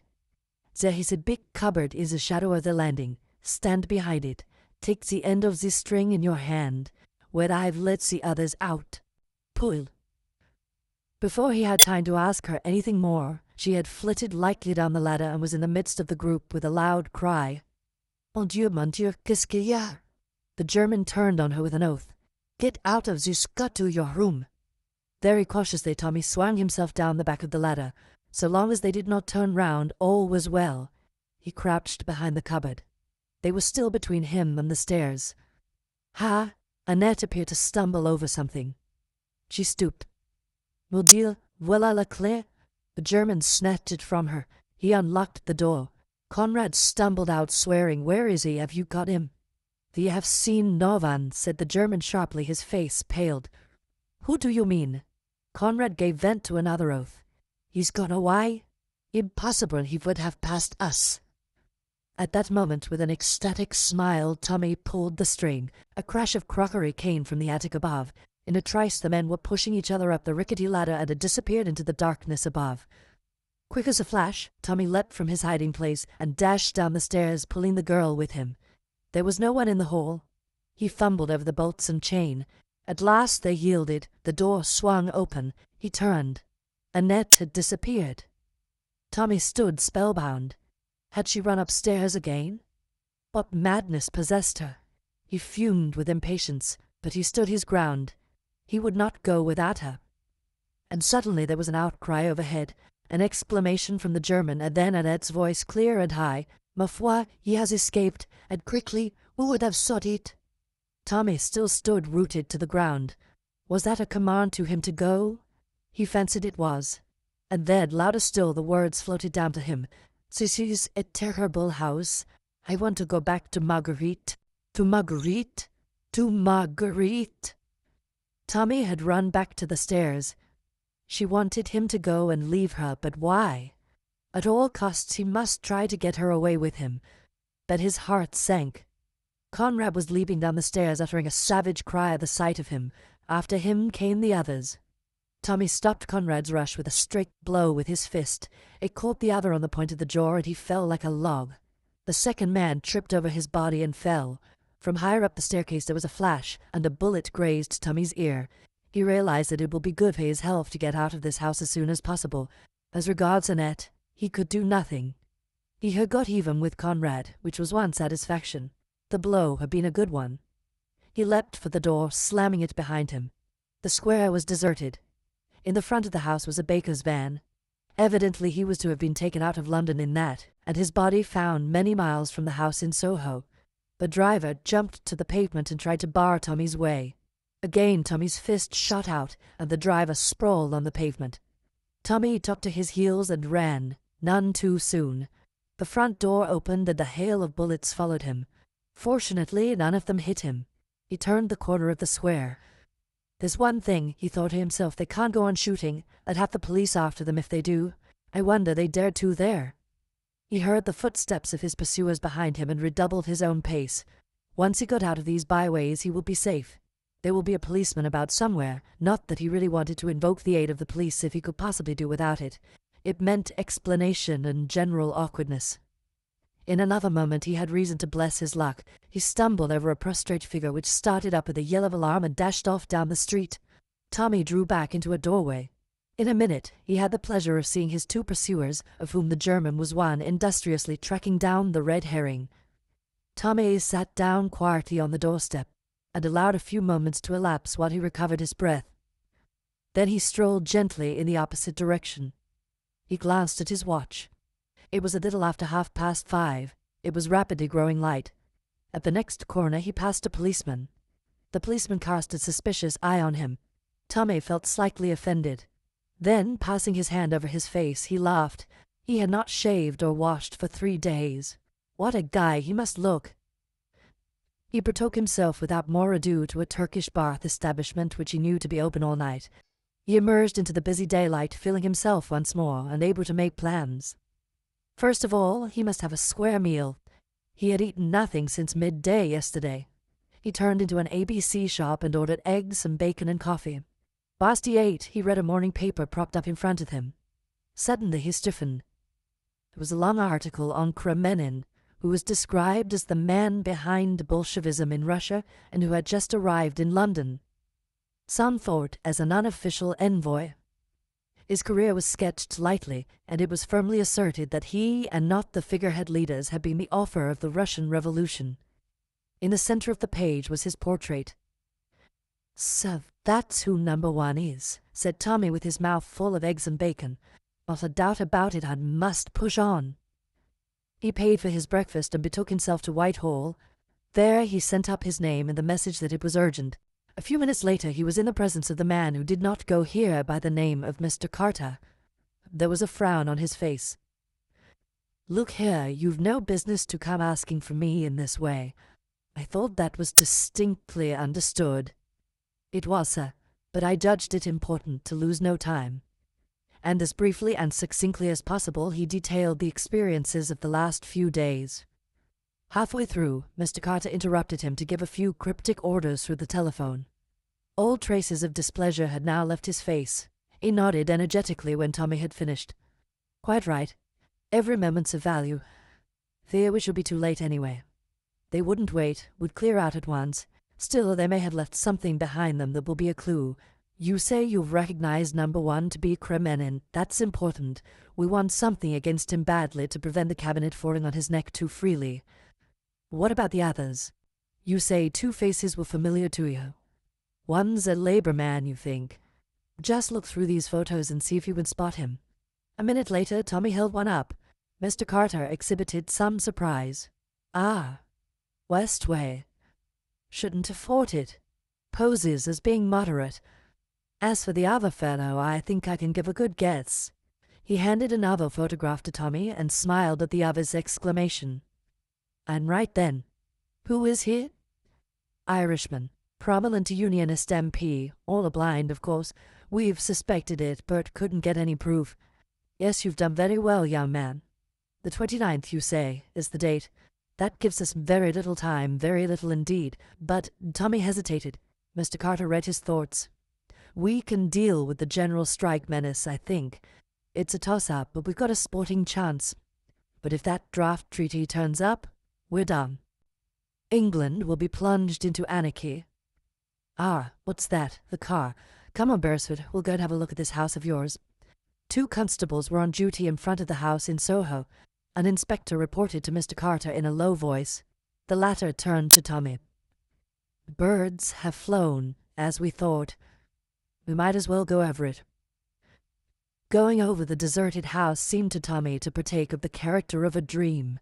Everything was just as it had been. The prison room with the crooked pictures, the broken jug in the attic, the meeting room with its long table. But nowhere was there a trace of papers. Everything of that kind had either been destroyed or taken away. And there was no sign of Annette. "What you tell me about the girl puzzled me," said Mr. Carter. "You believe that she deliberately went back?" "It would seem so, sir. She ran upstairs while I was getting the door open." "She must belong to the gang, then." But being a woman didn't feel like standing by to see a personable young man killed. But evidently she's in with them, or she wouldn't have gone back. I can't believe she's really one of them, sir. She seemed so different. Good-looking, I suppose, said Mr. Carter with a smile that made Tommy flush to the roots of his hair. He admitted Annette's beauty rather shamefacedly. "By the way," observed Mr. Carter, "have you shown yourself to Miss Tuppence yet? She's been bombarding me with letters about you." "Tuppence? I was afraid she might get a bit rattled. Did she go to the police?" Mr. Carter shook his head. "Then I wonder how they twigged me." Mr. Carter looked inquiringly at him, and Tommy explained. The other nodded thoughtfully. "True, that's rather a curious point. Unless the mention of the writs was an accidental remark. It might have been, sir, but they must have found out about me suddenly in some way." "Well," said Mr. Carter, looking round him, "there's nothing more to be done here. What about some lunch with me?" "Thanks awfully, sir, but I think I'd better get back and rout out Tuppence." "Of course. Give her my kind regards and tell her not to believe you're killed too readily next time." Tommy grinned. "I take a lot of killing, sir." "So I perceive," said Mr. Carter dryly. "Well, goodbye. Remember you're a marked man now, and take reasonable care of yourself." "Thank you, sir." Hailing a taxi briskly, Tommy stepped in and was swiftly borne to the Ritz, dwelling the while on the pleasurable anticipation of startling Tuppence. Wonder what she's been up to, dogging Rita most likely. By the way, I suppose that's who Annette meant by Marguerite. I didn't get it at the time. The thought saddened him a little, for it seemed to prove that Mrs. Vandermeer and the girl were on intimate terms. The taxi drew up at the Ritz. Tommy burst into its sacred portals eagerly, but his enthusiasm received a check. He was informed that Miss Cowley had gone out a quarter of an hour ago. End of Disc 5. Disc 6. Chapter 18. The Telegram. Baffled for the moment, Tommy strolled into the restaurant and ordered a meal of surpassing excellence. His 4 days' imprisonment had taught him anew to value good food. He was in the middle of conveying a particularly choice morsel of sole à la Jeannette to his mouth when he caught sight of Julius entering the room. Tommy waved a menu cheerfully and succeeded in attracting the other's attention. At the sight of Tommy, Julius's eyes seemed as though they would pop out of his head. He strode across and pump-handled Tommy's hand with what seemed to the latter quite unnecessary vigor. "Holy snakes," he ejaculated. "Is it really you?" "Of course it is. Why shouldn't it be?" "Why shouldn't it be? Say, man, don't you know you've been given up for dead? I guess we'd have had a solemn requiem for you in another few days." "Well, who thought I was dead?" demanded Tommy. "Tuppence. I suppose you remember the proverb about the good dying young, I suppose. There must be a certain amount of original sin in me to have survived. Where is Tuppence, by the way?" Isn't she here?" "No, the fellows at the office said she's just gone out." "Gone shopping, I guess. I dropped her here in the car about an hour ago. Say, can't you shed that British calm of yours and get down to it? What on God's earth have you been doing all this time?" "If you're all feeding here," replied Tommy, "order now. It's going to be a long story." Julius drew up a chair to the opposite side of the table, summoned the hovering waiter, and dictated his wishes. Then he turned to Tommy. "Fire ahead. I guess you've had some few adventures." "One or two," replied Tommy modestly, and plunged into his recital. Julius listened, spellbound. Half the dishes that were placed before him he forgot to eat. At the end he heaved a long sigh. "Bully for you. Reads like a dime novel." "And now for the home front," said Tommy, stretching out his hand for a peach. "Wow," drawled Julius. "I don't mind admitting we've had some adventures too." He in his turn assumed the role of narrator. Beginning with his unsuccessful reconnoitring of Bournemouth, he passed on to his return to London, the buying of the car, the growing anxieties of Tuppence, the call upon Sir James, and the sensational occurrences of the previous night. "But who killed her?" asked Tommy. "I don't quite understand." "The doctor kidded himself she took it herself," replied Julius dryly. "And Sir James, what did he think?" Well, being a legal luminary, he is likewise a human oyster, replied Julius. I should say he reserved judgment. He went on to detail the events of the morning. Lost her memory, hey? Said Tommy with interest. By Jove! That explains why they looked at me so queerly when I spoke of questioning her. A bit of a slip on my part, that. It wasn't the sort of thing a fellow would be likely to guess. They didn't give you any sort of hint as to where Jane was? Tommy shook his head regretfully. Not a word. I'm a bit of an ass, as you know. And we've got more out of them somehow. Well, I guess you're lucky to be here at all. That bluff of yours was the goods, all right. How you ever came to think of it all so pat beats me to a frazzle. I was in such a funk I had to think of something, said Tommy simply. There was a moment's pause, and then Tommy reverted to Mrs. Vandermeer's death. There's no doubt it was chloral. I believe not. Well, at least they call it heart failure induced by an overdose or some such claptrap. It's all right. We don't want to be worried with an inquest.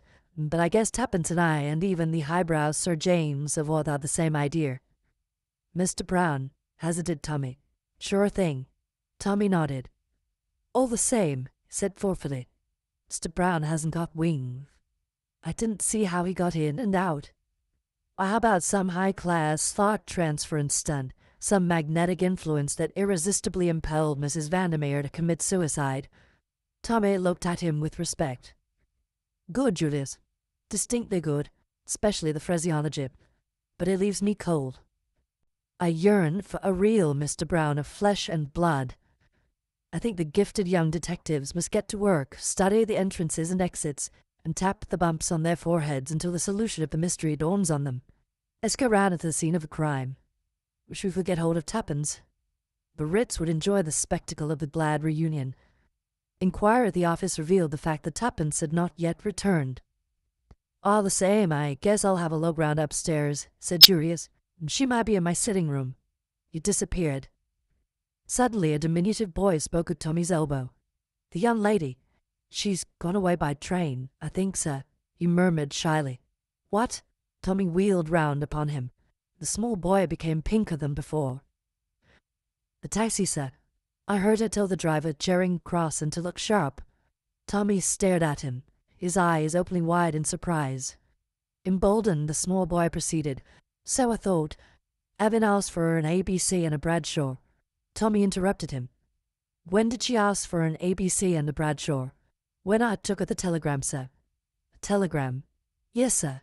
When was that? About 12:30, sir. Tell me exactly what happened. The small boy drew a long breath. I took up a telegram to number 891. The lady was there. She opened it and gave a gasp, and then she said, very jolly-like, Bring me up a Bradshaw and an ABC and look sharp, Henry. My name isn't Henry, but never mind your name, said Tommy impatiently. Go on. Yes, sir. I brought them, and she told me to wait and looked up something. And then she looks up at the clock and, hurry up, she says, tell them to get me a taxi.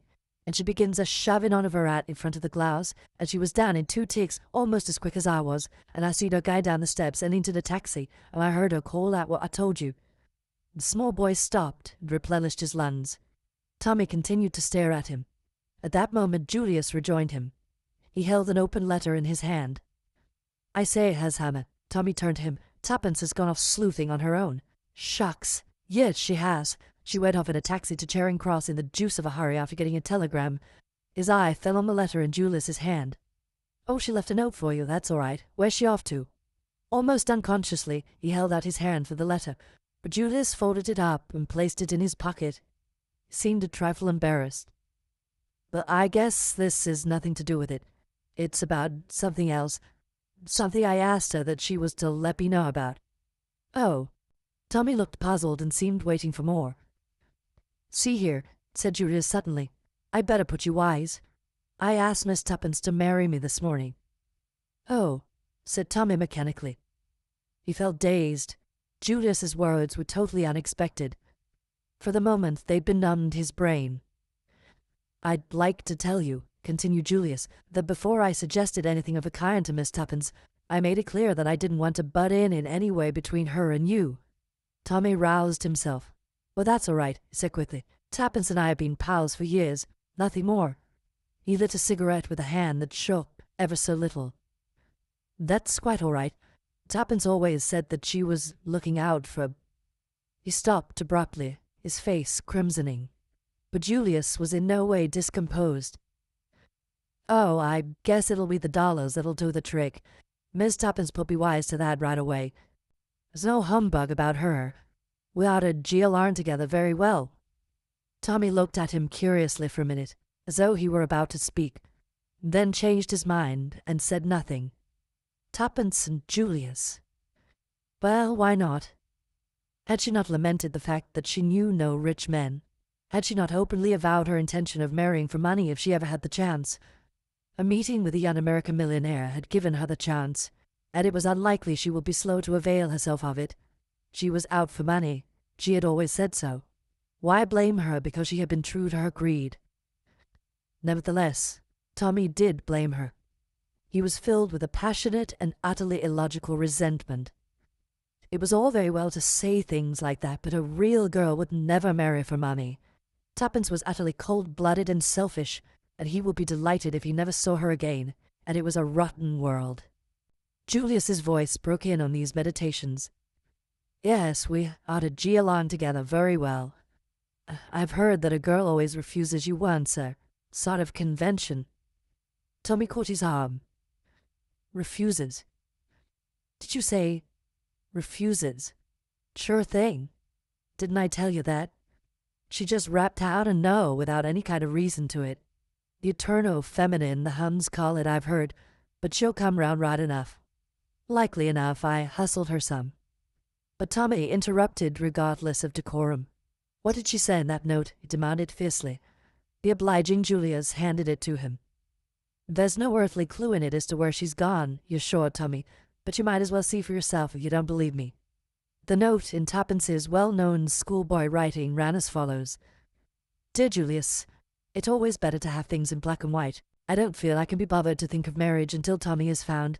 Let's leave it till then. Yours affectionately, Tuppence. Tommy handed it back, his eyes shining. His feelings had undergone a sharp reaction.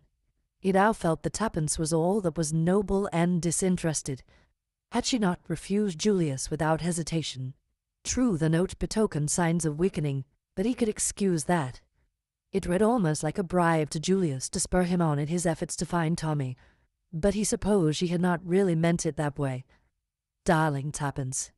There was not a girl in the world to touch her. When he saw her, his thoughts were brought up with a sudden jerk. As you say, he remarked, pulling himself together, there's not a hint here as to what she's up to. Hi, Henry. The small boy came obediently. Tommy produced 5 shillings. Oh, one thing more. Do you remember what the young lady did with the telegram?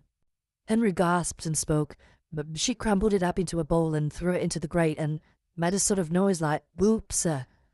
Very graphic, Henry, said Tommy. Here's your 5 shillings. Come on, Julius, we must find that telegram.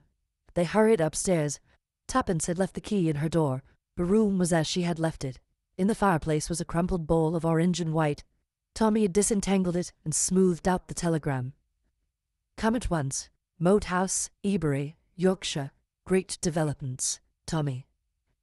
They looked at each other in stupefaction. Julius spoke first. You didn't send it. Of course not. What does it mean? I guess it means the worst, said Julius quietly. They've got her. What? Sure thing. They signed your name. She fell into the trap like a lamb. My God. What should we do? Get busy? Go after her. Right now. There's no time to waste. It's almighty like that she didn't take the wire with her. If she had, we'd probably never have traced her. But we've got to hustle. Where's that Bradshaw? The energy of Julius was infectious. Left to himself, Tommy will probably have sat down to think things out for a good half-hour before he decided on a plan of action.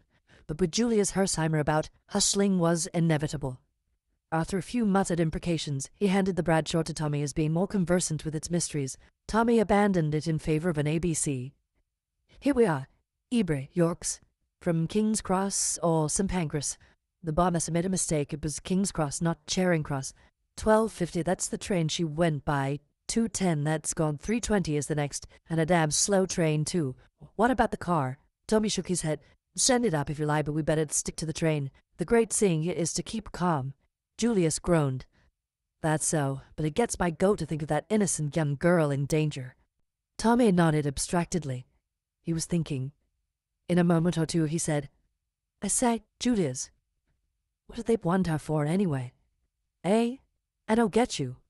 What I mean is that I don't think it's their game to do her any harm, explained Tommy, puckering his brow with the strain of his mental processes. She's a hostage, that's what she is. She's in no immediate danger because if we tumble onto anything, she'd be damned useful to them. As long as they've got her, they've got the whip hand of us, see? Sure thing, said Julius thoughtfully. That's so. Besides, added Tommy as an afterthought, I've great faith in Tuppence. The journey was wearisome, with many stops and crowded carriages. They had to change twice, once at Doncaster, once at a small junction. Ypres was a deserted station with a solitary porter, to whom Tommy addressed himself.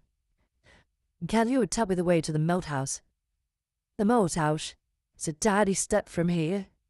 Big house near the sea, you mean? Tommy assented, brazen-lipped. After listening to the porter's meticulous but perplexing directions, they prepared to leave the station. It was beginning to rain, and they turned up the collars of their coats as they trudged through the slash of the road. Suddenly, Tommy halted. Wait a minute. He ran back to the station and tackled the porter anew. Look here, do you remember a young lady who arrived by an earlier train, the 12:10 from London? She'd probably ask you the way to Moat House. He described Tuppence as well as he could, but the porter shook his head. Several people had arrived by the train in question. He could not call to mind one young lady in particular, but he was quite certain that no one had asked him the way to the Moat House. Tommy rejoined Julius and explained. Depression was settling down on him like a leaden weight. He felt convinced that their quest was going to be unsuccessful.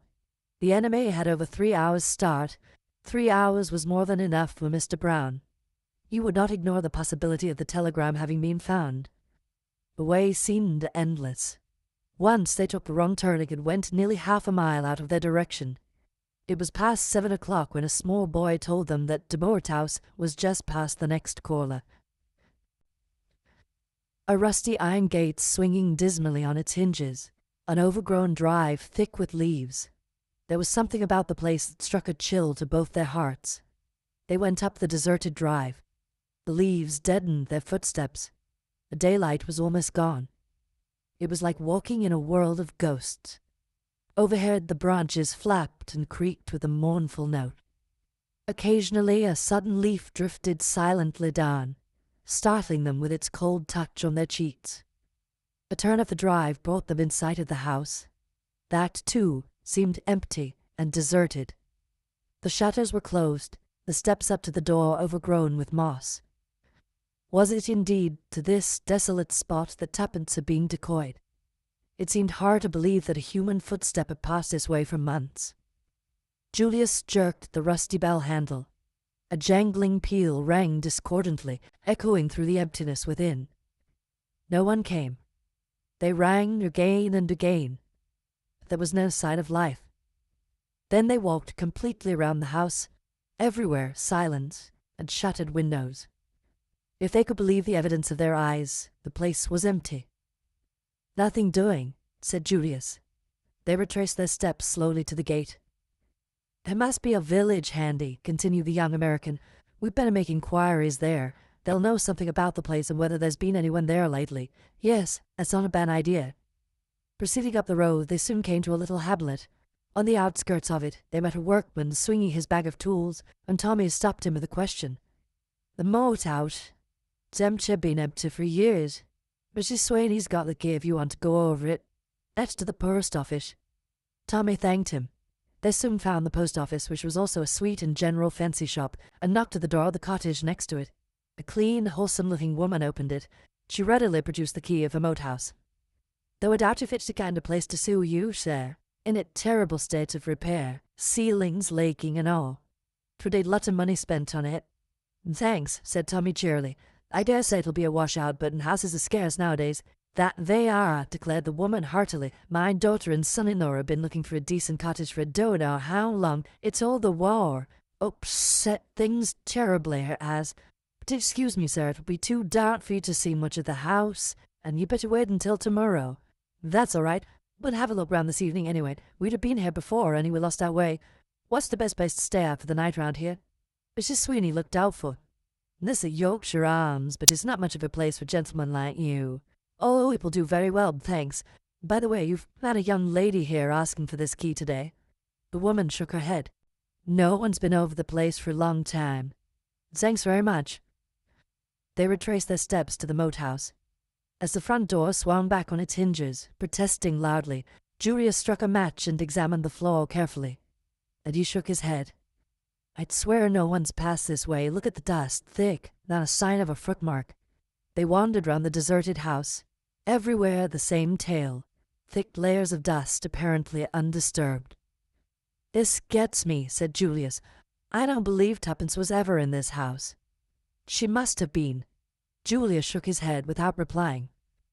We'll go over it again tomorrow, said Tommy. Perhaps we'll see more in the daylight. On the morrow they took up the search once more, and were reluctantly forced to the conclusion that the house had not been invaded for some considerable time. They might have left the village altogether but for a fortunate discovery of Tommy's. As they were retracing their steps to the gate, he gave a sudden cry, and stooping, picked something up from among the leaves, and held it out to Julius. It was a small gold brooch. That's Tuppence's. Are you sure? Absolutely. I've often seen her wear it. Julius drew a deep breath. I guess that settles it. She came as far as here, anyway. We'll make that pub our headquarters and raise hell round here until we find her. Somebody must have seen her. Forthwith the campaign began. Tommy and Julius worked separately and together, but the result was the same.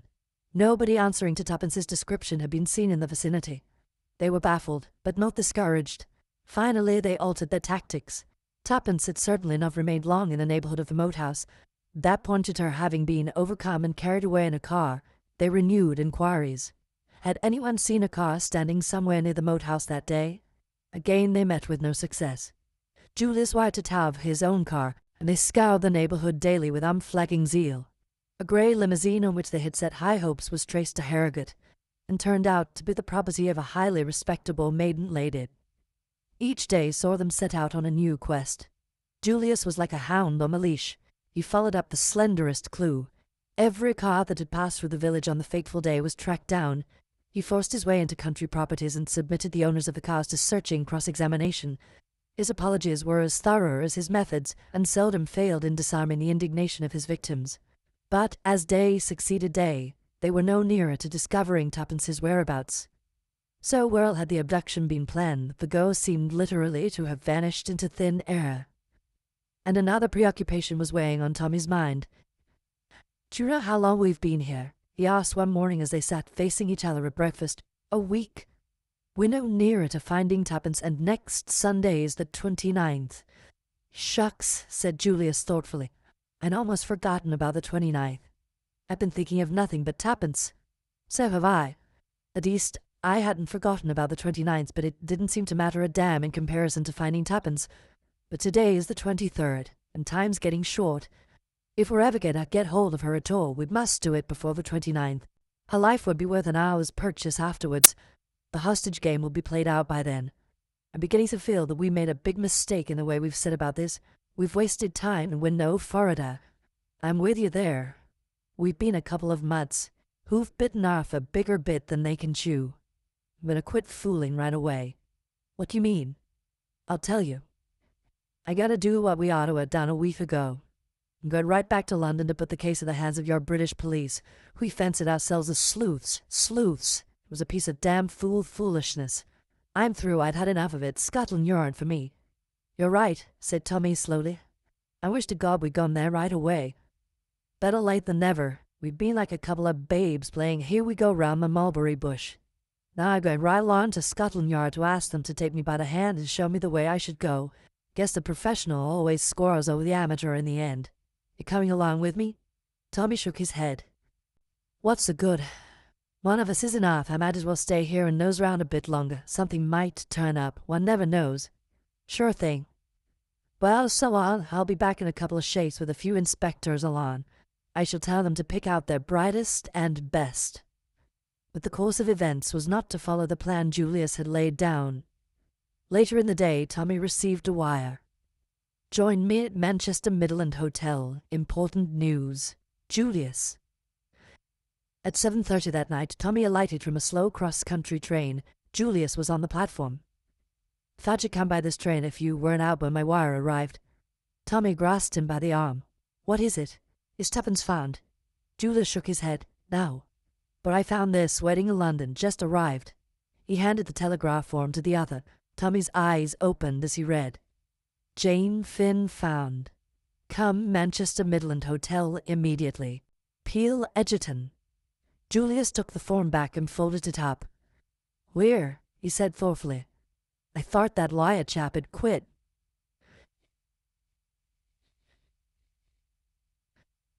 Chapter 19. Jane Finn. My train got in half an hour ago, explained Julius as he led the way out of the station. I reckon you'd come by this before I left London and wired accordingly to Sir James. He's booked rooms for us and will be round to dine at 8. What made you think he'd cease to take any interest in the case? Asked Tommy curiously. What he said, replied Julius dryly. The old bird's as close as an oyster.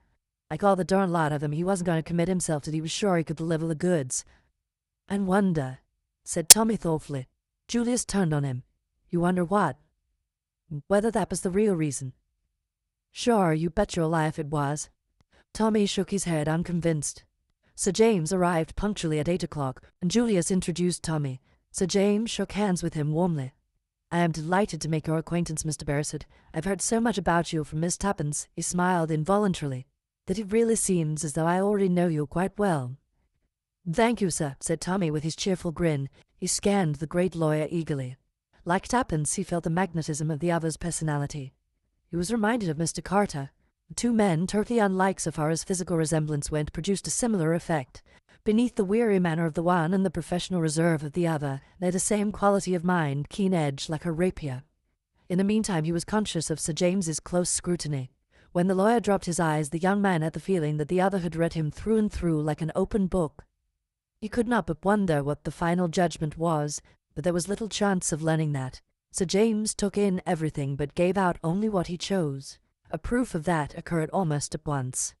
Immediately the first greetings were over, Julius broke out into a flood of eager questions. How had Sir James managed to track the girl? Why had he not let them know that he was still working on the case, and so on? Sir James stroked his chin and smiled. At last he said, Just so, just so. Well, she's found.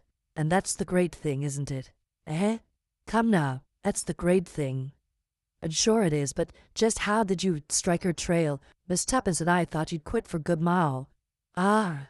The lawyer shot a lightning glance at him, then resumed operations on his chin. You thought that, did you? Did you really? Dear me.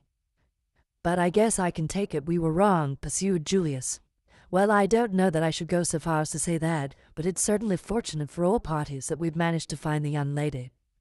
But where is she? Demanded Julius, his thoughts flying off on another tack. I thought you'd be sure to bring her along. That would hardly be possible, said Sir James gravely. Why? Because the young lady was knocked down in a street accident and has sustained slight injuries to the head. She was taken to the infirmary and on recovering consciousness gave her name as Jane Finn.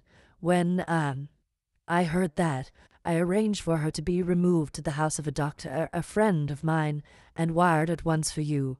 She relapsed into unconsciousness and has not spoken since. She's not seriously hurt. Oh, a bruise and a cut or two. Really, from a medical point of view, absurd as slight injuries to have produced such a condition. A state is probably to be attributed to the mental shock consequent on recovering her memory. It's come back, cried Julius excitedly. Sir James tapped the table rather impatiently. Undoubtedly, Mr. Hersheimer, since she was able to give her real name. I thought you had appreciated that point. And you just happened to be on the spot, said Tommy. Seems quite like a fairy tale. But Sir James was far too wary to be drawn. Coincidences are curious things, he said dryly. Nevertheless, Tommy was now certain of what he had before only suspected. Sir James's presence in Manchester was not accidental. Far from abandoning the case, as Julius supposed, he had by some means of his own successfully run the missing girl to earth. The only thing that puzzled Tommy was the reason for all this secrecy. He concluded that it was a foible of the legal mind. Julius was speaking. That after dinner, he announced, I shall go right away and see Jane, "That will be impossible, I fear," said Sir James. "It is very unlikely they would allow her to see visitors at this time of night. I should suggest tomorrow morning about 10 o'clock. Julius flushed. There was something in Sir James which always stirred him to antagonism. It was a conflict of two masterful personalities. "All the same, I reckon I'll go round there tonight and see if I can ginger them up to break through their silly rules. It will be quite useless, Mr. Hersheimer." The words came out like the crack of a pistol, and Tommy looked up with a start. Julius was nervous and excited. The hand with which he had raised his glass to his lips shook slightly, but his eyes held Sir James's defiantly.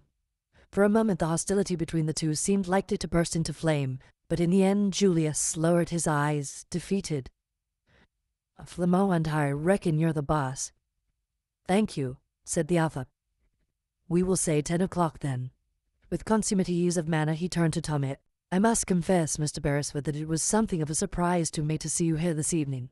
The last I heard of you was that your friends were in grave anxiety on your behalf. Nothing had been heard of you for some days, and Miss Tuppence was inclined to think you had got into difficulties." "I had, sir." Tommy grinned reminiscently. "I was never in a tighter place in my life." Helped out by questions from Sir James, he gave an abbreviated account of his adventures. The lawyer looked at him with renewed interest as he brought the tale to a close. "You got yourself out of the tight place very well," he said gravely. "I congratulate you. You displayed a great deal of ingenuity and carried your part through well." Tommy blushed, his face assuming a prawn-like hue at the praise. "I couldn't have got away but for the girl, sir." "No." Sir James smiled a little. "It was lucky for you she happened to, take a fancy to you." Tommy appeared about to protest, but Sir James went on. "There's no doubt about her being one of the gang, I suppose." "I'm afraid not, sir. I thought perhaps they were keeping her there by force, but the way she acted didn't fit in with that. You see, she went back to them when she could have got away." Sir James nodded thoughtfully. "What did she say? Something about wanting to be taken to Marguerite." "Yes, sir. I suppose she meant Mrs. Vandermeer." "She always signed herself Rita Vandermeer. All her friends spoke of her as Rita. Instead, I suppose the girl must have been in the habit of calling her by her full name, and at the moment she was crying out to her, Mrs. Vandermeer was either dead or dying." "Curious. There are one or two points that struck me as being obscure. Their sudden change of attitude towards yourself, for instance. By the way, the house was raided, of course." "Yes, sir, but they cleared out." "Naturally," said Sir James dryly. "And not a clue left behind." "I wonder." The lawyer tapped the table thoughtfully. Something in his voice made Tommy look up. Would this man's eyes have seen something where theirs had been blind? He spoke impulsively. "I wish you had been there, sir, to go over the house." "I wish I had," said Sir James quietly. He sat for a moment in silence. Then he looked up. "And since then, what have you been doing?" For a moment Tommy stared at him. Then it dawned on him that of course the lawyer did not know. "I forgot that you didn't know about Tuppence," he said slowly. Sickening anxiety, forgotten for a while in the excitement of knowing Jane Finn found at last, swept over him again. The lawyer laid down his knife and fork sharply. "Has anything happened to Miss Tuppence?" His voice was keen-edged. "She's disappeared," said Julius. "When?" "A week ago." "How?" Sir James's questions fairly shot out. Between them, Tommy and Julius gave the history of the last week and their futile search. Sir James went at once to the root of the matter. "A wire signed with your name. They knew enough of you both for that. They weren't sure of how much you had learnt in that house. Their kidnapping of Miss Tuppence is the countermove to your escape. If necessary, they could seal your lips with what might happen to her." Tommy nodded. "That's just what I thought, sir." Sir James looked at him keenly. "You had worked that out, had you? Not bad. Not at all bad. The curious thing is that they certainly did not know anything about you when they first held you prisoner. You're sure that you did not in any way disclose your identity?" Tommy shook his head. "That's so," said Julius with a nod. "Therefore I reckon someone put them wise, and not earlier than Sunday afternoon." "Yes, but who?" "That almighty omniscient Mr. Brown, of course. There was a faint note of derision in the American's voice which made Sir James look up sharply. "You don't believe in Mr. Brown, Mr. Hersheimer?" "No, sir, I do not," returned the young American with emphasis. "Not as such, that is to say. I reckon it out that he's a figurehead, just a bogey name to frighten the children with. The real head of this business is that Russian chap Kremenin. I guess he's quite capable of running revolutions in 3 countries at once if he chose. The man Whittington is probably the head of the English branch." "I disagree with you," said Sir James shortly. "Mr. Brown exists." He turned to Tommy. "Did you happen to notice swear that why I was handed in?" "No, sir, I'm afraid I didn't." Got it with you?" "It's upstairs, sir, in my kit." "I'd like to have a look at it sometime, no hurry." "You've wasted a week," Tommy hung his head. "A day or so more is immaterial. We'll deal with Miss Jane Finn first. Afterwards we'll set to work to rescue Miss Tuppence from bondage. I don't think she's in any immediate danger. That is, so long as they don't know that we've got Jane Finn and that her memory has returned. We must keep that dark at all costs, you understand?" The other 2 assented, and after making arrangements for meeting on the morrow, the great lawyer took his leave. At 10 o'clock the 2 young men were at the appointed spot. Sir James had joined them on the doorstep. He alone appeared unexcited. He introduced them to the doctor. "Mr. Hersheimer, Mr. Beresford, Dr. Rollins. How's the patient?" "Going on well. Evidently no idea of the flight of time. Asked this morning how many had been saved from the Lusitania. Was it in the papers yet?" "That, of course, was early what was to be expected. She seems to have something on her mind there." "I think we can relieve her anxiety. May we go up?" "Certainly." Tommy's heart beat sensibly faster as they followed the doctor upstairs. Jane Finn at last. The long sort, the mysterious, the elusive Jane Finn. How wildly improbable success had seemed. And here in this house, her memory almost miraculously restored, lay the girl who held the future of England in her hands. A half-groan broke from Tommy's lips. If only Tuppence could have been at his side to share in the triumphant conclusion of their joint venture. Then he put the thought of Tuppence resolutely aside. His confidence in Sir James was growing. There was a man who would unerringly ferret out Tuppence's whereabouts. In the meantime, Jane Finn. And suddenly, a dread clutched at his heart. It seemed too easy. Suppose they should find her dead, stricken down by the hand of Mr. Brown. In another minute he was laughing at these melodramatic fancies. The doctor held open the door of a room, and they passed in. On the white bed, bandages round her head, lay the girl. Somehow the whole scene seemed unreal. It was so exactly what one expected that it gave the effect of being beautifully staged. The girl looked from one to the other of them with large, wondering eyes. Sir James spoke first. "Miss Finn," he said, "this is your cousin, Mr. Julius P. Hersheimer." A faint flush flitted over the girl's face as Julius stepped forward and took her hand. "How do, Cousin Jane," he said lightly. But Tommy caught the tremor in his voice. "Are you really Uncle Hiram's son?" she asked wonderingly. A voice with the slight warmth of the Western accent had an almost thrilling quality. It seemed vaguely familiar to Tommy, but he thrust the impression aside as impossible.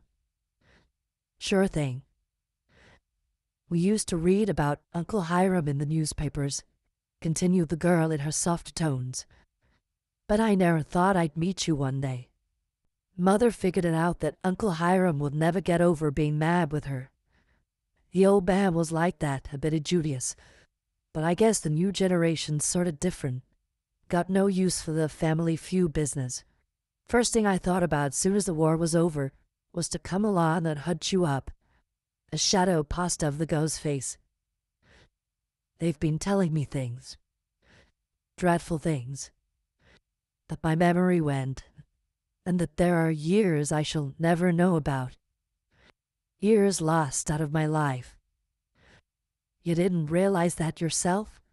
The girl's eyes opened wide. "I know. It seems to me as though it were no time since We were being hustled into those boats. See it all now." She closed her eyes with a shudder. Julius looked across at Sir James, who nodded. "Don't worry, Annie. It isn't worth it. Now see here, Jane. There's something we want to know about. There was a man aboard that boat with some mighty important papers on him, and the big guns in this country have got a notion that he passed on the goods to you. Is that so?" The girl hesitated, her glance shifting to the other two. Julius understood. "Mr. Beresford is commissioned by the British government to get those papers back. Sir James Beale Egerton is an English member of Parliament and might be a big gun in the cabinet if you liked. It's owing to him that we've ferreted you out at last. So you can go right ahead and tell us the whole story. Did Danvers give you the papers?" "Yes. He said they'd have a better chance with me because they would have the women and children first, just as we thought," said Sir James. "He said they were very important, that they might make all the difference to the Allies. But if it's all so long ago and the war's over, what does it matter now?"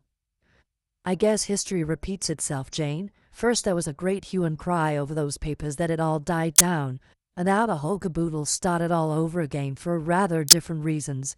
Then you can hand them over to us right away." "But I can't." "What?"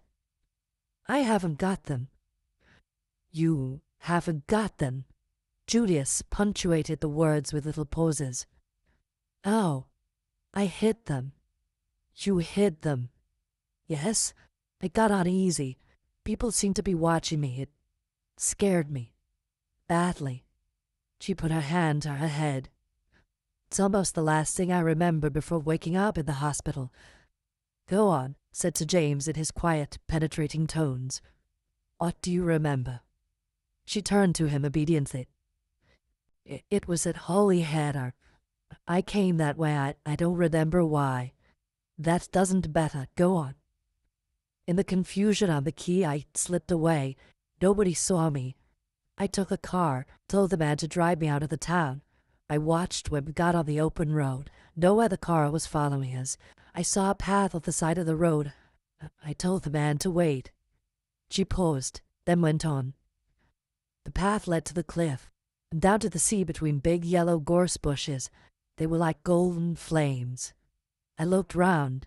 There wasn't a soul in sight. But just level with my head there was a hole in the rock. It was quite small. I thought he'd just get my hand in, but it went a long way back. I took the oilskin packet from round my neck and shoved it right in as far as I could.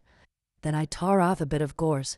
Aye, but it did break, and plugged the hole with it so that you'd never guess there was a crevice of any kind there. Then I marked the place carefully in my own mind so that I'd find it again. There was a queer boulder in the path just there, for all the world like a dog sitting up begging. Then I went back up to the road. The car was waiting and I drove back. I just caught the train. I was a bit ashamed of myself for fancying things, maybe, but by and by I saw the man opposite me wink at a woman who was sitting next to me. I felt scared again, and was glad the papers were safe. I went out in the corridor to get a little air. I thought I'd slip into another carriage. But the woman called me back. Said I dropped something. When I stooped to look, something seemed to hit me. Here." She placed her hand to the back of her head.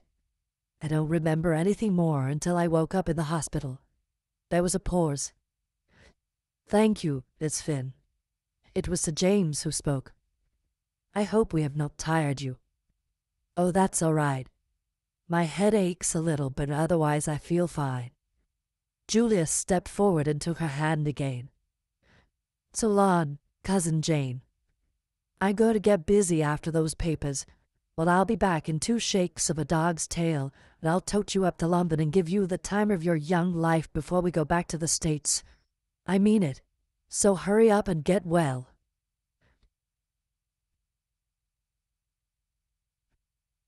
Chapter 20. Too late. In the street they held an informal council of war. Sir James had drawn a watch from his pocket. "The boat train to Holyhead stops at Chester at 12:14. If you started once, I think you can catch the connection." Tommy looked up, puzzled. "Is there any need to hurry, sir? Today is only the 24th. I guess it's always well to get up early in the morning, said Julius before the lawyer had time to reply. We'll make tracks for the depot right away. A little frown had settled on Sir James's brow. I wish I could come with you, and due to speak at a meeting at 2 o'clock. It is unfortunate. The reluctance in his tone was very evident. It was clear, on the other hand, that Julius was easily disposed to put up with the loss of the other's company. I guess there's nothing complicated about this deal, he remarked. Just a game of hide-and-seek, that's all. I hope so, said Sir James. Sure thing. What else could it be? You are still young, Mr. Hersheimer. By age will probably have learnt one lesson. Never underestimate your adversary. The gravity of his tone impressed Tommy, but had little effect upon Julius. You think Mr. Brown might come along and take a hand? If he does, I'm ready for him. He slapped his pocket. I carry a gun. Little Willie here travels round with me everywhere. He produced a murderous-looking automatic and tacked it affectionately before returning it to its home. But he won't be needed on this trip. There's nobody to put Mr. Brown wise. The lawyer shrugged his shoulders. There was nobody to put Mr. Brown wise to the fact that Mrs. Vandermeer meant to betray him. Nevertheless, Mrs. Vandermeer died without speaking. Julius was silenced for once, and Sir James added on a lighter note, I only want to put you on your guard. Goodbye, and good luck. Take no unnecessary risks once the papers are in your hands. If there is any reason to believe that you have been shadowed, destroy them at once. Good luck to you. The game is in your hands now. He shook hands with them both. 10 minutes later, the two men were seated in a first-class carriage en route for Chester. For a long time, neither of them spoke. When at length Julius broke the silence, it was with a totally unexpected remark. Say, he observed thoughtfully, did you ever make a darn fool of yourself over a girl's face? Tommy, after a moment's astonishment, searched his mind. "'Cause I have," he replied at last. "No, that I can recollect anyhow. Why?" "Because for the last 2 months I've been making a sentimental idiot of myself over Jane. First moment I clapped eyes on her photograph, my heart did all the usual stunts you read about in novels. I guess I'm ashamed to admit it, but I came over here determined to find her and fix it all up. Take her back as Mrs. Julius P. Hersheimer." "Oh," said Tommy, amazed. Julius uncrossed his legs brusquely and continued, "Just shows you what an almighty fool a man can make of himself. One look at the girl in the flesh, and I was cured." Feeling more tongue-tied than ever, Tommy ejaculated, "Oh," again. "No disparagement to Jane, mind you," continued the other. "She's a real nice girl, and some fellow will fall in love with her right away." "I thought her a very good-looking girl," said Tommy, finding his tongue. "Sure she is. But she's not like her photo one bit. At least I suppose she is in a way. Must be, because I recognize her right off. If I'd seen her in a crowd, I'd have said, 'There's a girl whose face I know,' right away without hesitation. But there was something about that photo." Julius shook his head and heaved a sigh. "I guess romance is a mighty queer thing." "It must be," said Tommy coldly, "if you can come over here in love with one girl and propose to another within a fortnight." Julius had the grace to look discomposed. "Why, you see, I'd got sort of tired feeling that I'd never find Jane and that it was all plumb foolishness anyway. And then, oh well, the French, for instance, are much more sensible in the way they look at things. They keep romance and marriage apart." Tommy flushed. "Well, I'm damned if that's—" Julius hastened to interrupt. "Say now, don't be hasty. I don't mean what you mean. I take it Americans have a higher opinion of morality than you have even. What I meant was that the French set about marriage in a business-like way. Find two people who are suited to one another, look after the money affairs, and see the whole thing practically and in a business-like spirit." "If you ask me," said Tommy, "we're all too damn business-like nowadays. We're always saying, 'Will it pay?' The men are bad enough, the girls are worse. Cool down, son. Don't get so heated." "I feel heated," said Tommy. Julius looked at him and judged it was wise to say no more. However, Tommy had plenty of time to cool down before they reached Holyhead, and the cheerful grin had returned to his countenance as they alighted at their destination. After consultation, and with the aid of a road map, they were fairly well agreed as to direction, so were able to hire a taxi without more ado and drive out on the road leading to Triado Bay. They instructed the man to go slowly, and watched narrowly so as not to miss the path. They came to it not long after leaving the town. and Tommy stopped the car promptly, asked in a casual tone whether the path led down to the sea, and hearing it did, paid off the man in handsome style. A moment later the taxi was slowly chugging back to Holyhead. Tommy and Julius watched it out of sight, and then turned to the narrow path. "It's the right one, I suppose," asked Tommy doubtfully. "There must be simply heaps along here." "Sure it is. Look at the gorse. Remember what Jane said?" Tommy looked at the swelling hedges of golden blossom which bordered the path on either side and was convinced. They went down in single file, Julius leading. Twice Tommy turned his head uneasily. Julius looked back. "What is it?" "I don't know. I got the wind up somehow. Keep fancying there's someone following us." "Can't be," said Julius positively. "We'd see him." Tommy had to admit that this was true. Nevertheless, his sense of uneasiness deepened. In spite of himself, he believed in the omniscience of the enemy. "I rather wish that fellow would come along," said Julius. He patted his pocket. "Little William here is just aching for exercise." "Do you always carry him with you?" inquired Tommy with burning curiosity. "Most always. I guess you never know what might turn up." Tommy kept a respectful silence. He was impressed by little William. It seemed to remove the menace of Mr. Brown farther away. The path was now running along the side of a cliff parallel to the sea. Suddenly Julius came to such an abrupt halt that Tommy cannoned into him. "What's up?" he inquired. "Look here." "If that doesn't beat the band." Tommy looked. Standing out and half obstructing the path was a huge boulder which certainly bore a fanciful resemblance to a begging terrier. "Well," said Tommy, refusing to share Julius's emotion, "it's what we expected to see, isn't it?" Julius looked at him sadly and shook his head. "British flam. Sure, we expected it, but it kind of rattles me all the same to see it sitting there just where we expected to find it." Tommy, whose calm was perhaps more assumed than natural, moved his feet impatiently. "Push on. What about the hoe?" They scanned the cliffside narrowly. Tommy heard himself saying idiotically, "The course wouldn't be there after all these years," and Julius replied solemnly, "I guess you're right." Tommy suddenly pointed with a shaking hand. "What about that crevice there?" Julius replied in an awe-stricken voice, "That's it. We're sure." They looked at each other. "When I was in France," said Tommy reminiscently, "wherever my backman failed to call me, he always said that he had come over queer. I never believed it, but whether he felt it or not, there is such a sensation. I've got it now. Badly." He looked at the rock with a kind of agonized passion. "Damn it," he cried. "It's impossible. 5 years. Think of it. Birds nesting, boys, picnic parties, thousands of people passing. It can't be there. It's 100 to 1 against its being there. It's against all reason." Indeed, he felt it to be impossible. More perhaps because he could not believe in his own success where so many others had failed. The thing was too easy. Therefore it could not be. The hole would be empty. Julius looked at him with a widening smile. "I guess you're rattled now, all right," he drawled with some enjoyment. "Well, here goes." He thrust his hand into the crevice and made a slight grimace. "It's a tight fit. Jane's hand must be a few sizes smaller than mine. I don't feel anything. Oh. Say, what's this? Gee whiz." And with a flourish she waved aloft a small discolored packet. "It's the goods, all right, sewn up in oilskin. Hold it while I get my penknife." The unbelievable had happened. Tommy held the precious packet tenderly between his hands. They had succeeded. "It's queer," he murmured idly. "You'd think the stitches would have rotted. It looked just as good as new." They cut them carefully and ripped away the oilskin.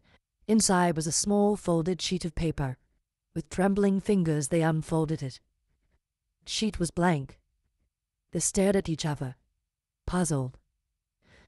"A dummy," asserted Julius. "Was Danvers just a decoy?" Tommy shook his head. That solution did not satisfy him. Suddenly his face cleared. "I've got it. Sympathetic ink." "You think so? It's worth trying anyhow. Heat usually does the trick. Get some sticks, we'll make a fire." In a few minutes the little fire of twigs and leaves was blazing merrily. Tommy held the sheet of paper near the glow. Paper curled a little with the heat. Nothing more. Suddenly Julius grasped his arm and pointed to where characters were appearing in a faint brown color. Gee whiz, you've got it. Say that idea of yours was great, it never occurred to me. Tommy held the paper in position some minutes longer, until he judged the heat had done its work. Then he withdrew it. A moment later he uttered a cry. Across the sheet in neat brown printing ran the words, "With the compliments of Mr. Brown."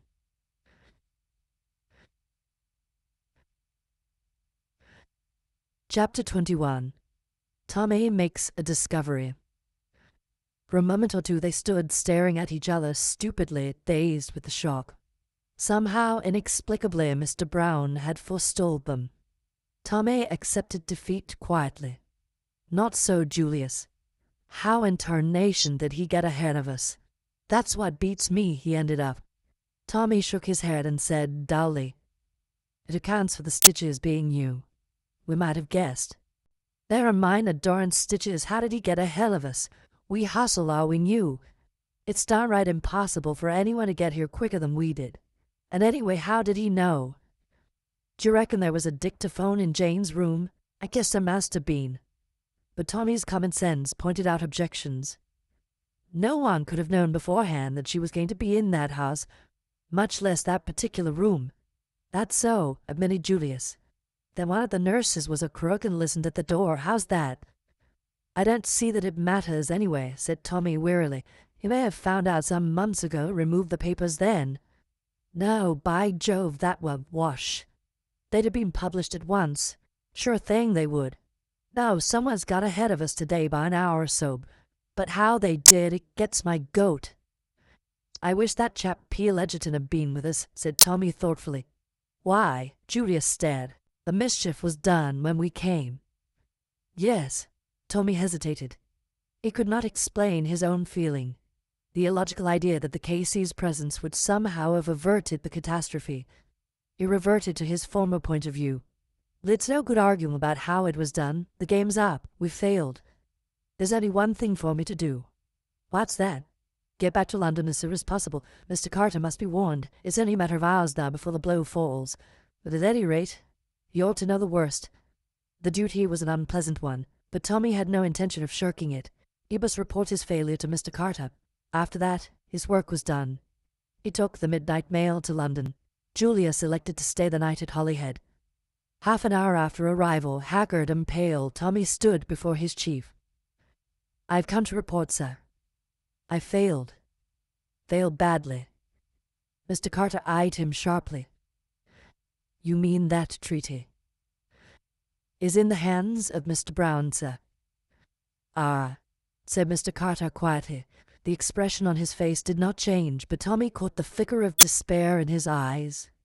It convinced him, as nothing else had done, that the outlook was hopeless. "Well," said Mr. Carter after a minute or two, "we mustn't sack at the knees, I suppose. I'm glad to know definitely. We must do what we can." Through Tommy's mind flashed the assurance, "It's hopeless, and he knows it's hopeless." The other looked up at him. "Don't take it to heart, lad," he said kindly. "You did your best. You were up against one of the biggest brains of the century, and you came very near success, remember that." "Thank you, sir, it's awfully decent of you." "I blame myself. I have been blaming myself ever since I heard this awful news." Something in his tone attracted Tommy's attention. A new fear gripped at his heart. "Is there something more, sir?" "I'm afraid so," said Mr. Carter gravely. He stretched out his hand to a sheet on the table. "Tuppence," faltered Tommy. "Read for yourself." The typewritten words danced before his eyes. A description of a green toque, a coat with a handkerchief in the pocket marked P.L.C. He looked an agonized question at Mr. Carter. The latter replied to it. "Washed up on the Yorkshire coast, near Ebury. I'm afraid it looks very much like foul play." "My God," gasped Tommy. "Tuppence! Those devils! I'll never rest till I've got even with them. I'll hunt them down, The pity on Mr. Carter's face stopped him. "I know what you feel like, my poor boy. But it's no good. You'll waste your strength uselessly. It may sound harsh, but my advice to you is, cut your losses. Time's merciful, you'll forget. Forget tuppence. Never. Mr. Carter shook his head. So you think now. It won't bear thinking of. That brave little gal. I'm sorry about the whole business. Confoundedly sorry. Tommy came to himself with a start. I'm taking up your time, sir, he said with an effort. There's no need for you to blame yourself. I dare say we were a couple of young fools to take on such a job. You warned us all right. But I wish to God I be the one to get it in the neck. Goodbye, sir. End of Disc 6. Disc 7. Back at the Ritz, Tommy packed up his few belongings mechanically, his thoughts far away. He was still bewildered by the introduction of tragedy into his cheerful, commonplace existence. What fun they had had together, he and tuppence. And now... Oh, he couldn't believe it. It couldn't be true. Tuppence. Dead. Little tuppence, brimming over with life. It was a dream. A horrible dream. Nothing more. They brought him a note. A few kind words of sympathy from P. Legerton, who had read the news in the paper. There had been a large headline. XVAD feared drowned. The letter ended with the offer of a post on a ranch in Argentine, where Sir James had considerable interest. Kind old beggar, muttered Tommy as he flung it aside. The door opened and Julius burst in with his usual violence. He held an open newspaper in his hand. See, what's all this? They seem to have got some fool idea about tuppence. It's true, said Tommy quietly. You mean they've done her in? Tommy nodded. I suppose when they got the treaty, she wasn't any good to them any longer, and they were afraid to let her go. Well, I'm darned, said Julius. Little tuppence. She sure was the pluckiest little girl. But suddenly something seemed to crack in Tommy's brain. He rose to his feet. Oh, get out. You don't really care, damn you. You are set to marry you in your rotten, cold-bloody way, but I loved her. I'd have given the soul out of my body to save her from harm. I'd have stood by without a word and let her marry you, because you could have given her the sort of time she ought to have had. And I was only a poor devil without a penny to bless himself with. But it wouldn't have been because I didn't care. See here, began Julius temperately. Oh, go to the devil. I can't stand your coming here and talking about little tuppence. Go and look after your cousin. Tuppence is my girl. I've always loved her, from the time we played together as kids. We grew up and it was just the same. I shall never forget when I was in hospital and she came in that ridiculous cap and apron. It's like a miracle to see the girl I loved turn up in a nurse's kit. But Julius interrupted him. A nurse's kit? Gee whiz. I must be going to Coney Hatch. I could swear I've seen Jane in a nurse's cap, too. That's plumb impossible. Though, by gum, I've got it. It was her I saw talking to Whittington at that nursing home in Bournemouth. She wasn't a patient there. She was a nurse. I dare say, said Tommy angrily. She's probably been in with him from the start. I shouldn't wonder if she stole those papers from Danvers to begin with. I'm darned if she did, shouted Julius. She's my cousin, and as patriotic a girl as ever stepped. I don't care a damn who she is, but get out of here, retorted Tommy, also at the top of his voice. The young men were on the point of coming to blows. But suddenly, with an almost magical abruptness, Julius's anger abated. All right, son, he said quietly. I'm going. I don't blame you any for what you've been saying. It's mighty lucky you did say it. I've been the most almighty blethering darn idiot that it's possible to imagine. Calm down. Tommy had made an impatient gesture. I'm going right away now.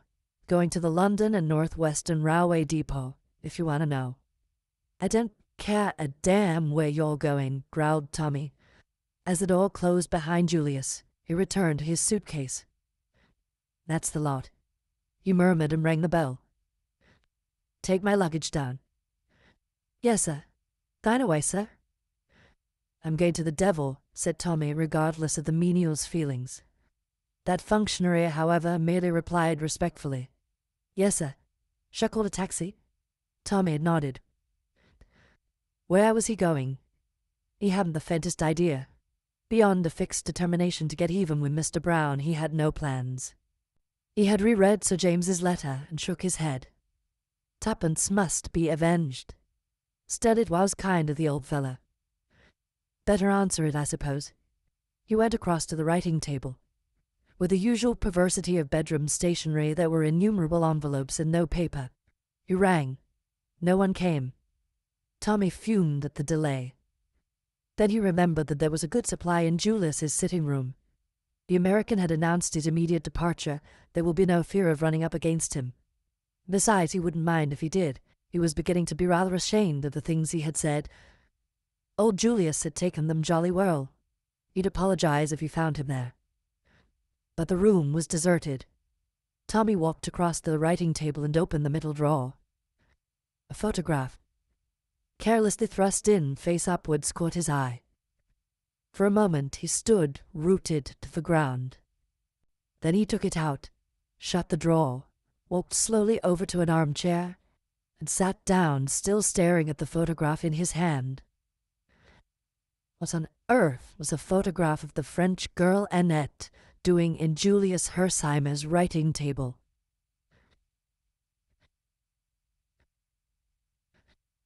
Chapter 22.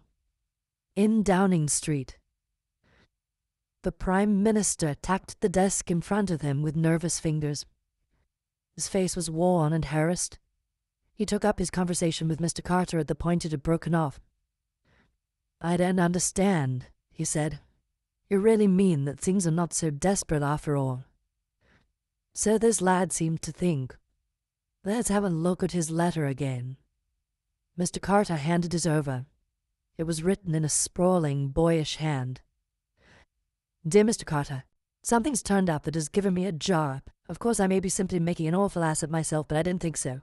If my conclusions are right, that girl at Manchester was just a plant. The whole thing was prearranged, sham packet and all, with the object of making us think the game was up. Therefore, I fancy that we must have been pretty hot on the scent. I think I know who the real Jane Finn is, and I've even got an idea where the papers are. That last's only a guess, of course, but I've a sort of feeling it'll turn out right. Anyhow, I enclose it in a sealed envelope for what it's worth. I'm going to ask you not to open it until the very last moment, midnight on the 28th, in fact. You'll understand why in a minute. You see, I figured it out that those things of Tuppence's are a plant too, and she's no more drowned than I am. The way I reason is, as a last chance, they'll let Jane Finn escape in the hope that she's been shamming this memory stunt, and the once she thinks she's free, she'll go right away to the cash. Of course, it's an awful risk one to take, because she knows all about them, but they're pretty desperate to get hold of that treaty.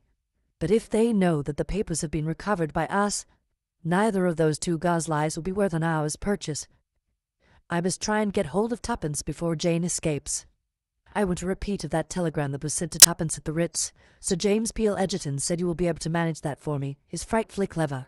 One last thing. Please have that house in Soho watched day and night. Yours, etc., Thomas Beresford. The Prime Minister looked up. The enclosure? Mr. Carter smiled dryly. In the vaults of the bank. I'm taking no chances.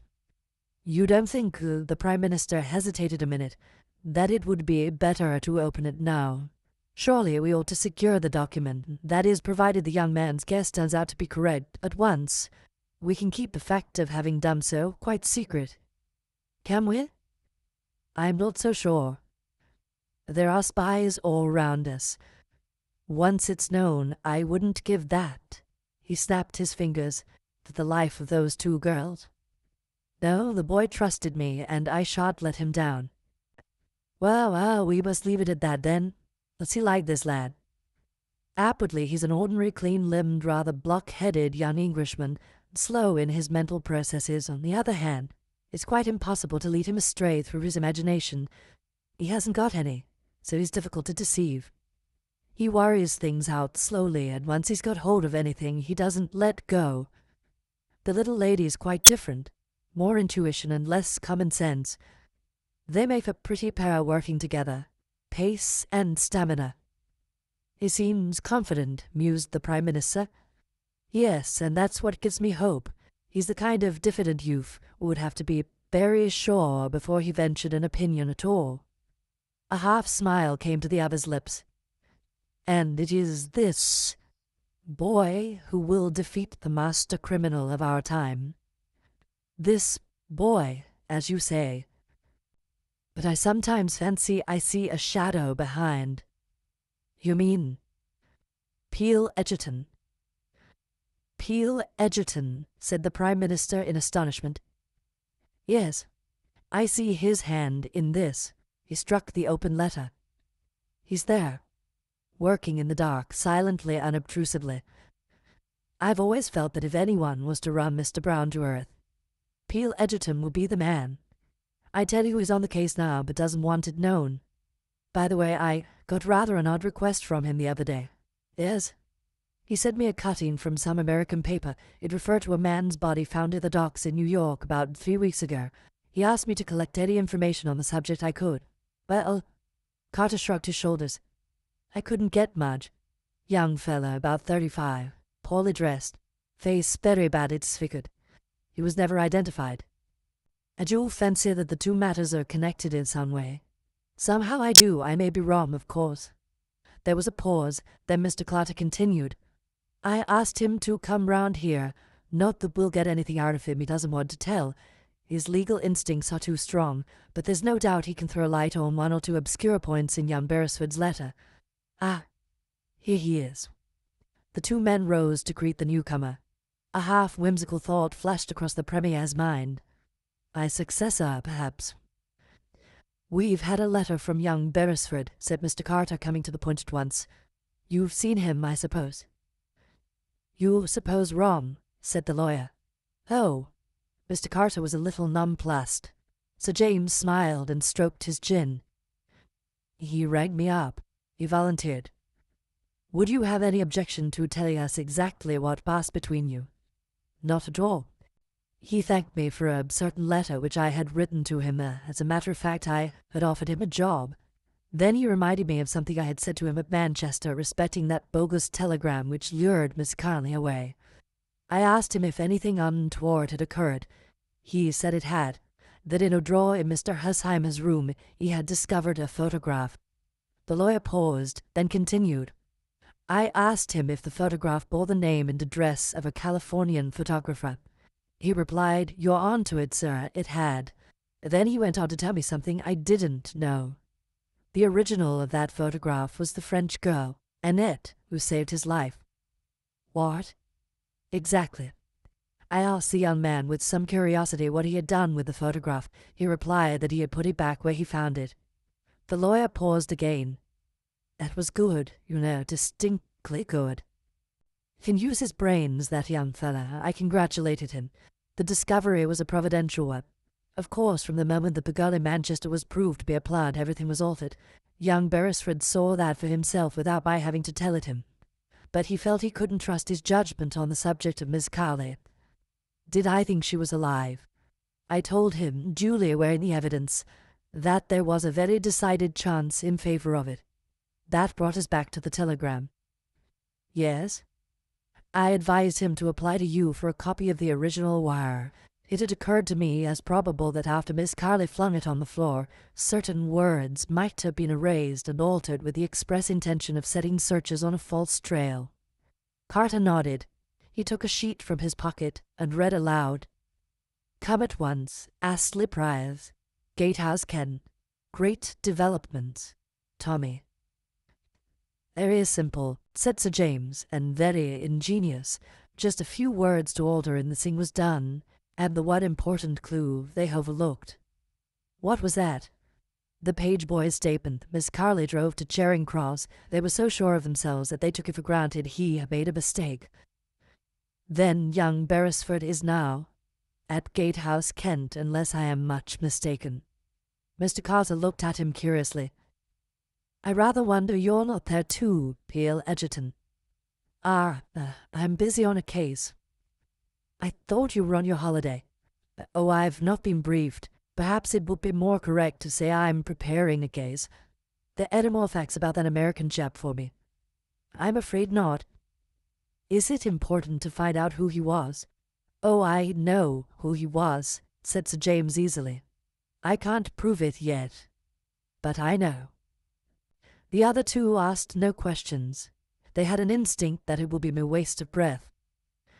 "What I don't understand," said the Prime Minister suddenly, "is how that photograph came to be in Mr. Hersheimer's drawer." "Perhaps it never left it," suggested the lawyer gently. "But the bogus Inspector Brown—" "Ah," said Sir James thoughtfully. He rose to his feet. "I mustn't keep you. Go on with the affairs of the nation. I must get back to my case."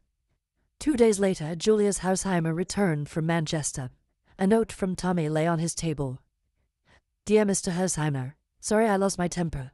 In case I don't see you again, goodbye. I've been offered a job in the Argentine and might as well take it. Yours, Tommy Beresford." A peculiar smile lingered for a moment on Julius's face. He threw the letter into the waste paper basket.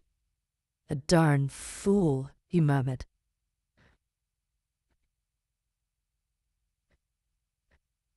Chapter 23. A Race Against Time. After ringing up Sir James, Tommy's next procedure was to make a call at South Audley Mansions. He found Albert discharging his professional duties and introduced himself without more ado as a friend of Tuppence's. Albert unbent immediately. "Things has been very quiet here lately," he said wistfully. "Hope the young lady's keeping well, sir." "That's just the point, Albert. She's disappeared." "You don't mean as the crooks have got her?" "They have." "In the underworld?" "No, dash it all, in this world." "It's a expression, sir," explained Albert. "At the pictures, the crooks always have a restaurant in the underworld." "Did you think as I've done her in, sir?" "I hope not.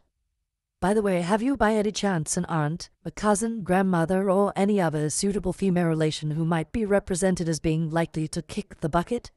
A delighted grin spread slowly over Albert's countenance. "Mon, sir. My poor aunt, what lives in the country, has been mortal bad for a long time, and she's asking for me with her dying breath." Tommy nodded approval. "Can you report this in the proper quarter and meet me at Charing Cross in an hour's time?" "I'll be there, sir. You can count on me." As Tommy had judged, the faithful Albert proved an invaluable ally. The two took up their quarters at the inn in Gatehouse. To Albert for the task of collecting information. There was no difficulty about it. Astley Priors was the property of a Dr. Adams.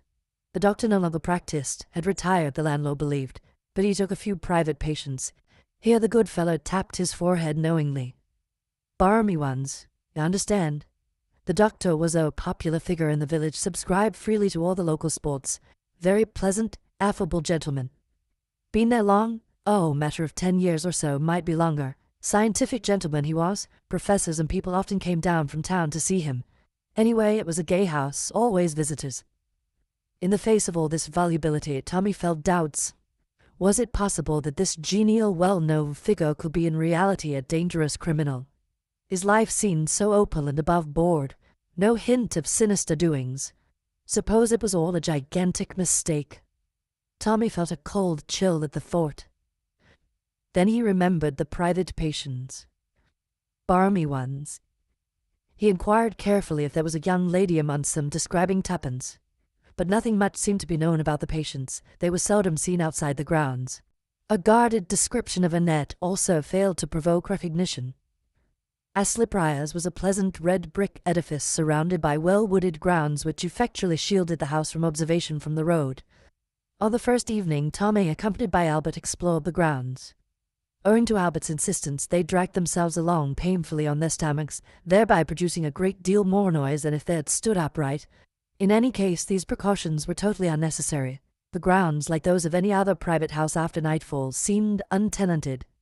Tommy had imagined a possible fierce watchdog. Albert's fancy ran to a puma or a tame cobra, but they reached a shrubbery near the house quite unmolested. The blinds of the dining-room window were up. There was a large company assembled round the table. The port was passing from hand to hand. It seemed a normal, pleasant company. Through the open window, scraps of conversation floated out disjointedly on the night air.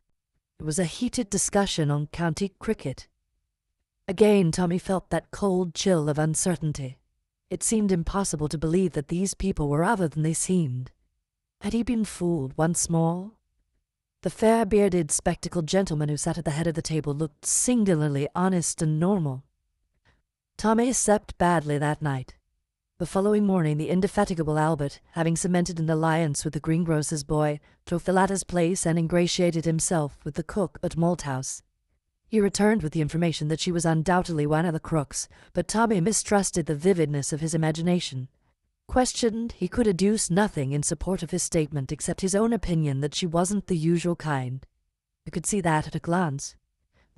The substitution being repeated, much to the pecuniary advantage of the real greengrocer's boy, on the following day Albert brought back the first piece of hopeful news. There was a French young lady staying in the house. Tommy put his doubts aside. Here was confirmation of his theory. But time pressed. Today was the 27th.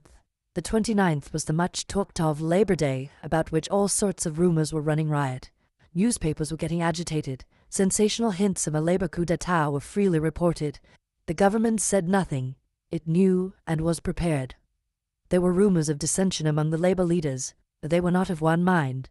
The more far-seeing among them realized that what they proposed might well be a death-blow to the England that at heart they loved. They shrank from the starvation and misery a general strike would entail, and were willing to meet the government halfway. But behind them were subtle, insistent forces at work, urging the memories of old wrongs, deprecating the weakness of half-and-half measures, fermenting misunderstandings. Tommy felt that, thanks to Mr. Carter, he understood the position fairly accurately. With the fatal document in the hands of Mr. Brown, public opinion would swing to the side of the Labour extremists and revolutionists. Failing that, the battle was an even chance. The government, with a loyal army and police force behind them, might win, but at a cost of great suffering. But Tommy nourished another and a preposterous dream. With Mr. Brown unmasked and captured, he believed, rightly or wrongly, that the whole organization would crumble ignominiously and instantaneously. The strange permeating influence of the unseen chief held it together. Without him, Tommy believed that instant panic would set in, and the honest men left to themselves, an 11th-hour reconciliation would be possible. "This is a one-man show," said Tommy to himself. "The thing to do is to get hold of the man." It was partly in furtherance of this ambitious design that he had requested Mr. Carter not to open the sealed envelope. The draft treaty was Tommy's bait. Every now and then he was aghast at his own presumption. How dared he think that he had discovered what so many wiser and cleverer men had overlooked? Nevertheless, he stuck tenaciously to his idea. That evening, he and Albert once more penetrated the grounds of Astley Priors. Tommy's ambition was somehow or other to gain admission to the house itself. As they approached cautiously, Tommy gave a sudden gasp. On the second-floor window, someone standing between the window and the light in the room threw a silhouette on the blind. It was one Tommy would have recognized anywhere. Tuppence was in that house. He clutched Albert by the shoulder. "Stay here. When Hattie get to sing, watch that window." He retreated hastily to a position on the main drive, and began, in a deep drawl coupled with an unsteady gait, the following ditty. "I am a soldier, a jolly British soldier. You can see that I'm a soldier by my feet." It had been a favourite on the gramophone in Tuppence's hospital days. He did not doubt but that she would recognize it and draw her own conclusions. Tommy had not a note of music in his voice, but his lungs were excellent. The noise he produced was terrific. Presently, an unimpeachable butler, accompanied by an equally unimpeachable footman, issued from the front door. The butler remonstrated with him. Tommy continued to sing, addressing the butler affectionately as "dear old Whiskers." The footman took him by one arm, the butler by the other. They ran him down the drive and neatly out of the gate. The butler threatened him with the police if he intruded again. It was beautifully done, soberly and with perfect decorum. Anyone would have sworn that the butler was a real butler, the footman a real footman. Only, as it happened, the butler was Whittington. Tommy retired to the inn and waited for Albert's return. At last that worthy made his appearance. "Well," cried Tommy eagerly, "it's all right. While I was a-running of you out, the window opened, and something was chucked out." He handed a scrap of paper to Tommy. It was wrapped round a letter weight. On the paper was scrawled 3 words. "Tomorrow, same time." "Good egg!" cried Tommy. "We're getting going." I wrote a message on a piece of paper, wrapped it round a stone, and chucked it through the window, continued Albert breathlessly. Tommy groaned. Your zeal will be the undoing of us, Albert. What did you say? Said we was a staying at Ian. If she could get away to come there and croak like a frog. Sure now that's you, said Tommy with a sigh of relief. Your imagination runs away with you, you know, Albert. Why, you wouldn't recognize a frog croaking if you heard it. Albert looked rather crestfallen. Cheer up, said Tommy. No harm done. That butler's an old friend of mine. I bet he knew who I was, though he did let on. It's not their game to show suspicion. That's why we found it fairly plain sailing. They don't want to discourage me altogether. On the other hand, they don't want to make it too easy. I'm a pawn in their game, Albert, that's what I am. You see, if the spider lets the fly walk out too easily, the fly might suspect it was a put-up job. Hence the usefulness of that promising youth, Mr. T. Beresford, who's blundered in just at the right moment for them. But later, Mr. T. Beresford had better look out. Tommy retired for the night in a state of some elation. He had elaborated a careful plan for the following evening. He felt sure that the inhabitants of Astley Priors would not interfere with him up to a certain point. It was after that Tommy proposed to give them a surprise. About 12 o'clock, however, his calm was rudely shaken. He was told that someone was demanding him in the bar. The applicant proved to be a rude-looking carter well coated with mud. Well, my good fellow, what is it? Asked Tommy. This be for you, sir. The carter held out a very dirty, folded note, on the outside of which was written, Take this to the gentleman at the inn near Astley Priors. He will give you 10 shillings. The handwriting was tuppences. Tommy appreciated her quick-wittedness, and realizing that he might be staying at the inn under an assumed name, he snatched at it. And that's all right. The man withheld it. What about my 10 shillings? Tommy hastily produced a 10-shilling note, and the man relinquished his find. Tommy unfastened it. Dear Tommy, I knew it was you last night. Don't go this evening. They'll be lying in wait for you. They're taking us away this morning. I heard something about Wales. Holyhead, I think. I'll drop this on the road if I get a chance. Annette told me how you'd escaped. Buck up. Yours, 2 pence. Tommy raised a shout for Albert before he had even finished perusing this characteristic epistle. Pack my bag. We're off. Yes, sir. The boots of Albert could be heard racing upstairs. Holyhead. Did that mean that after all? Tommy was puzzled. He read on slowly. The boots of Albert continued to be active on the floor above. Suddenly a second shout came from below. Albert, I'm a damned fool. Unpack that bag. Yes, sir. Tommy smoothed out the note thoughtfully. Yes, a damned fool, he said softly. But so's someone else. And at last, I know who it is. Chapter 24. Julius takes a hand. In his suite at Claridge's, Kremenin reclined on a couch and dictated to his secretary in sibilant Russian. Presently the telephone at the secretary's elbow purred, and he took up the receiver, spoke for a minute or two, then turned to his employer. Someone below is asking for you. Who is it? He gives the name of Mr. Julius P. Hersheimer. Hersheimer, repeated Kremenin thoughtfully. I have heard that name before. His father was one of the steel kings of America, explained the secretary, whose business it was to know everything. This young man must be a millionaire several times over. The other's eyes narrowed appreciatively. You had better go down and see him, Ivan. Find out what he wants. The secretary obeyed, closing the door noiselessly behind him. In a few minutes he returned. He declines to state his business, says it is entirely private and personal, and that he must see you. A millionaire several times over, murmured Kremenin. Bring him up, my dear Ivan. The secretary left the room once more and returned, escorting Julius. Monsieur Kremenin, said the latter abruptly. The Russian, studying him attentively with his pale, venomous eyes, bowed. Pleased to meet you, said the American. I've got some very important business I'd like to talk over with you if I can see you alone. He looked pointedly at the other. My secretary, Monsieur Grieber, from whom I have no secrets. That may be so, but I have, said Julius dryly, so I be obliged if you tell him to scoot. Ivan, said the Russian softly, perhaps you would not mind retiring into the next room.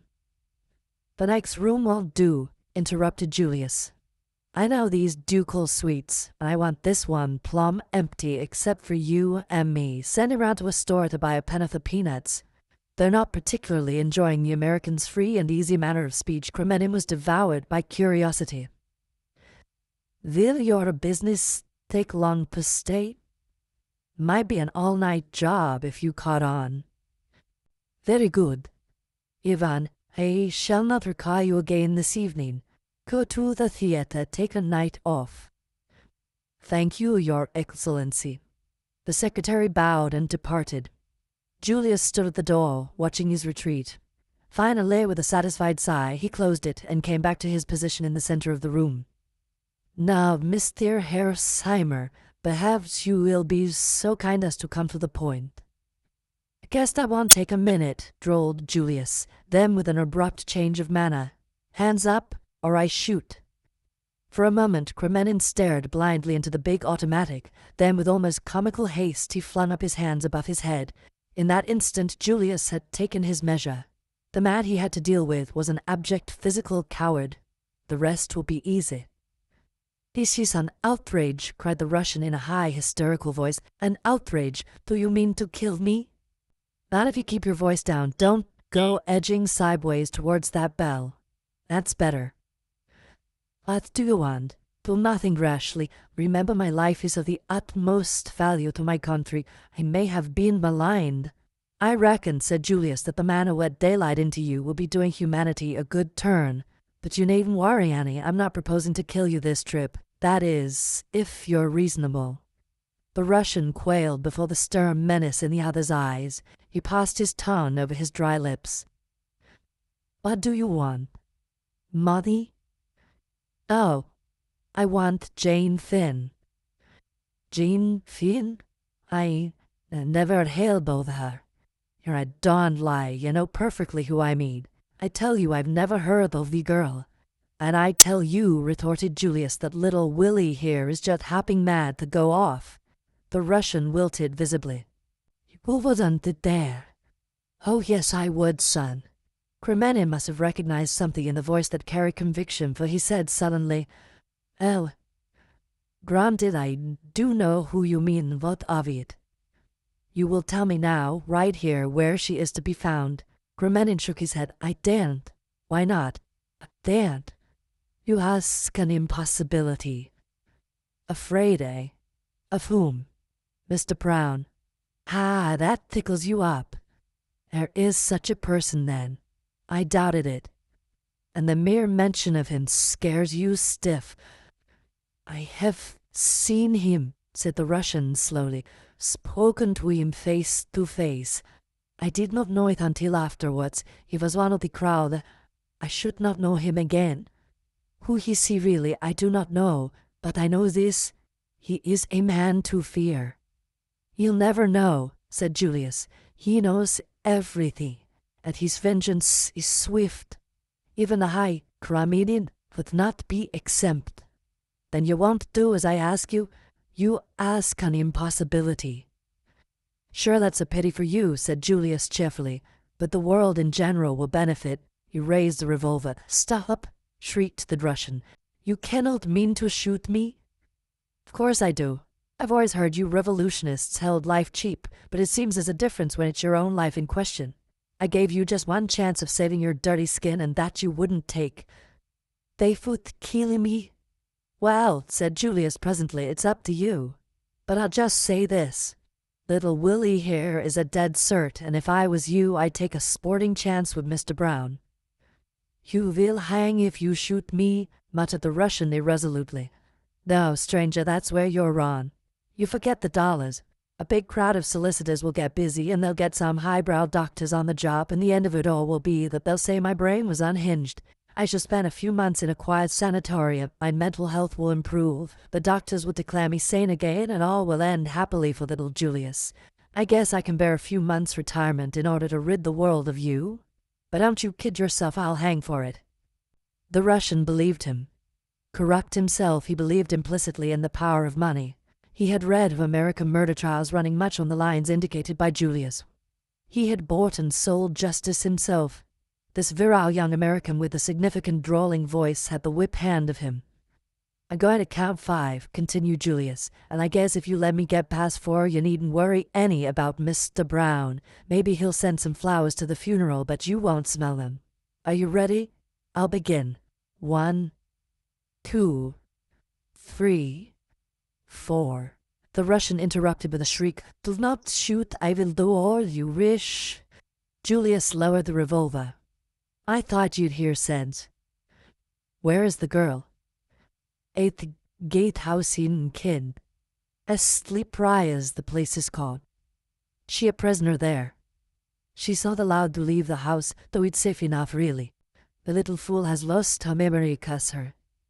That's been annoying for you and your friends, I reckon. What about the other girl, the one you decoyed away over a week ago?" "She's there too," said the Russian sullenly.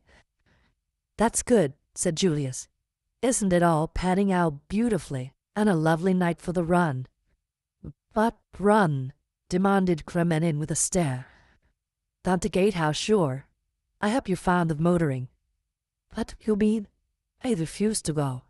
"That don't get mad. You must see I'm not such a kid as to leave you here. You'd ring up your friends on that telephone first thing." "Ah!" He observed the fall on the other's face. "You see, you got it all fixed. Sir, you're coming along with me. This your bedroom next door here? Walk right in. Little Willie and I will come behind. Put on a thick coat, that's right. Fur-lined, and you a socialist. Now we're ready. We'll walk downstairs and out through the hall to where my car's waiting. And don't you forget I've got you covered every inch of the way. I can shoot just as well through my coat pocket. One word or a glance even of one of those liveried menials, and they'll sure be a strange face in the sulphur and brimstone works." Together they descended the stairs and passed out to the waiting car. The Russian was shaking with rage. The hotel servants surrounded them. A cry hovered on his lips, but at the last minute his nerve failed him. The American was a man of his word. When they reached the car, Julius breathed a sigh of relief. The danger zone was past. Fear had successfully hypnotized the man by his side. "Get in," he ordered.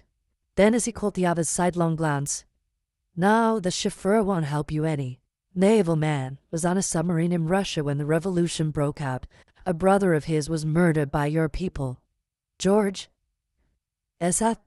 The chauffeur turned his head. "This gentleman is a Russian Bolshevik. We don't want to shoot him, but it may be necessary, you understand." "Perfectly, sir. I want to go to Gatehouse in Kent. Know the road at all?" "Yes, so. Be about an hour and a half's run. Make it an hour. I'm in a hurry." "I'll do my best, sir."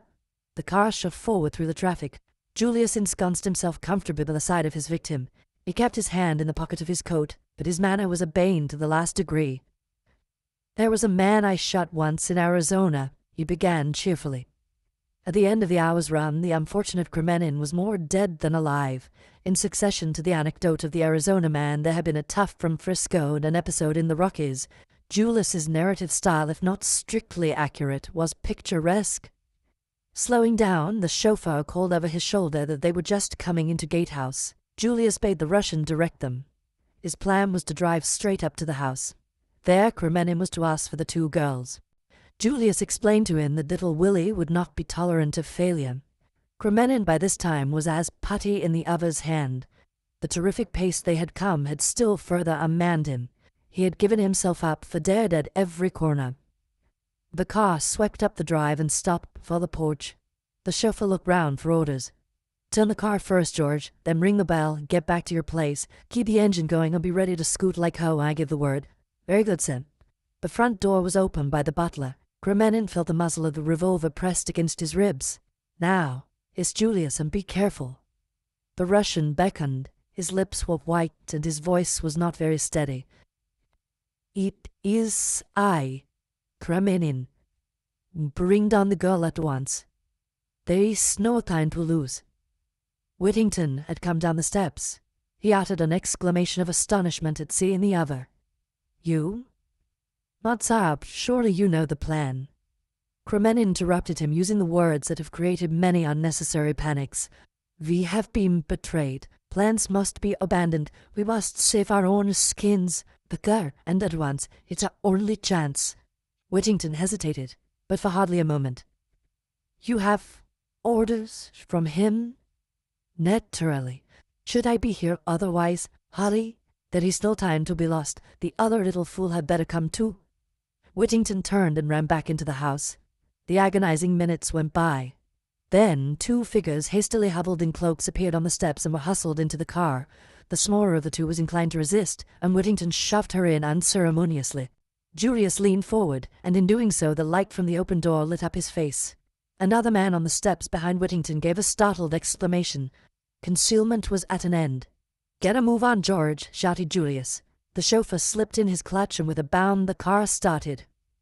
The man on the steps uttered an oath. His hand went to his pocket. There was a flash and a report. The bullet just missed the Tolago by an inch. "Get down, Jane," cried Julius, flat on the bottom of the car. He thrust her sharply forward. Then, standing up, he took careful aim and fired. "Have you hit him?" cried Tuppence eagerly. "Sure," replied Julius. "He isn't killed, though. Skunks like that take a lot of killing. Are you all right, Tuppence?" "Of course I am. Where's Tommy? And who's this?" She indicated the shivering Kremenin. "Tommy's making tracks for the Argentine. I guess he thought you'd turn up your toes. Steady for the gate, George." "That's right. It'll take him at least 5 minutes to get busy after us. They use the telephone, I guess, so look out for snares ahead and don't take the direct route." "Who's this, did you say, Tuppence?" "Let me present Monsieur Kremenin. I persuaded him to come on the trip for his health." The Russian remained mute, still livid with terror. "But what made them let us go?" demanded Tuppence suspiciously. "I reckon Monsieur Kremenin here asked them so prettily they just couldn't refuse." This was too much for the Russian. He burst out vehemently. "Curse you! Curse you! They know now that I betrayed them. My life won't be safer on or in this country." "That's so," assented Julius. "I'd advise you to make tracks for Russia right away." "Let me go then," cried the other. "I have bell with you asked. Hind-use teeth keep me with you." "Not for the pleasure of your company. I guess you can get right off now if you want to. I thought you'd rather I tooled you back to London." "You may never reach London," snarled the other. "Let me go here and now." "Sure thing. Pull up, George. The gentleman's not making the return trip. If ever I come to Russia, Monsieur Kremenin, I shall expect a rousing welcome and—" But before Julius had finished his speech and before the car had finally halted, the Russian had swung himself out and disappeared into the night. "Just a mite impatient to leave us," commented Julius as the car gathered way again. "And though I dare saying goodbye politely to the ladies. Say, Jane, you can get up on the seat now." For the first time the girl spoke. "How did you persuade him?" she asked. Julius tapped his revolver. "Little Willie here takes the credit." "Splendid!" cried the girl. The color surged into her face. Her eyes looked admiringly at Julius. "Ernest and I didn't know what was going to happen to us," said Tuppence. "Oh, Whittington hurried us off. We thought it was lambs to the slaughter." "Annette," said Julius. "Is that what you call her?" His mind seemed to be trying to adjust itself to a new idea. "It's her name," said Tuppence, opening her eyes very wide. "Shucks," retorted Julius. "She may think it's her name because her memory's gone, poor kid. But it's the one real and original Jane Finn we've got here." "What?" cried Tuppence, but she was interrupted. With an angry spurt, a bullet embedded itself in the upholstery of the car just behind her head. "Down with you," cried Julius. "It's an ambush. These guys have got busy pretty quickly. Push her a bit, George." The car fairly leapt forward. 3 more shots rang out, but went happily wide. Julius, upright, leant over the back of the car. "Nothing to shoot at," he announced gloomily. "But I guess there'll be another little picnic soon. Ah!" He raised his hand to his cheek. "You are hurt?" said Annette quickly. "Only a scratch." The ghost sprang to her feet. "Let me out! Let me out! I just stop the car." "It's me they're after. I the one they want. You shall not lose your lives because of me. Let me go." She was fumbling with the fastenings of the door. Julius took her by both arms and looked at her. She had spoken with no trace of foreign accent. "Sit down, kid," he said gently. "I guess there's nothing wrong with your memory. Been fooling them all the time, eh?" The girl looked at him, nodded, and then suddenly burst into tears. Julius patted her on the shoulder. "Eh there. Just you sit tight. We're not gonna let you quit." Through her sobs, the girl said indistinctly, "From home. I can tell by your voice. Makes me homesick. Sure, I'm from home. I'm your cousin, Julius Hersheimer. I came over to Europe on purpose to find you, and a pretty dance you've led me." The car slackened speed. George spoke over his shoulder. "Crossroads here, sir. I'm not sure of the way." The car slowed down till it hardly moved. As it did so, a figure climbed suddenly over the back and plunged headfirst into the midst of them. "Sorry," said Tommy, extricating himself. A mass of confused exclamations greeted him. He replied to them severally. "Was in the bushes by the drive, hung on behind. Couldn't let you know before at the pace you were going. It was all I could do to hang on. Now then, you girls, get out." "Get out." "Yes, there's a station just up that road. Train due in 3 minutes. You'll catch it if you hurry." "What the devil are you driving at?" demanded Julius. "Do you think you can fool them by leaving the car?" "You and I aren't going to leave the car. Only the girls.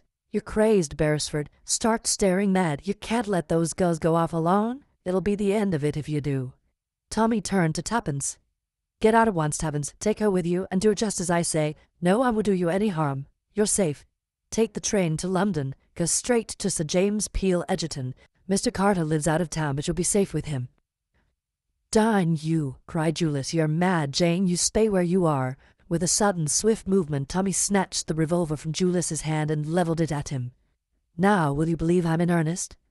Get out, both of you, and do as I say, or I'll shoot." Tuppence sprang out, dragging the unwilling Jane after her. "Come on, it's all right. If Tommy's sure, he's sure. Be quick, we'll miss the train." They started running. Julius's pent-up rage burst forth. "What the hell?" Tommy interrupted him. "Dry up. I want a few words with you, Mr. Julius Hersheimer."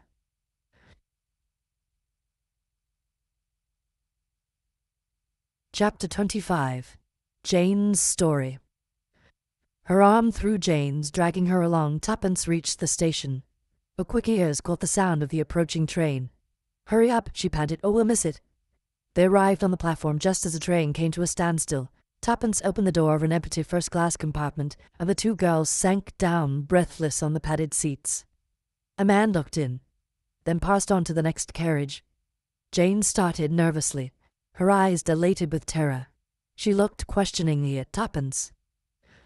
"Is he one of them, do you think?" she breathed. Tuppence shook her head. No, it's all right." She took Jane's hand in hers.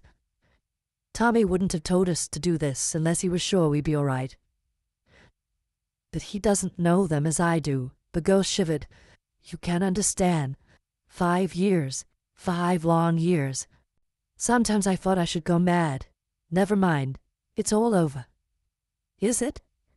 The train was moving now, speeding through the night at a gradually increasing rate. Suddenly Jane Finn started up. "What was that?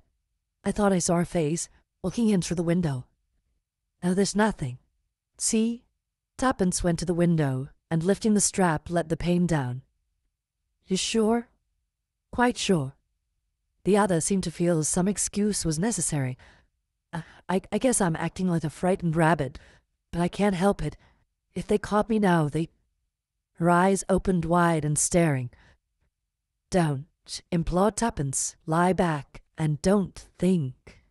You can be quite sure that Tommy wouldn't have said it was safe if it wasn't. My cousin didn't think so. He didn't want us to do this." "No," said Tuppence, rather embarrassed. "What are you thinking of?" said Jane sharply. "Why?" "Your voice was so queer." "I was thinking of something," confessed Tuppence. "But I don't want to tell you. Not now. I may be wrong, but I don't think so. It's just an idea that came into my head a long time ago. Tommy's got it too, I'm almost sure he has. But don't you worry. There'll be time enough for that later. And it mayn't be so at all. Do what I tell you. Lie back, and don't think of anything." "I'll try." The long lashes drooped over the hazel eyes. Tuppence, for her part, sat bolt upright, much in the attitude of a watchful terrier on guard. In spite of herself, she was nervous. Her eyes flashed continually from one window to the other. She noted the exact position of the communication cord. What it was that she feared, she would have been hard put to it to say. But in her own mind she was far from feeling the confidence displayed in her words. Not that she disbelieved in Tommy, but occasionally she was shaken with doubts as to whether anyone so simple and honest as he was could ever be a match for the fiendish subtlety of the arch-criminal. If they once reached Sir James Peel Egerton in safety, all would be well. But would they reach him? Would not the silent forces of Mr. Brown already be assembling against them? Even that last picture of Tommy, revolver in hand, failed to comfort her. By now he might be overpowered, borne down by sheer force of numbers. Tuppence mapped out her plan of campaign. As the train at length drew slowly into Charing Cross, Jane Finn sat up with a start. Had we arrived? I never thought we should. Oh, I thought we'd get to London all right. If there's going to be any fun, now is when it will begin. Quick, get out, went up into a taxi. In another minute they were passing the barrier, had paid the necessary fares, and were stepping into a taxi. King's Cross, directed Tuppence. Then she gave a jump. A man looked in at the window, just as they started. She was almost certain it was the same man who had got into the carriage next to them. She had a horrible feeling of being slowly hemmed in on every side. You see, she explained to Jane, if they think we're going to Sir James, this will put them off the scent. Now they'll imagine we're going to Mr. Carter. His country place is north of London somewhere. Crossing Holborn, there was a block, and the taxi was held up. This was what Tuppence had been waiting for. Quick, she whispered, open the right-hand door. The two girls stepped out into the traffic. 2 minutes later, they were seated in another taxi, and were retracing their steps, this time direct to Carlton House Terrace. There, said Tuppence with great satisfaction, there's art to do them. I can't help thinking that I'm really rather clever. How that other taxi-man will swear. But I took his number, and I'll send him a postal order tomorrow, so that he won't lose by it if he happens to be genuine. What's this thing swerving? Oh! There was a grinding noise and a bump. Another taxi had collided with him. In a flash, Tuppence was out on the pavement. A policeman was approaching. Before he arrived, Tuppence had handed the driver 5 shillings, and she and Jane had merged themselves in the crowd. It's only a step or two now, said Tuppence breathlessly. The accident had taken place in Trafalgar Square. Do you think the collision was an accident or done deliberately? I don't know. It might have been either. Hand in hand, the two girls hurried along. It may be my fancy, said Tuppence suddenly, but I feel as though there was someone behind us. Hurry, murmured the other. Oh, hurry! They were now at the corner of Carlton House Terrace, and their spirits lightened. Suddenly a large and apparently intoxicated man barred their way. "Good evening, ladies," he hiccuped. "Whither away so fast?" "Let us pass, please," said Tuppence imperiously. "There's a word with your pretty friend Leah." He stretched out an unsteady hand and clutched Jane by the shoulder. Tuppence heard other footsteps behind. She did not pause to ascertain whether they were friends or foes. Lowering her head, she repeated a maneuver of childish days and butted their aggressor full in the capacious middle. The success of these unsportsmanlike tactics was immediate. The man sat down abruptly on the pavement. Tuppence and Jane took to their heels. The house they sought was some way down. Other footsteps echoed behind them. Their breath was coming in choking gasps as they reached Sir James's door. Tuppence seized the bell and Jane the knocker. The man who had stopped them reached the foot of the steps. For a moment he hesitated. And as he did so, the door opened. They fell into the hall together. Sir James came forward from the library door. "Hello. What's this?" He stepped forward and put his arm round Jane as she swayed uncertainly. He half carried her into the library and laid her on the leather couch. From a tantalus on the table he poured out a few drops of brandy and forced her to drink them. With a sigh she sat up, her eyes still wild and frightened. "It's all right. Don't be afraid, my child, you're quite safe." Her breath came more normally, and the colour was returning to her cheeks. Sir James looked at Tuppence quizzically. "So you're not dead, Miss Tuppence, any more than that Tommy boy of yours was." "The unadventurers take a lot of killing," boasted Tuppence. "So it seems," said Sir James dryly. "Am I right in thinking that the joint venture has ended in success, and that this," he turned to the girl on the couch, "is Miss Jane Finn?" Jane sat up. Yes, she said quietly. I am Jane Thin. I have a lot to tell you. When you are stronger. No, now. Her voice rose a little. I shall feel safer when I have told you everything. As you please, said the lawyer. He sat down in one of the big armchairs facing the couch. In a low voice, Jane began her story. I came over on the Lusitania to take up a post in Paris. I was fearfully keen about the war and just dying to help somehow or other. I'd been studying French and my teacher said they were wanting help in a hospital in Paris, so I wrote and offered my services, and they were accepted. I hadn't got any folk of my own, so it made it easy to arrange things. When the Lusitania was torpedoed, a man came up to me. I'd noticed him more than once, and I'd figured it out in my mind that he was afraid of somebody or something. He asked me if I was a patriotic American and told me he was carrying papers which were just life or death to the Allies. He asked me to take charge of them. I was to watch for an advertisement in the Times. If it didn't appear, I was to take them to the American ambassador. Most of what followed seems like a nightmare still. See it in my dreams sometimes. I'll hurry over that part. Mr. Danvers had told me to watch out. He might have been shadowed from New York, but he didn't think so. At first I had no suspicions, but on the boat to Holyhead, I began to get uneasy. There was one woman who had been very keen to look after me and chum up with me generally, a Mrs. Vandermeer. At first I'd been only grateful to her for being so kind to me, but all the time I felt there was something about her I didn't like. And so on the Irish boat I saw her talking to some queer-looking men, and from the way they looked I saw that they were talking about me. I remembered that she'd been quite near me on the Lusitania where Mr. Danvers gave me the packet, and before that she tried to talk to him once or twice. I began to get scared, but I didn't quite see what to do. End of Disc 7.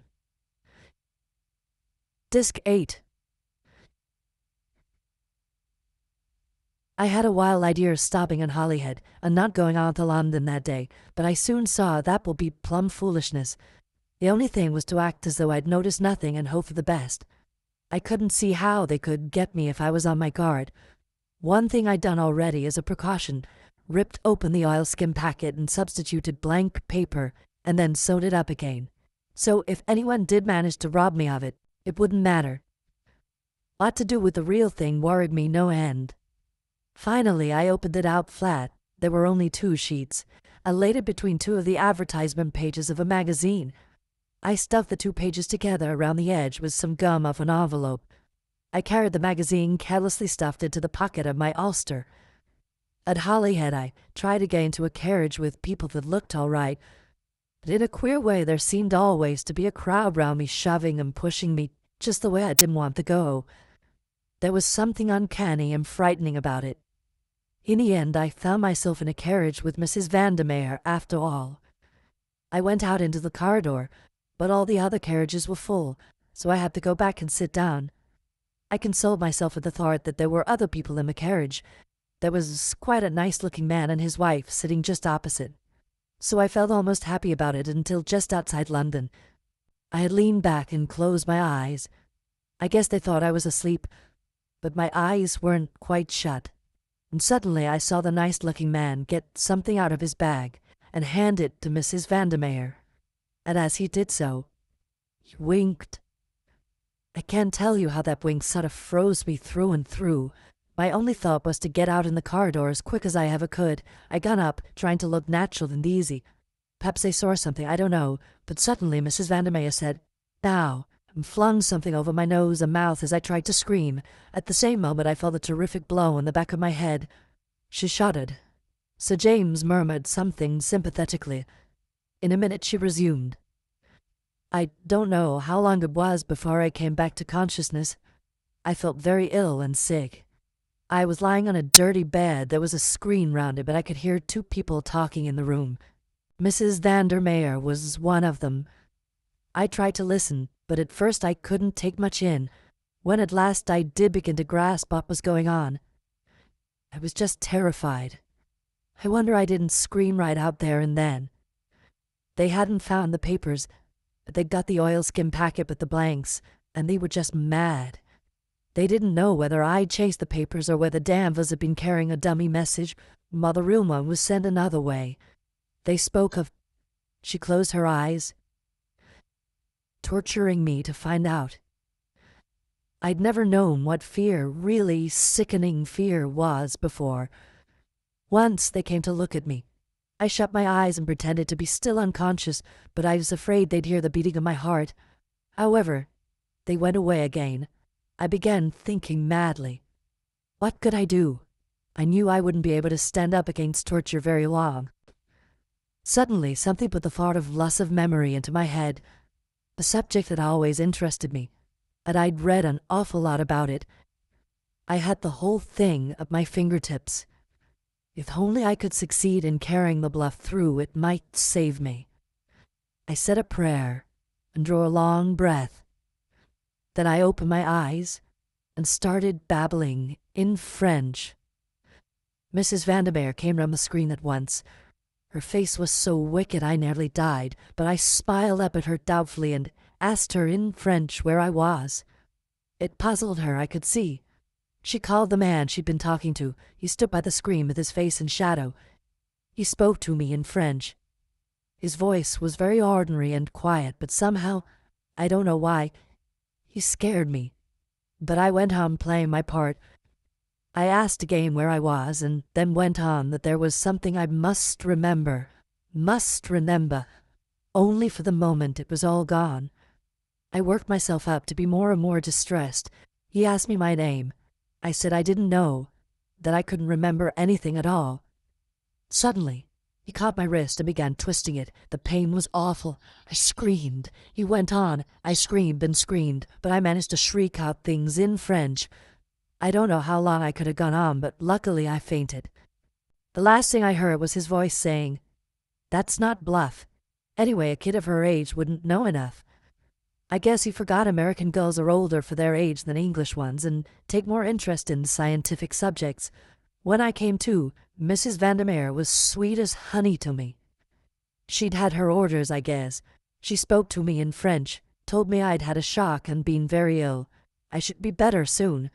I pretended to be rather dazed, murmured something about the doctor having hurt my wrist. She looked relieved when I said that. By and by she went out of the room altogether. I was suspicious still, and lay quite quiet for some time. In the end, however, I got up and walked round the room examining it. I thought that even if anyone was watching me from somewhere, it would seem natural enough under the circumstances. It was a squalid, dirty place. There were no windows, which seemed queer. I guessed the door would be locked, but I didn't try it. There was some battered old pictures on the walls, representing scenes from Faust. Jane's two listeners gave a simultaneous, "Ah." The girl nodded. Yes.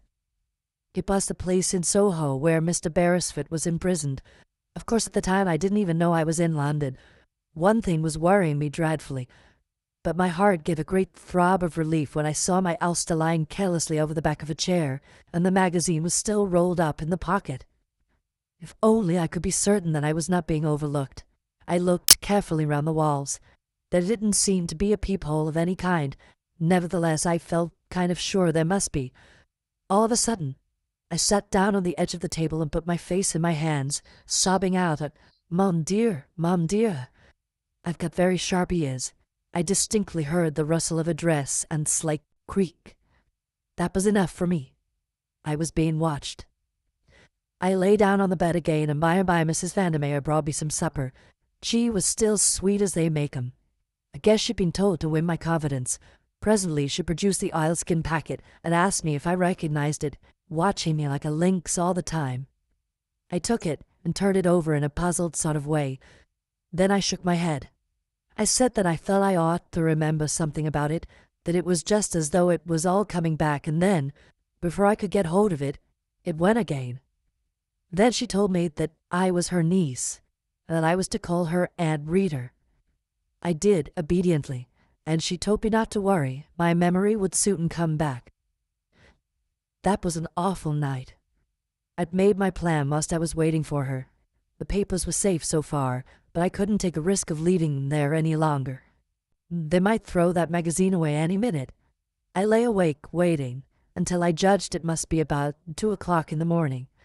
Then I got up as softly as I could and felt in the dark along the left-hand wall. Very gently, I unhooked one of the pictures from its nail. Marguerite, with her casket of jewels. I crept over to my coat and took out the magazine and an odd envelope or two that I'd shoved in. Then I went to the washstand and damped the brown paper at the back of the picture all round. Presently, I was able to pull it away. I had already torn out the 2 stuck-together pages from the magazine, and now I slit them with their precious enclosure between the picture and its brown paper backing. A little gum from the envelopes helped me to stick the latter up again. No one would dream the picture had ever been tampered with. I rehung it on the wall, put the magazine back in my coat pocket, and crept back to bed. I was pleased with my hiding place. They'd never think of pulling to pieces one of their own pictures. I hoped that they'd come to the conclusion that Danvers had been carrying a dummy all along, and that, in the end, they'd let me go. As a matter of fact, I guess that's what they did think at first, and in a way it was dangerous for me. I learned afterwards that they nearly did away with me then and there. There was never much chance of their letting me go, but the first man, who was the boss, preferred to keep me alive on the chance of my having hidden them and being able to tell them where if I recovered my memory. They watched me constantly for weeks. Sometimes they'd ask me questions by the hour. I guess there was nothing they didn't know about the 3rd degree, but somehow I managed to hold my own. Strain of it was awful, though. They took me back to Ireland, and over every step of the journey again in case I'd hidden it somewhere en route. Mrs. Vandermeer and another woman never left me for a moment. They spoke of me as a young relative of Mrs. Vandermeer's whose mind was affected by the shock of the Lusitania. There was no one I could appeal to for help without giving myself away to them, and if I risked it and failed... And Mrs. Vandermeer looked so rich and so beautifully dressed that I felt convinced they'd take her word against mine. And I think it was part of my mental trouble to think myself persecuted. I felt that the horrors in store for me would be too awful once they knew I'd been only shamming. Sir James nodded comprehendingly. Mrs. Vandermeer was a woman of great personality. With that and her social position, she would have had little difficulty in imposing her point of view in preference to yours. Your sensational accusations against her would not easily have found credence. That's what I thought. It ended in my being sent to a sanatorium at Bournemouth. I couldn't make up my mind at first whether it was a sham affair or genuine. A hospital nurse had charge of me. I was a special patient. She seemed so nice and normal that at last I determined to confide in her. A merciful providence just saved me in time from falling into the trap. My door happened to be ajar, and I heard her talking to someone in the passage. She was one of them. They still fancied it might be a bluff on my part, but she was put in charge of me to make sure. After that, my nerve went completely. I dared trust nobody. I think I almost hypnotized myself. After a while, I almost forgot that I was really Jane Finn. I was so bent on playing the part of Judith Vandermeer that my nerves began to play tricks. I became really ill. For months, I sank into a sort of stupor. I felt sure I should die soon, and that nothing really mattered. A sane person shut up in a lunatic asylum often ends by becoming insane, they say. I guess I was like that. Playing my part had become second nature to me. I wasn't even unhappy in the end. Just apathetic. Nothing seemed to matter. And the years went on. And then, suddenly, things seemed to change. Mrs. Vandermeer came down from London. She and the doctor asked me questions, experimented with various treatments. There was some talk of sending me to a specialist in Paris. In the end, they did not dare risk it. I overheard something that seemed to show that other people, friends, were looking for me. I learned later that the nurse who had looked after me went to Paris and consulted a specialist representing herself to be me. He put her through some searching tests and exposed her loss of memory to be fraudulent. But she had taken a note of his methods and reproduced them on me. I dare say I couldn't have deceived the specialist for a minute. A man who has made a lifelong study of a thing is unique. but I managed once again to hold my own with him. The fact that I'd not thought of myself as Jane Finn for so long made it easier. One night I was whisked off to London at a moment's notice. They took me back to the house in Soho. Once I got away from the sanatorium, I felt different, as though something in me that had been buried for a long time was waking up again. They sent me in to wait on Mr. Beresford. Of course, I didn't know his name then. I was suspicious. I thought it was another trap. But he looked so honest I could hardly believe it. However, I was careful in all I said, for I knew we could be overheard. There's a small hole high up in the wall. But on the Sunday afternoon a message was brought to the house. They were all very disturbed. Without their knowing, I listened. Word had come that he was to be killed. I needn't tell the next part because you know it. I thought I'd have time to rush up and get the papers from their hiding place, but I was caught. So I screamed out that he was escaping and said I wanted to go back to Marguerite. I shouted the name 3 times, very loud. I knew the others would think I meant Mrs. Vandermeer, but I hoped it might make Mr. Beresford think of the picture. He'd unhooked one the first day. That's what made me hesitate to trust him. She paused. Then the papers, said Sir James slowly.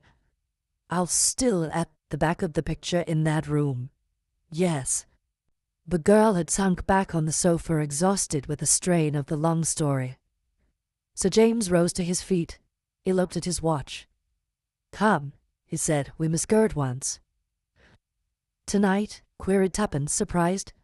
Tomorrow may be too late, said Sir James gravely. Besides, by going tonight we have the chance of capturing that great man and super-criminal, Mr. Brown. There was dead silence, and Sir James continued. You have been followed here, not a doubt of it. When we leave the house we shall be followed again, but not molested, for it is Mr. Brown's plan that we are to lead him. But the Soho house is under police supervision night and day. There are several men watching it. When we enter that house, Mr. Brown will not draw back. You will risk all, on the chance of obtaining the spark to fire his mind. And he fancies the risk not great, since he will enter in the guise of a friend. Tuppence flushed, then opened her mouth impulsively. But there's something you don't know, that we haven't told you. Her eyes dwelt on Jane in perplexity. What is that? asked the other sharply. No hesitations, Miss Tuppence. We need to be sure of our going. But Tuppence, for once, seemed tongue-tied. It's so difficult, you see. If I'm wrong, oh, it will be dreadful. She made a grimace at the unconscious Jane. Never, forgive me, she observed cryptically.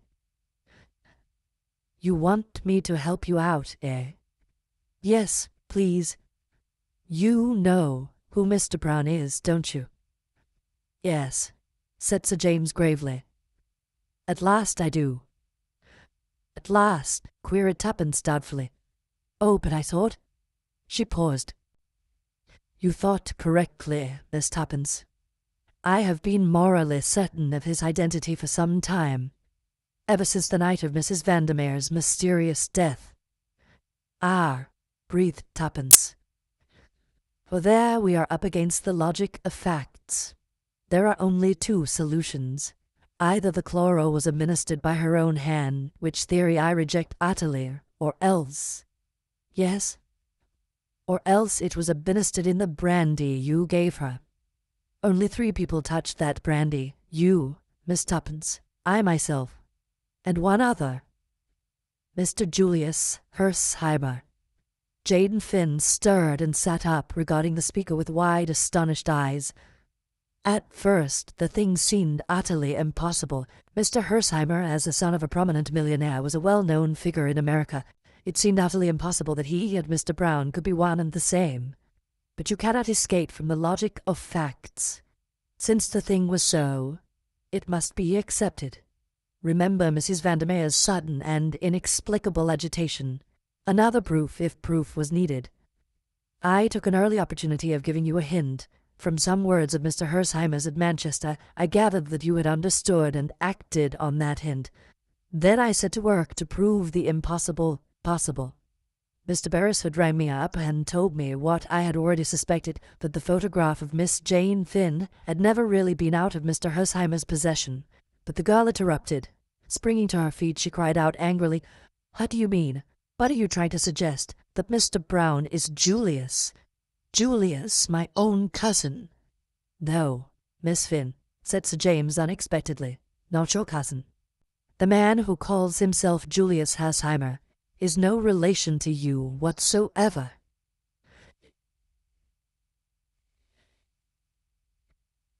Chapter 26. Mr. Brown.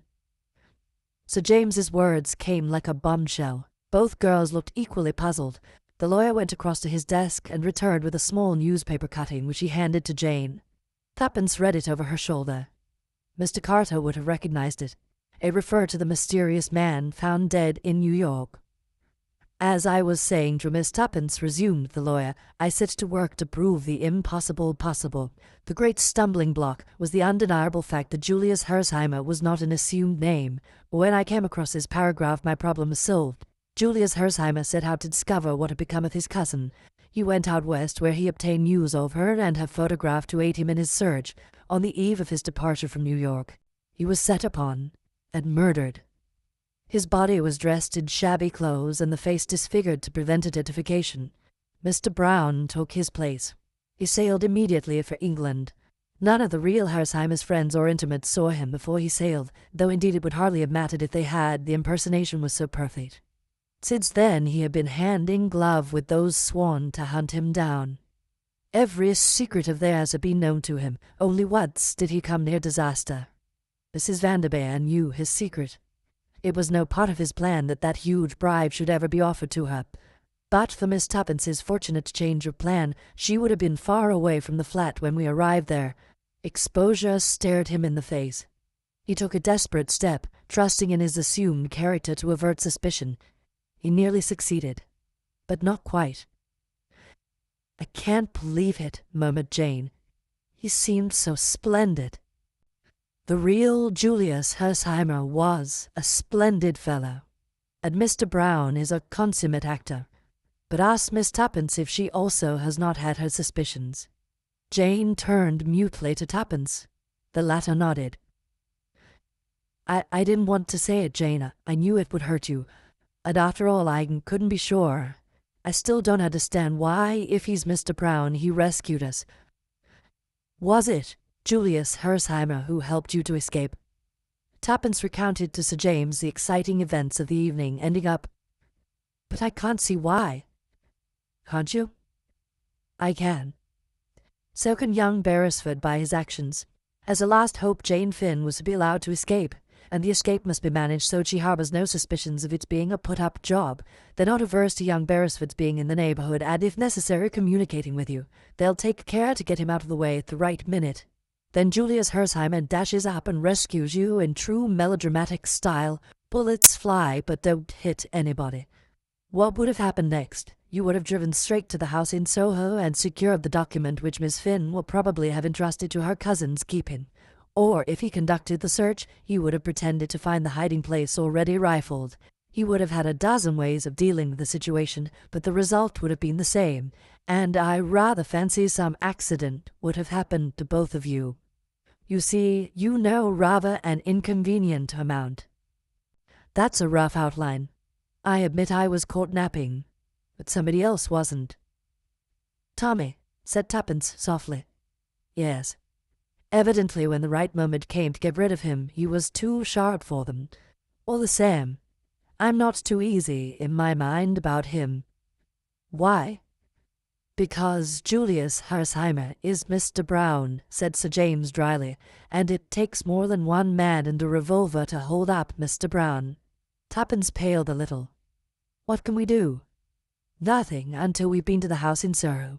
If Beresford has still got the upper hand, there's nothing to fear. If otherwise, our enemy will come to find us, and he will not find us unprepared." From a drawer in the desk, he took a service revolver and placed it in his coat pocket. "Now we're ready. I know better than even to suggest going without you, Miss Tuppence. I should think so indeed. But I do suggest that Miss Finn should remain here. She will be perfectly safe, and I am afraid she is absolutely worn out with all she has been through." But to Tuppence's surprise, Jane shook her head. "No, I guess I'm going too. Those papers were my trust. I must go through with this business to the end. I'm heaps better now, anyway. Sir James's car was ordered round. During the short drive, Tuppence's heart beat tumultuously. In spite of momentary qualms of uneasiness respecting Tommy, she could not but feel exultation. They were going to win. The car drew up at the corner of the square and they got out. Sir James went up to a plainclothes man who was on duty with several others and spoke to him. Then he rejoined the girls. No one has gone into the house so far. It has been watched at the back as well, so they're quite sure of that. Anyone who attempts to enter after we have done so will be arrested immediately. Shall we go in? A policeman produced a key. They all knew Sir James well. They had also had orders respecting Tuppence. Only the third member of the party was unknown to them. The three entered the house, pulling the door to behind them. Slowly they mounted the rickety stairs. At the top was the ragged curtain hiding the recess where Tommy had hidden that day. Tuppence had heard the story from Jane in her character of Annette. She looked at the tattered velvet with interest. Even now she could almost swear it moved, as though someone was behind it. So strong was the illusion, but she almost fancied she could make out the outline of a form. Supposing Mr. Brown, Julius, was there, waiting. Impossible, of course. Yet she almost went back to put the curtain aside and make sure. Now they were entering the prison room. No place for anyone to hide here, thought Tuppence, with a sigh of relief. Then chided herself indignantly. She must not give way to this foolish fancying, this curious, insistent feeling that Mr. Brown was in the house. Hark! What was that? A stealthy footstep on the stairs? There was someone in the house. Absurd. She was becoming hysterical. Jane had gone straight to the picture of Marguerite. She unhooked it with a steady hand. The dust lay thick upon it, and festoons of cobwebs lay between it and the wall. Sir James handed her a pocket-knife, and she stripped away the brown paper from the back. The advertisement page of a magazine fell out. Jane picked it up. Holding apart the frayed inner edges, she extracted 2 thin sheets covered with writing. No dummy this time. The real thing. "We've got it," said Tuppence. "At last."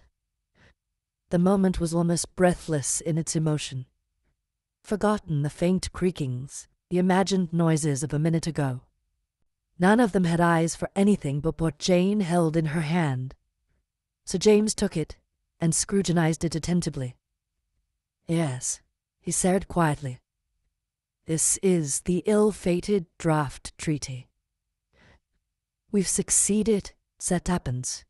There was awe and enormous wondering unbelief in her voice. Sir James echoed her words as he folded the paper carefully and put it away in his pocket-book. Then he looked curiously round the dingy room. "It was here that your young friend was confined for so long, was it not?" he said. "A truly sinister room. You notice the absence of windows, and the thickness of the close-fitting door. Whatever took place here would never be heard by the outside world." Tuppence shivered. His words woke a vague alarm in her. What if there was someone concealed in the house? Someone who might bar that door on them and leave them to die like rats in a trap? Then she realized the absurdity of her thought. The house was surrounded by police who, if they failed to reappear, would not hesitate to break in and make a thorough search. She smiled at her own foolishness, then looked up with a start, to find Sir James watching her. He gave her an emphatic little nod. "Quite right, Miss Tuppence. You scent danger. So do I. So does Miss Finn." "Yes," admitted Jane. "It's absurd, but I can't help it." Sir James nodded again. "You feel, as we all feel, the presence of Mr. Brown." "Yes," as Tuppence made a movement. "Not a doubt of it. Mr. Brown is here. In this house. In this room. You don't understand. I am Mr. Brown." Stupefied, unbelieving, they stared at him. The very lines of his face had changed. It was a different man who stood before them. He smiled a slow, cruel smile. "Neither of you will leave this room alive. You said just now we had succeeded. I have succeeded. The draft treaty is mine." His smile grew wider as he looked at Tuppence. "Shall I tell you how it will be? Sooner or later the police will break in and they will find 3 victims of Mr. Brown. 3, not 2, you understand. But fortunately the 3rd will not be dead, only wounded, and will be able to describe the attack with a wealth of detail. The treaty, it is in the hands of Mr. Brown, so no one will think of searching the pockets of Sir James Peel Egerton." He turned to Jane. "You outwitted me. I make my acknowledgments, but you will not do it again." There was a faint sound behind him, but intoxicated with success, he did not turn his head. He slipped his hand into his pocket. "Checkmate to the young adventurers," he said, and slowly raised the big automatic. But even as he did so, he felt himself seized from behind in a grip of iron. The revolver was wrenched from his hand, and the voice of Julius Hersheimer said drawlingly, "I guess you're caught red-handed with the goods upon you." The blood rushed to the KC's face, but his self-control was marvelous. As he looked from one to the other of his 2 captors, he looked longest at Tommy. "You," he said beneath his breath. "You. I might have known."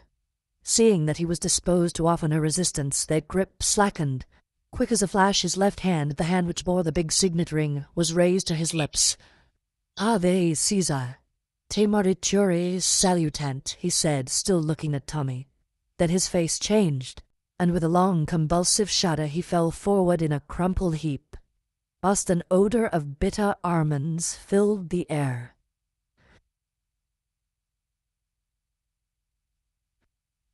Chapter 27. A Supper Party at the Savoy. The supper party given by Mr. Julius Hersheimer to a few friends on the evening of the 30th will long be remembered in catering circles. It took place in a private room, and Mr. Hersheimer's orders were brief and forcible. He gave carte blanche, and when a millionaire gives carte blanche, he usually gets it. Every delicacy out of season was duly provided. Waiters carried bottles of ancient and royal vintage with loving care. The floral decorations defied the seasons, and fruits of the earth as far apart as May and November found themselves miraculously side by side. The list of guests was small and select. The American ambassador, Mr. Carter, who had taken the liberty, he said, of bringing an old friend, Sir William Beresford, with him, Archdeacon Calley, Dr. Hall, those 2 youthful adventurers, Miss Prudence Calley and Mr. Thomas Beresford, and last but not least, as guest of honour, Miss Jane Finn. Julius had spared no pains to make Jane's appearance a success. A mysterious knock had brought Tuppence to the door of the apartment she was sharing with the American girl. It was Julius. In his hand he held a cheque. "Say, Tuppence," he began, "will you do me a good turn? Take this and get Jane regularly togged up for this evening. You're all coming to supper with me at the Savoy. See, spare no expense, you get me?" "Sure thing," mimicked Tuppence. "We shall enjoy ourselves. It will be a pleasure addressing Jane. She's the loveliest thing I've ever seen." "That's so," agreed Mr. Hersheimer fervently. His fervour brought a momentary twinkle to Tuppence's eye. "By the way, Julius," she remarked demurely, "I haven't given you my answer yet." "Answer?" said Julius, his face paled. "You know, when you asked me to marry you," faltered Tuppence, her eyes downcast in the true manner of the early Victorian heroine, and wouldn't take no for an answer. "I thought it well over." "Yes," said Julius. The perspiration stood on his forehead. Tuppence relented suddenly. "You great idiot," she said. "What on earth induced you to do it? I could see at the time you didn't care a tuppenny dip for me." "Not at all. I had and still have the highest sentiments of esteem and respect and admiration for you." Said Tuppence. Those are the kind of sentiments that very soon go to the wall when the other sentiment comes along, don't they, old thing? I don't know what you mean, said Julius stiffly, but a large and burning blush overspread his countenance.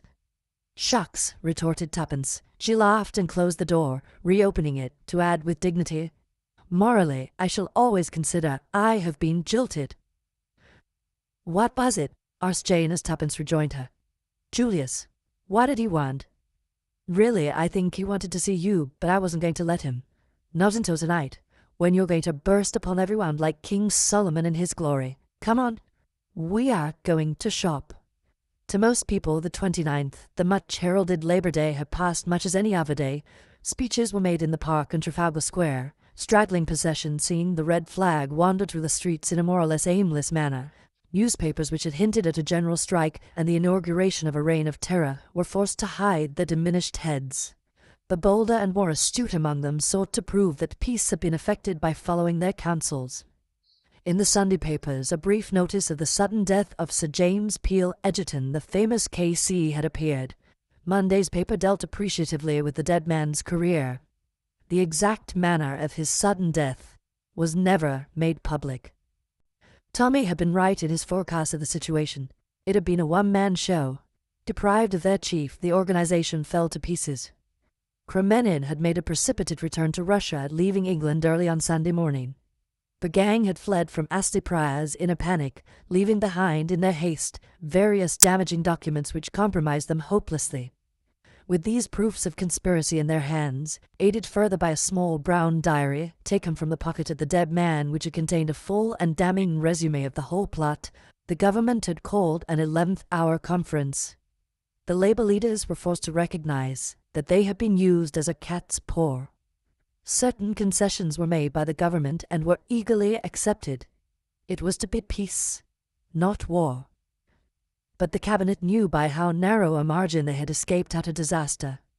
Unburnt in on Mr. Carter's brain was the strange scene which had taken place in the house in Soho the night before. He had entered the squalid room to find that great man, the friend of a lifetime, dead, betrayed out of his own mouth. From the dead man's pocketbook he had retrieved the ill-omened draft treaty, and then and there, in the presence of the other three, it had been reduced to ashes. England was saved. And now, on the evening of the 30th, in a private room in the Savoy, Mr. Julius P. Hersheimer was receiving his guests. Mr. Carter was the first to arrive. With him was a choleric-looking old gentleman, at sight of whom Tommy flushed up to the roots of his hair. He came forward. "Ah," said the old gentleman, surveying him apoplectically, "so you're my nephew, I am. Not much to look at, but you've done good work, it seems. Your mother must have brought you up well after all. 'Twill let bygones be bygones, eh? You're my heir, you know, and in future I propose to make you an allowance, and you can look upon Chalmers Park as your home." "Thank you, sir. So decent of you. There's this young lady I've been hearing such a lot about." Tommy introduced Tuppence. Said Sir William, eyeing her. "Girls aren't what they used to be in my young days." "Yes, they are," said Tuppence. "Their clothes are different perhaps, but they themselves are just the same." Perhaps you're right. Minxes then, minxes now." "That's it," said Tuppence. "I'm a frightful minx myself." "I believe you," said the old gentleman, chuckling, and pinched her ear in high good humour. Most young women were terrified of the old bear, as they termed him. Tuppence's pertness delighted the old misogynist. Then came the timid archdeacon, a little bewildered by the company in which he found himself, glad that his daughter was considered to have distinguished herself, but unable to help glancing at her from time to time with nervous apprehension. But Tuppence behaved admirably. She forbore to cross her legs, set a guard upon her tongue, and steadfastly refused to smoke. Dr. Hall came next, and he was followed by the American ambassador. "Oh, we might as well sit down," said Julius when he had introduced all his guests to each other. "Tuppence, will you?" He indicated the place of honor with a wave of his hand. But Tuppence shook her head. "No, that's Jane's place. When one thinks of how she's held out all these years, she ought to be made the queen of the feast tonight." Julius flung her a grateful glance, and Jane came forward shyly to the allotted seat. Beautiful as she had seen before, it was as nothing to the loveliness that now went fully adorned. Tuppence had performed her part faithfully. The model gown supplied by a famous dressmaker had been entitled a tiger lily. It was all golds and reds and browns, and out of it rose the pure column of the girl's white throat and the bronze masses of hair that crowned her lovely head. There was admiration in every eye as she took her seat. Soon the supper party was in full swing, and with one accord Tommy was called upon for a full and complete explanation. "You've been too darn close about the whole business," Julius accused him. "You let on to me that you were after the Argentine, though I guess you had your reasons for that. The idea of both you and Tuppence casting me for the part of Mr. Brown just tickles me to death." "The idea was not original to them," said Mr. Carter gravely. "It was suggested, and the poison very carefully instilled, by a past master in the art. The paragraph in the New York paper suggested the plan to him, and by means of it he wove a web that nearly enmeshed you, fatally." "I never liked him," said Julius. "I thought from the first that there was something wrong about him, and I always suspected that it was he who silenced Mrs. Vandermeer so appositely. But it wasn't until I heard that the order for Tommy's execution came right on the heels of our interview with him that Sunday that I began to tumble to the fact that he was the big bug himself." "I never suspected it at all," lamented Tuppence. "I've always thought I was so much cleverer than Tommy. But he's undoubtedly scored over me handsomely." Julius agreed. "Tommy's been the goods this trip, and instead of sitting there as dumb as a fish, let him banish his blushes and tell us all about it. Hear, hear." "There's nothing to tell," said Tommy, acutely uncomfortable. "I was an awful mug, right up to the time I found that photograph of Annette and realized that she was Jane Finn. Then I remembered how persistently she'd shouted out that word Marguerite. I thought of the pictures and, well, that's that. Then, of course, I went over the whole thing to see where I made an ass of myself." "Go on," said Mr. Carter, as Tommy showed signs of taking refuge in silence once more. "That business about Mrs. Vandermeer worried me when Julius told me about it. On the face of it, it seemed that he or Sir James must have done the trick. I didn't know which. Finding that photograph in the drawer, after that story of how it had been got from him by Inspector Brown, made me suspect Julius. Then I remembered that it was Sir James who had discovered the false Jane Finn.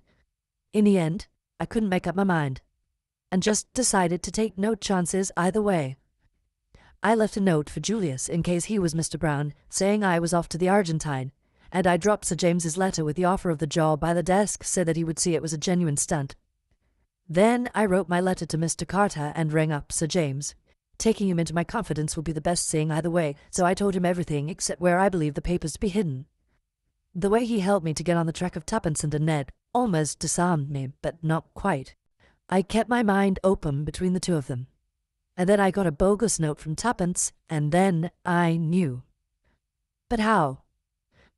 Tommy took the note in question from his pocket and passed it round the table. "Oh, it's her handwriting all right, but I knew it wasn't from her because of the signature. She'd never spell her name twopence, but anyone who'd never seen it written might quite easily do so. Julius had seen it. He showed me a note of hers to him once, but Sir James hadn't. After that, everything was plain sailing. I sent off Albert post-haste to Mr. Carter. I pretended to go away, but doubled back again. When Julius came bursting up in his car, I thought it wasn't part of Mr. Brown's plan, and that there would probably be trouble. Unless Sir James was actually courting the act, so to speak, I knew Mr. Carter would never believe it of him on my bare word." "I didn't," interposed Mr. Carter ruefully. "That's why I sent the girls off to Sir James. I was sure they'd fetch up the house in Soho sooner or later. I threatened Julius with a revolver because I wanted Tuppence to repeat that to Sir James so that he wouldn't worry about us. The moment the girls were out of sight, I told Julius to drive like hell for London, and as we went along I told him the whole story. We got to the Soho house in plenty of time and met Mr. Carter outside. After arranging things with him, we went in and hid behind the curtain in the recess. The policeman had orders to say, if they were asked, that no one had gone into the house. That's all." And Tommy came to an abrupt halt. There was silence for a moment. "By the way," said Julius suddenly, "you're all wrong about that photograph of Jane. It was taken from me, but I found it again." "Where?" cried Tuppence. "In that little safe on the wall in Mrs. Vandermeer's bedroom. I knew you found something, said Tuppence reproachfully. To tell you the truth, that's what started me off suspecting you. Why didn't you say so? Well, I guess I was a mite suspicious, too. It had been got away from me once, and I determined I wouldn't let on I got it until a photographer had made a dozen copies of it. We all kept back something or other, said Tuppence thoughtfully. I suppose Secret Service work makes you like that. In the pause that ensued, Mr. Carter took from his pocket a small, shabby brown book. Beresford has just said that I would not have believed Sir James P. Legerton to be guilty unless, so to speak, he was caught in the act. That is, sir.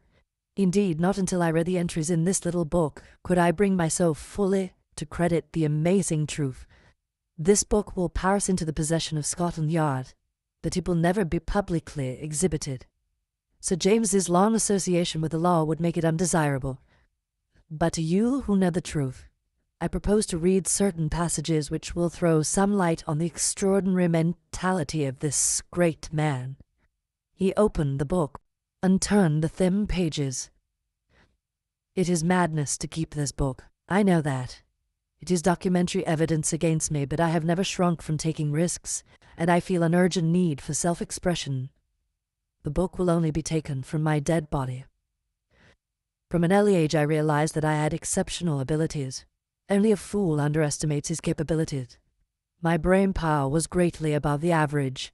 I know that I was born to succeed. Appearance was the only thing against me.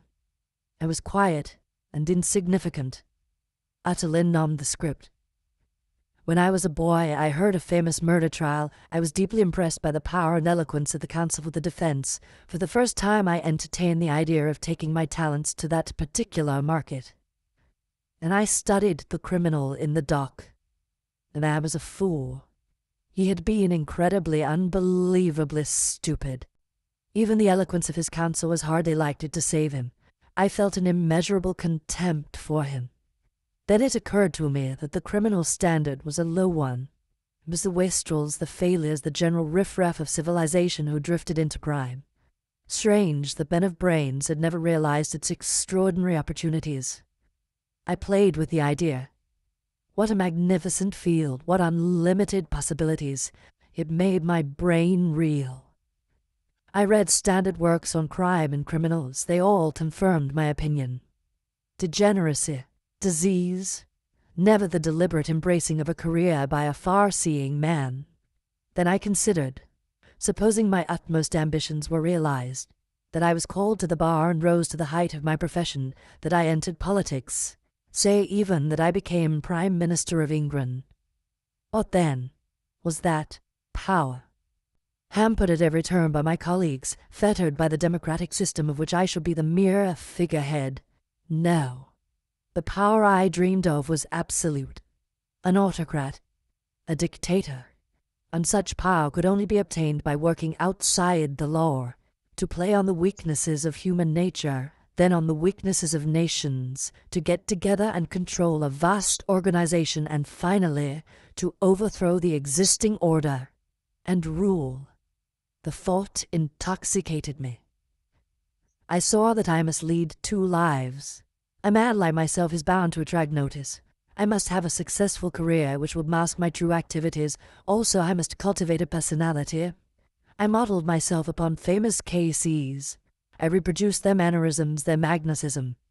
If I had chosen to be an actor, I should have been the greatest actor living. No disguises, no grease paint, no false beards. Personality. I put it on like a glove. When I shed it, I was myself, quiet, unobtrusive, a man like every other man. I called myself Mr. Brown. There are hundreds of men called Brown. There are hundreds of men looking just like me. I succeeded in my false career. I was bound to succeed. I shall succeed in the other. A man like me cannot fail. I have been reading a life of Napoleon. He and I have much in common. I make a practice of defending criminals. A man should look after his own people. Once or twice I have felt afraid. The first time was in Italy. There was a dinner given.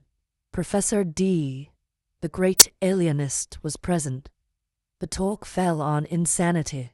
He said, A great many men are mad, and no one knows it. They do not know it themselves. I do not understand why he looked at me when he said that. His glance was strange. I did not like it. The war has disturbed me. I thought it would further my plans. The Germans are so efficient. Their spy system, too, was excellent. The streets are full of these boys in khaki, all empty-headed young fools. Yet I do not know. They won the war. It disturbs me. My plans are going well. A girl butted in.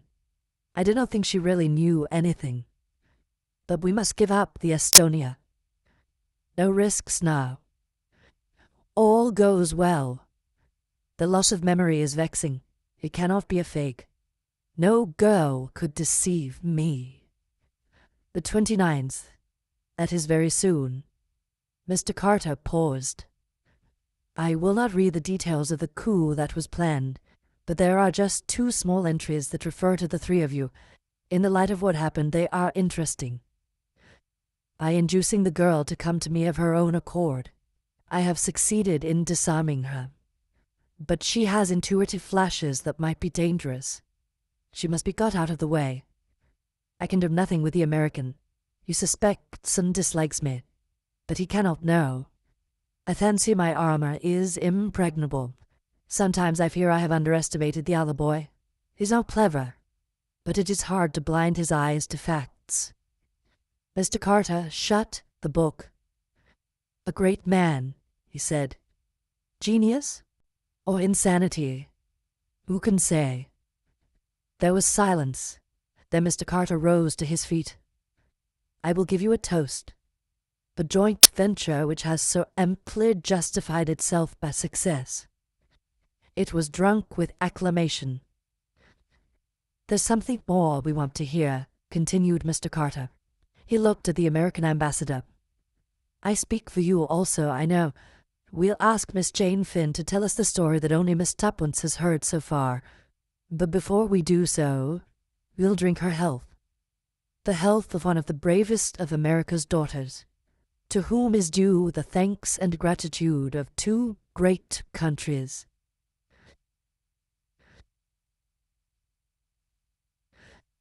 Chapter 28.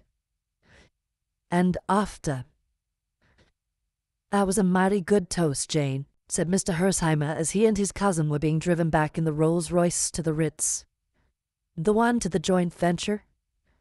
No, the one to you. There isn't another girl in the world who could have carried it through as you did. You were just wonderful. Jane shook her head. I don't feel wonderful. At heart, I'm just tired and lonesome and longing for my own country. That brings me to something I wanted to say. I heard the ambassador telling you his wife hoped you would come to them at the embassy right away. That's good enough, but I've got another plan. Jane, I want you to marry me. Don't get scared and say no at once. You can't love me right away, of course, that's impossible. But I've loved you from the very moment I set eyes on your photo. Now I've seen you, I'm simply crazy about you. If you'll only marry me, I won't worry you any. You shall take your own time. Maybe you'll never come to love me, and if that's the case, I'll manage to set you free. But I want the right to look after you and take care of you. That's what I want, said the girl wistfully. Someone who'll be good to me. Oh, you don't know how lonesome I feel. Sure thing I do. Then I guess that's all fixed up, and I'll see the Archbishop about a special license tomorrow morning. Oh, Julius. Well, I don't want to hustle you any, Jane, but there's no sense in waiting about. Don't be scared. I shan't expect you to love me all at once. But a small hand was slipped into his. I love you now, Julius, said Jane Finn. I loved you that first moment in the car when the bullet grazed your cheek. 5 minutes later, Jane murmured softly, I don't know London very well, Julius. But is it such a very long way from the Savoy to the Ritz? It depends how you go, explained Julius unblushingly. We're going by way of Regent's Park.